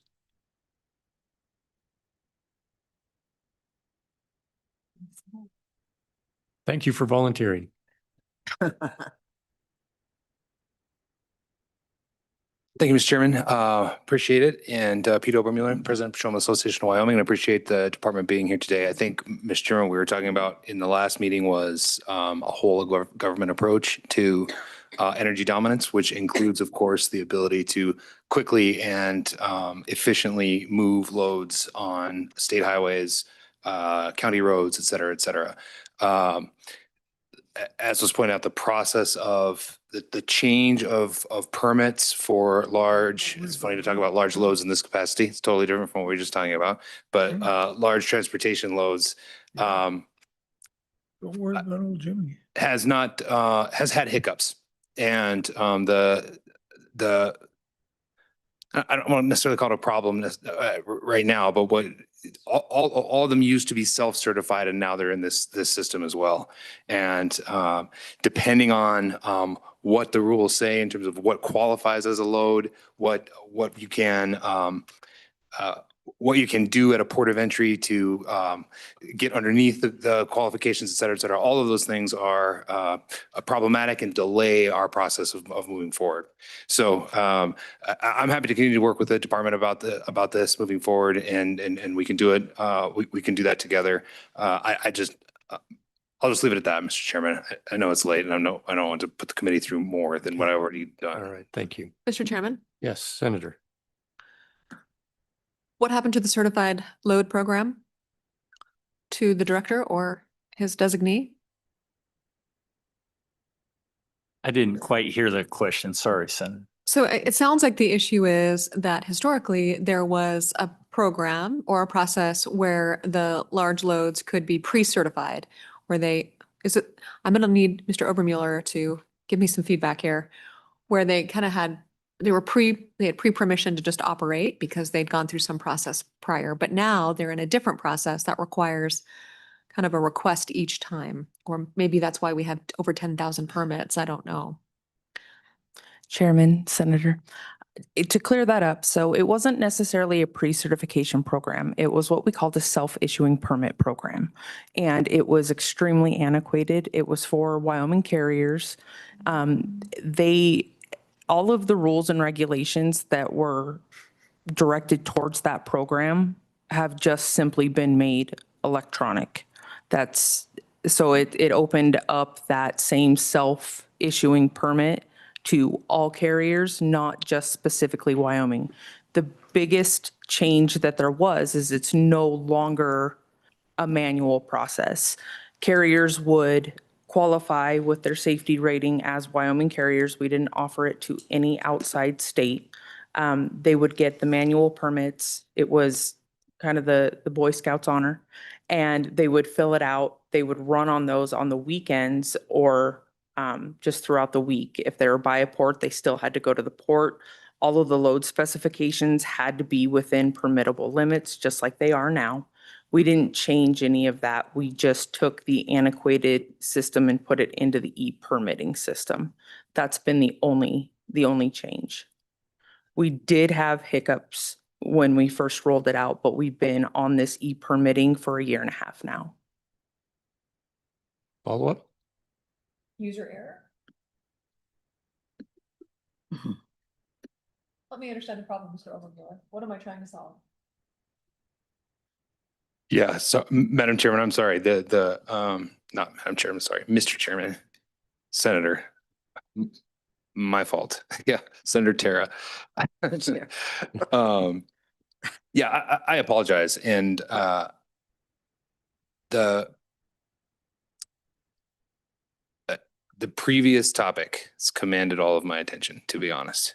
And so what the issue that I'm hearing from my members about this is that the move away from self-certification isn't quite as rosy as what we're talking about here. Unfortunately, I don't have the details to give to you, and so I don't want to waste the committee's time and pretend that I do. Yes. I would love that. Thanks, Representative. Representative Tarver, please. Okay, so in the permitting process, you're moving the same load. So pulling units never change, but they're oversized, they're over width, they're overweight. So every time you move from one well to the next, you have to go through this permitting process. It never changes, but you have to do this permitting process over and over and over and over.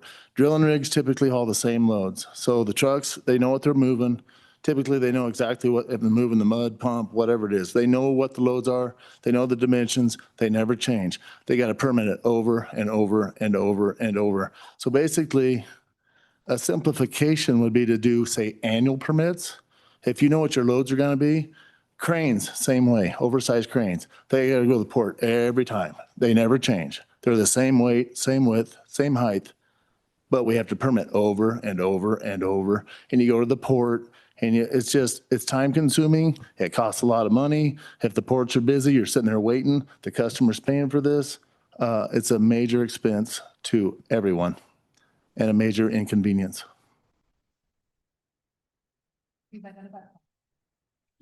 Oh, yes, Representative Larson.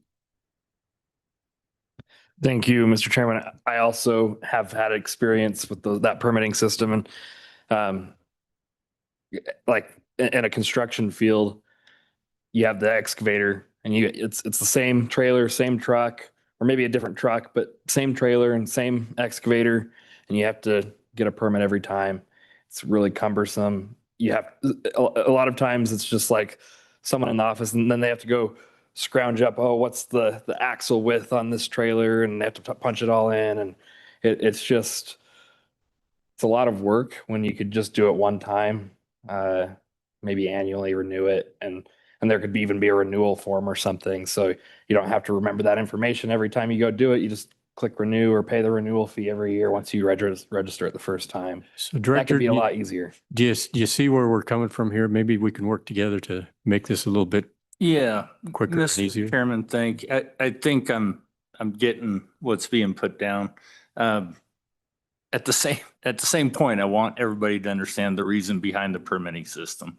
That is to ensure that if there's an oversized, overweight load, that they are safe and qualified. And if they're overweight, that the revenue is coming in to help for future proofing or repairing. So I hear the inefficiencies. I hear how can we streamline a little bit better, and let us work on it if you're willing to do that, Pete. And we'll see if there's a solution. I can't guarantee there's a solution, but I can guarantee that we'll sit down and have the conversation. Mr. Chairman? Go ahead. Start here with the co-chair. No. Oh, he looks like his bag's packed, ready to go. So Yeah. go ahead. Thank you, Mr. Chairman. Is there a public interest in having, and maybe part of the permitting process is knowing each time there's movement from one place to another? Is that part of the current report? So we would need sort of some flight plan approach. I do think that there would be a way consistent with what we're hearing to expedite it. And maybe it just relies on then, once there's a specific load that is identified, then just some mechanism for tracking that load over the course of the year, which is, a simple announcement and then appropriate payment or something along those lines so that they don't have to show up at a port each and every time to reweigh something which they weighed yesterday. Could that be an option?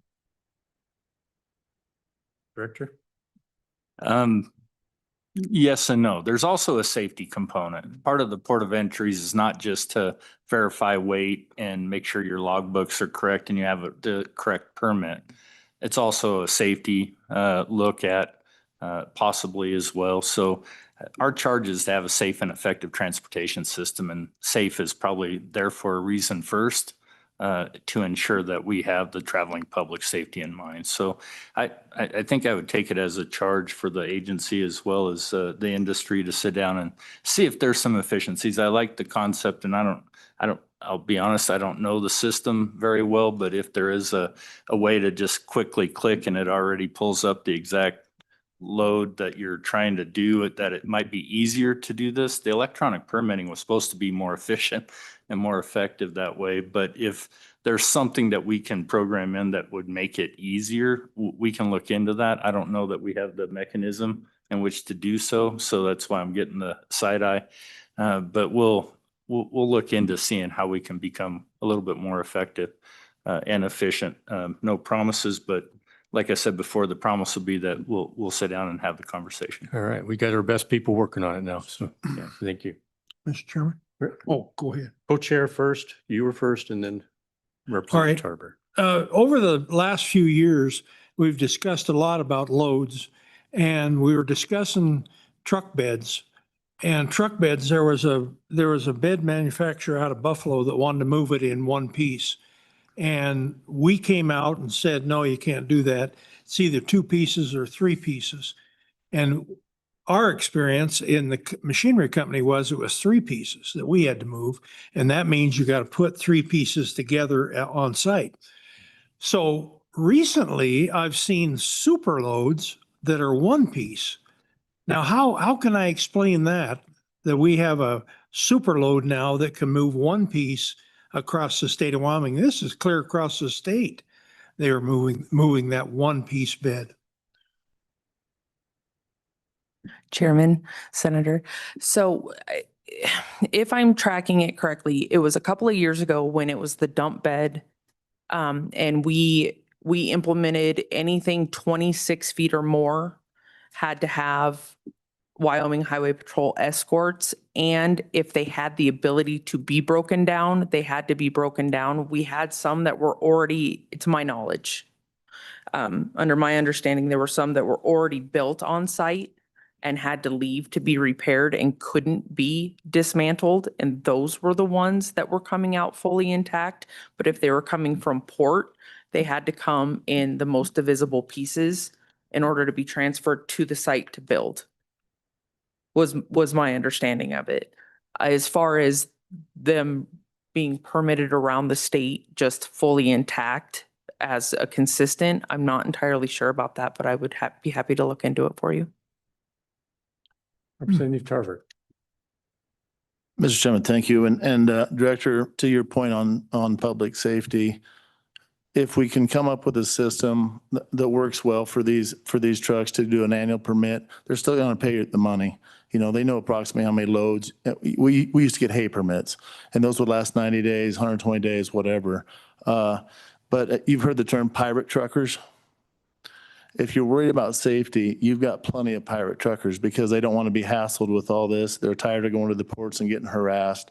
And so the amount of pirate trucking you have going on right now. So those are the guys that are tearing down your power lines. Those are the guys that are running underneath your bridges because they don't want to deal with this. So they just pirate truck. And of course, you know what happens when they pirate truck. We pay the bill to fix all this. So if there's any way to streamline this, make it simpler. And if there is, I haven't done the online process yet. I'm one of those pirate truckers. So, but I understand the need for it, you know, so you don't tear the power lines down, et cetera. But if there would be an easier way, because routing changes, you know, you guys have road construction going on. There's things moving, changing. A shave and pave, that changes your lift 2 inches. Well, if they don't update the signs, you know, I understand the reason for the ports, but if there's any way we could upgrade and get more on-site online, and I think there's a way to streamline it, you know, it's probably gonna cost money, saying good luck with that. Mr. Chairman? Yes. I would also like WYDOT to consider some incentives for reporting pirate truckers. You know, like financial cash that we can make. I'm actually pretty serious about that, to encourage safe roads, right? I mean, being an attorney, I actually know how people get killed with this. They die all the time. Innocent people. Yeah. Well, I don't know about that, but innocent people, right, lose their lives because of this. And the other truckers know who they are. And if there is an incentive to report that, I think that that's worth considering. Either a discount on their assessments or some bonus or something. A gold star. Yeah. Okay, any other questions, comments for Department of Transportation? Stacy, oh, I'm sorry, Senator Jones. It's getting late for those of us with jet lag. Mr. Chairman, I just had one more follow-up question to Senator Anderson's, Chairman Anderson's question is how far can those big loads go without pulling over to let the traffic pass? Unfortunately, Representative Larson and I got caught behind one and we were coming to meetings here last time. And the traffic was behind us for miles and miles. And it seemed like there were a couple opportunities that those giant dump truck beds could have pulled over a couple times and let people pass. So I was just wondering if we have something in place for that. Chairman, Senator, I will let you know right now, there's nothing statutorily or anything in the promulgated rules and regs. That was part of the benefit of having the Wyoming Highway Patrol do the escorts because they're able to dictate the escort movement a little bit easier. It's more or less a common courtesy rule as far as road safety goes. If you see the traffic piling up as an escort, it's your job to find an area to pull that large load off. But there isn't anything that we have on the port side that would dictate that they had to do that. Mr. Chairman, it's over here. Oh, Right, there yeah. you are. Thank you, Mr. Chairman. It's the disembodied voice. Thank you for your indulgence. You have a deep voice. Again, I apologize. I do not like to waste people's time. I'm embarrassed from scrambling for my notes and couldn't find them. There really were three things. The whole purpose of talking about it with WYDOT and also with state lands next is to have this committee understand what the agencies you don't look at and the role that they play in energy development. So there really were, and thanks to Representative Tarver for jogging my memory about what they were. There's really three things that I had in mind. There was the annual permit that Representative Tarver reminded me of. There is the discussion that Co-Chairman Anderson talked about, which is there's been confusion among my members about what qualifies as a single load. And that may have been worked out to a certain degree, but at least my members tell me not quite to the degree that they would like. And then third is the matching what our regulations are about what these large loads are with other states where we share a lot of synchronicity in terms of oil production.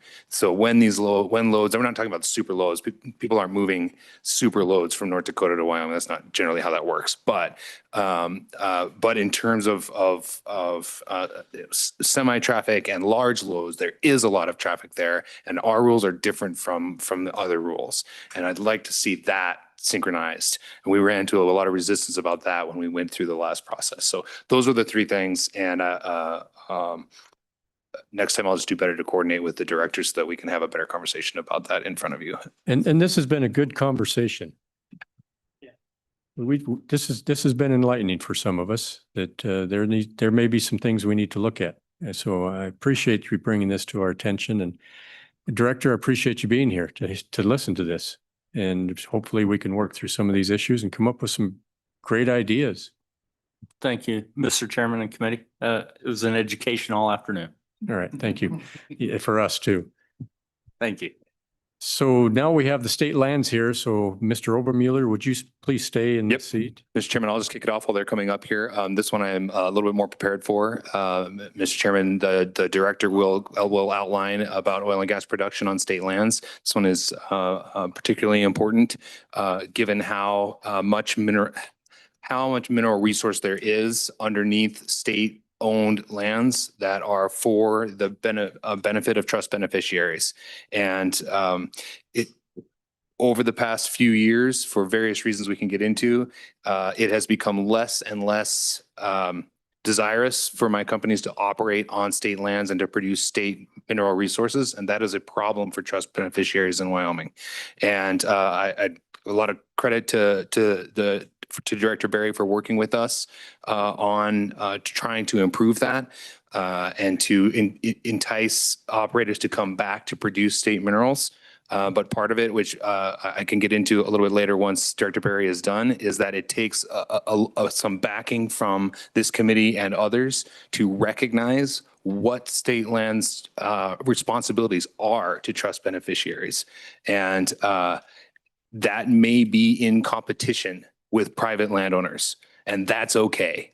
And so I wanted to, that's the lead in, and I'll let Director Berry tell you about how oil and gas works on state lands. Thanks, Mr. Obermueller, and thank you, committee, for indulging us to end out your agenda today. We've shared with you a PowerPoint that I will hit some portions of in an attempt to economize your time. For the committee's benefit. Can you identify yourself, please? I apologize, Mr. Chairman. Stacia Berry, Office of State Lands and Investments. You'll see on the first slide the portfolio that the State Trust Office manages, and we have roughly 3.5 million surface acres that we manage and roughly 3.9 million subsurface acres.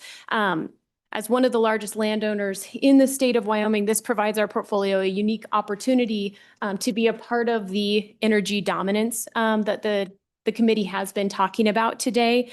You'll see on the slide, the top leases come through oil and gas, bentonite, and coal. Our oil and gas leasing procedure, that happens 3 times a year where we have an auction. We usually have roughly 200 parcels on the auction. Both live auction and sealed bid are 2 ways that we receive those bids. We also, if we don't get bids on those oil and gas leases, take them over the counter at a reduced royalty rate. When you buy an oil and gas lease in our auction, the royalty rate is 16.6%. If it's an over-the-counter lease, the royalty rate is 12.5%. For your education, there's an auction performance slide that you can look back to see the bonus payments that we receive. The thing that I think I will point out to Mr. Obermueller's point is first the oil and gas revenue metrics. I was surprised. For the committee's benefit, I've only been the director of this agency for 1 year, so I find myself still in a continual learning phase of managing this agency. But when I found out that over $1 billion only on state trust lands alone were earned in royalties, that was an exciting number for me, knowing that our job, and as Mr. Obermueller mentioned, sometimes puts us in tension and literally in competition with private industry, is to generate revenue for trust beneficiaries for the benefit of K-12 education. And so you'll see on that slide that, as I mentioned, the 10-year total is over $1 billion. And last year in 2025, $104 million in royalties just on state trust parcels. Each of these slides will give you total active leases, the amount of acreage across this portfolio that is under lease, and how many lessees comprise those acreages. I will mention that oil and gas leases have a primary term of 5 years and can be extended up to 5 times, each time requiring approval by 1 year of the State Board of Land Commissioners. Secondarily to the revenue generated from oil and gas, I wanted to share with you a variety of information on solid mineral leasing, their procedure, and the other permits that we are issuing. The next largest revenue generator is the coal leases. You will see that last year was $19.4 million in revenue, and that 10-year total on state trust parcels is $392 million. These terms are different. They do a 10-year primary term, and the royalty rate is 12.5%. Next largest is bentonite, and that 10-year total is $9.4 million with last year's royalty earned of $665,000. As you can see, and if there are questions at any time, feel free to interrupt me, but also if you have questions after you've seen these slides and spent time with them, know that our staff is available to answer any questions you might have. Representative Campbell. Thank you. Thank you, Madam Chair. I do have a question on that 5-year. You know, I totally understand where you guys are at with that $1 an acre lease. But I'm going to be honest, after 5 years, I do not like, you know, the way that you bump it up. I think that year 1 through 3, that $1 is right. And year 2 through 5, that at $2 is probably right. But if somebody's held that lease for over 5 years and has not actively done anything with it, that immediately makes me think that it's either a major that is holding on to that and just using it as leverage, or it's a paper tiger that's holding on to that, hoping that somebody will strike something big and they'll be able to sell it for a large profit. So I understand that this lease rate really doesn't matter. What we're trying to do is get them to drill, because it's the royalties where we're going to make our money. But I think that at the end of that 5 years, we ought to put it up much, much higher, like $10 an acre, because that's going to get rid of the paper tigers and the people that are just being speculators. Mr. Chairman, Representative Campbell, one thing I will add is when oil and gas companies come in to ask for those 1-year extensions, not only do they pay the $2 per acre annual minimum rental, they also pay a $10,000 performance bond so that if they go into production, we will return that $10,000 performance bond. But if they don't, we keep $10,000 every year that they extend those leases, recognizing that still isn't a huge amount of money, but there is essentially a $10,000 penalty if they don't put those leases into production during that 1-year extension.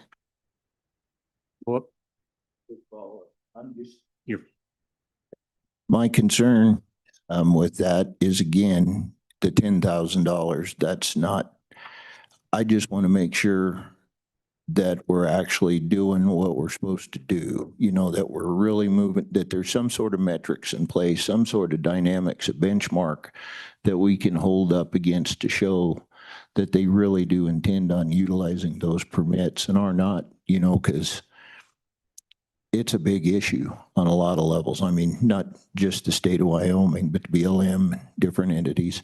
There's a lot of people that do that because we give them the cheap leases thinking that they're going to go ahead and produce, and then they don't, just sit on it.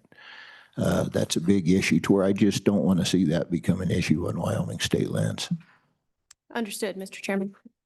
Mr. Chairman? Yes, Co-Chair. I see you list sand as one of the mineral leases there. Do we have any fracking sand?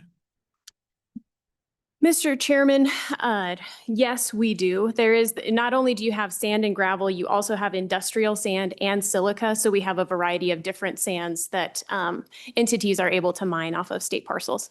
Oh, good, good. Can we talk, Mr. Chairman? Yes. We talk more about the precious stones? Those curling stones, Senator Tara? Well, diamonds are listed. I just. Yes, I didn't Mr. know. Chairman. Which slide are you on, Senator Nethercott? The second one. I guess the third one in total. It says current mineral leases offered. And it says metallic and non-metallic. Diamonds, jade, and precious stones. Mr. Chairman, Senator Nethercott, yes, those leases do exist. We do not have many of them. I will say we do have more for gold, silver, and precious metals, but occasionally you will see an application for diamonds, jade, and precious stones. I would say the most recently we've seen an uptick in rare earth, but not a high demand on the diamond, jade, and precious stone leases. But Mr. Chairman, those diamonds are not jewelry grade. They're industrial grade diamonds. Oh, no, in they're Wyoming. jewelry. Are they? Yes. Oh. Very good quality. They all have to be You been refined buying to them some for your degree. wife? I used to work for Anadarko. We had diamonds here. No, get out. South to Green River, 2 carat. We found a 2 carat diamond. No shit. And it's gem quality, yes. Wow. Now, it may have been seeded. We found it. Yeah, yeah. Director, I'm sorry for just. You're fine, Mr. Chairman. I think the thing that I would offer to the committee is closer to the end of all of these slides, and know that you can look at them at your leisure. And if you want to see what level of revenue is being generated, what the lease terms are, how many, the acres for all of those, I would just point to your comparison because it's easier to see on a graph closer to the end of the slides that show oil and gas, coal, and Trona as the top 3 royalty producers on state trust lands. You'll notice that when you hop to the next slide, bentonite looks large because that's actually the size of the very tiny bentonite sliver at the end of the royalty revenue comparison when you're just looking at oil, gas, and Trona. So you have those two so that you can see them in graph form of how they compare. And I will just mention all of these royalty rates that you're seeing are strictly off the subsurface royalty that we are receiving off of those leases. That does not necessarily include any surface use leasing that we might do. So if an oil and gas company produces off-state lease minerals, they're required to get a surface use lease permit. And so there are there's other revenue generated from these industries for surface use leases or temporary use permits for lay flats or water lines or access roads. So there are other surface revenue generating mechanisms that also accompany these, but everything on these slides focuses on the subsurface royalty production. Interesting. Sorry, Mr. Chairman, I'm back on the uranium one. Why is there no royalty in 2025 for uranium? Mr. Chairman, because even the mines that are in a producing status have not produced in paying quantities at this time. Really? Huh. Do you see that changing, Director, in the near future? Mr. Chairman, we have seen an uptick in interest. In one of our recent State Board of Land Commissioner meetings, we had a company come in and request 75 different uranium leases across the state. So if nothing else, there's interest in creating potentially, blockable areas across the state. It has not yet resulted in revenue generation for us, but there has been an uptick in requests for leases. Good, good. With that, happy to answer any questions or Mr. Obermueller for topics that were important to him in this area. Mr. Chairman, Yes. I would just point out a couple of things if I may. Please do. First of all, with respect to Representative Campbell's question and the discussion about rentals, I think it's really important. Maybe the director said this and I was fading to black for a moment, but the slide indicates like the $1 rental. That rentals are significantly more than that when you talk about the special use leases, et cetera, et cetera. So there's an entire process by which the department determines market rates for what these leases are, and they're much, much greater than that. And they all have, maybe I shouldn't use the all, that's a big term. They most of them have escalating clauses every single year. So I don't want to give the impression that companies are just paying $1 a year. That is not the case, number one. Number two, one of the things that I just want the community to be very aware of is, I think you know this, but I think it's important for this committee to really know it when these conversations start to happen on the floor during the session, is that state lands are not public lands. And they are not the same as multiple use BLM lands. The state lands has an obligation to maximize revenue for trust beneficiaries. And as you can see from the graph, that is generally oil and gas. And what we're experiencing, unfortunately, is this argument that we have all made about in other instances that the government should not compete with the private sector. Something I totally agree with as a conservative principle. It just doesn't apply in this case because the state actually is in competition to try to incentivize production of state minerals. And so you'll often hear that state lands should charge more. They should be more expensive so that my companies move off of state lands and onto fee surface lands. in point of fact, that would be a dereliction of duty on the part of the director. They should actually be competitive and more competitive in order to produce state minerals. I know that that's a difficult concept, particularly for private landowners who want production to be on private minerals. And, you know, look, state lands there's lots of them, but they're not contiguous, et cetera, et cetera. We have options of where to put resources. So, Mr. Chairman, this is, it's a significant issue in the Powder River Basin where we produce most of our resources, and it's important for this committee to know it. I think the conversation about it not being public lands leads to a question that I would ask the director if I were up there, which is OSLI gets saddled with lots of responsibilities. And that sometimes takes them away from this responsibility. And I'd be curious to know what the director feels like she might need to help move permits and leases for oil and gas on state lands that she doesn't already have. So Director, along those lines, looking at your agency revenue, oil and gas minerals it's one of it's the largest, but you have another called other trust land revenue. Is that, what is that? Because it is almost equal to minerals now. Mr. Chairman, the thing I will point out is when you look at the bar graph for fiscal year 2025, and you see that other trust land revenue is almost equal, there was $100 million boost for the sale of the Kelly parcel. And so that significantly skews that. And so that's where the income from trust land is categorized there. So if you take $100 million out of there, then it tracks pretty closely. And that's all of your surface use leases that come with those mineral revenues. So that is grazing, and that is temporary use permits, and that is special use leasing. So that was a good answer. Thank you very much. So we obviously need to protect our minerals revenue. That is the largest driver of revenue from state lands. And whatever we can do to help with that, you know, have more leased and more actually being developed.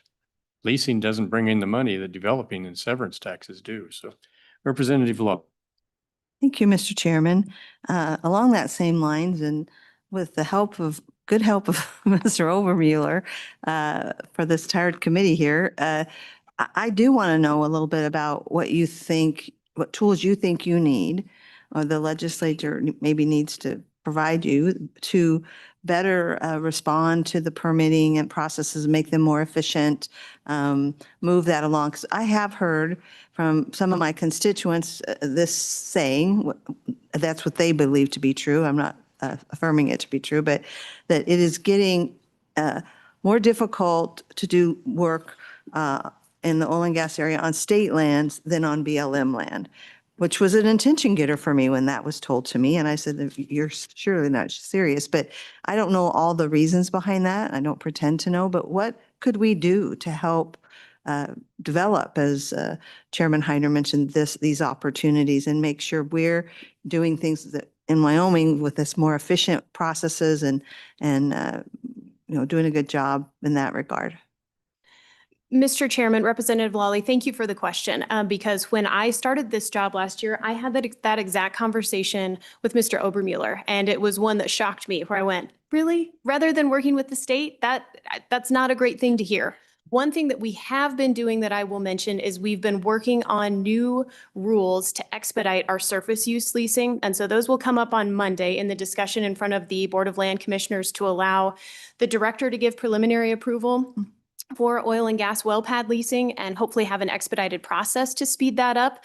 So I'm hopeful that will help in some ways speed that process. Otherwise, some things that are very helpful to us are having more people that understand exactly what you're hearing today, is that the role of these lands are to generate revenue. And that does make us a competitor with private industry, and or with private landowners, and that does create tension. And so being able to help understand the difference between what these lands are supposed to do and carry that message with your colleagues and your communities so that they understand, yes, when they say, oh man, this might make more wells locate on state lands, we say, yeah, it might. And since our job is to support K-12 education, that's why we're excited about that potential. Otherwise, I would say we run a pretty lean and mean shop, so know that we try and move things quickly as we can. But when you have a portfolio that is, 3.5 million acres and you have 5 field service folks that are your appraisers, we will try and turn things around as quickly as we can. But we're a small but mighty team that are committed to this because we share those goals of wanting to generate revenue and do it in compatible ways across those state trust parcels. Okay. Yes, Representative, do you have a follow-up? Just quickly, Yes. if I might. Thank you, Mr. Chairman.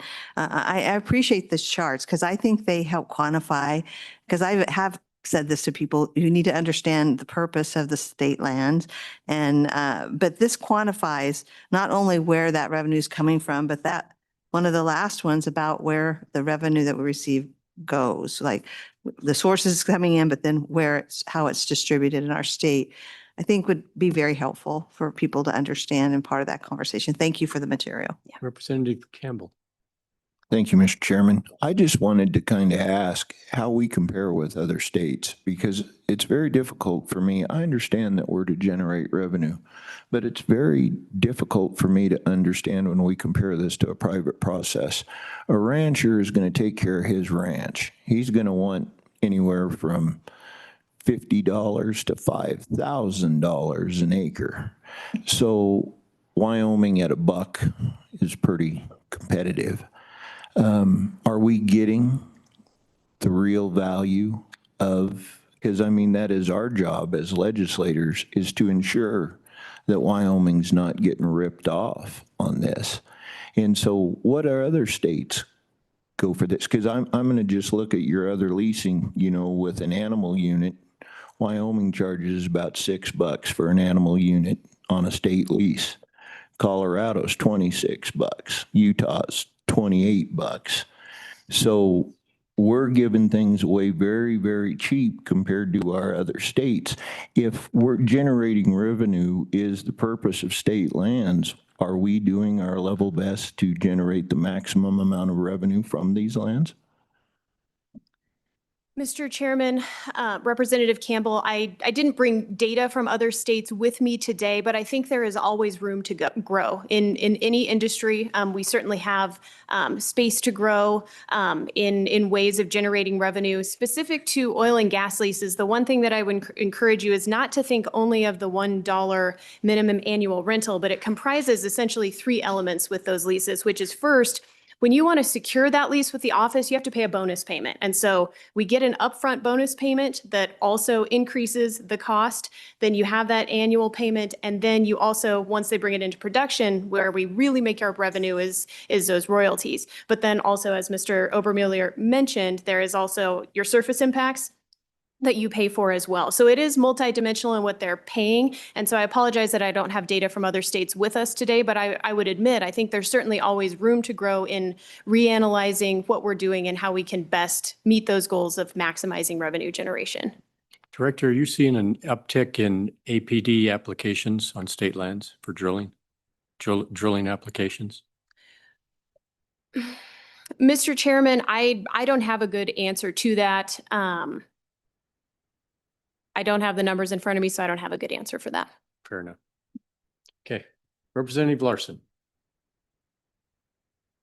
Thank you, Mr. Chairman. Director, what would you say your average turnaround time is on a surface lease, for example, for oil and gas, if you have that metric? And then would more staff help decrease that time? Mr. Chairman, Representative Larson, I would say I can't give you a specific range, but I will tell you no less than 60 days, knowing that the Board of Land Commissioners only meets every other month. And so even if you perfectly put in an application 2 months before they met, the earliest you could get final approval from the board would be 60 days. And so that's why we're hoping that these rules allowing the director to give preliminary approval to companies would allow them to move forward faster, or when they call our office and say, we can get a rig and we can get it here, but we need to do it now, we can have some way to respond. I think certainly more team members would help, just because there's not a lot of us. And so if we had more hands, I think we could move things forward faster. But I would say at a minimum 60, certainly given the criticism you've all heard many times, longer than that. Mr. Chairman, Yes, please. just real quickly, I want to reiterate because Representative Tarver was distracting you with a funny story when I mentioned it before that my members, when in working with Director Berry and her team on updating their leasing rules, which has been a great process, and I think we're almost there. The fact the board is going to talk about, I guess, next week, hopefully final passage of that, and hopefully that will result in more activity on state lands. But my members are easily paying $2,000, $2,500, $3,000 an acre on a surface on special use leases that have an escalator every year. So don't get wrapped around the axle on that $1. That's not what's happening. Okay.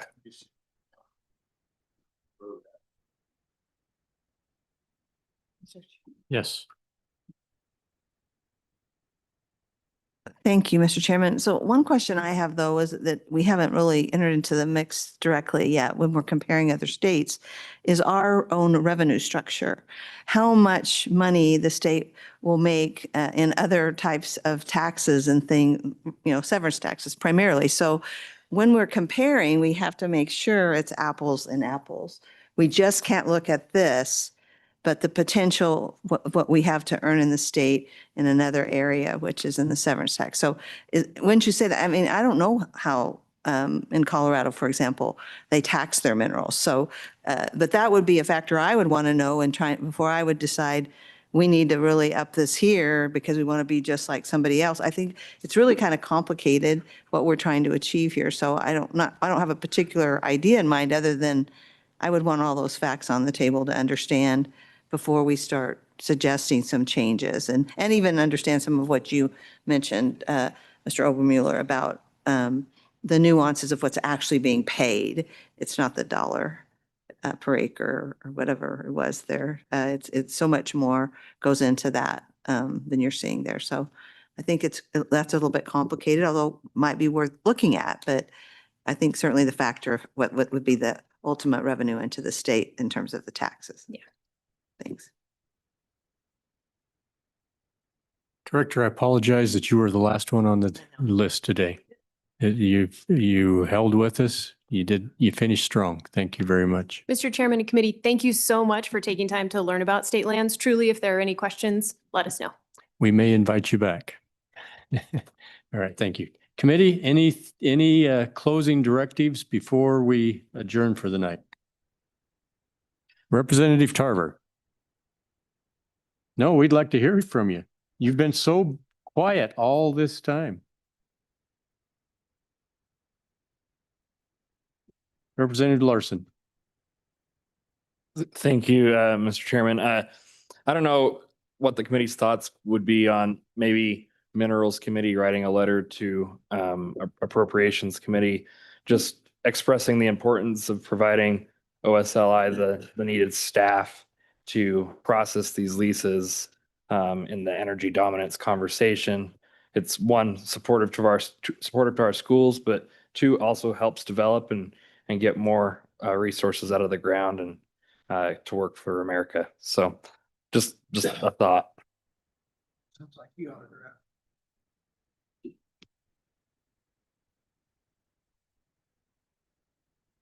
Okay. With that, we will adjourn till tomorrow morning at 8:30 a.m., right? And we're going to go fast and furious because somebody with a lot of experience is going to run it. Yeah, right.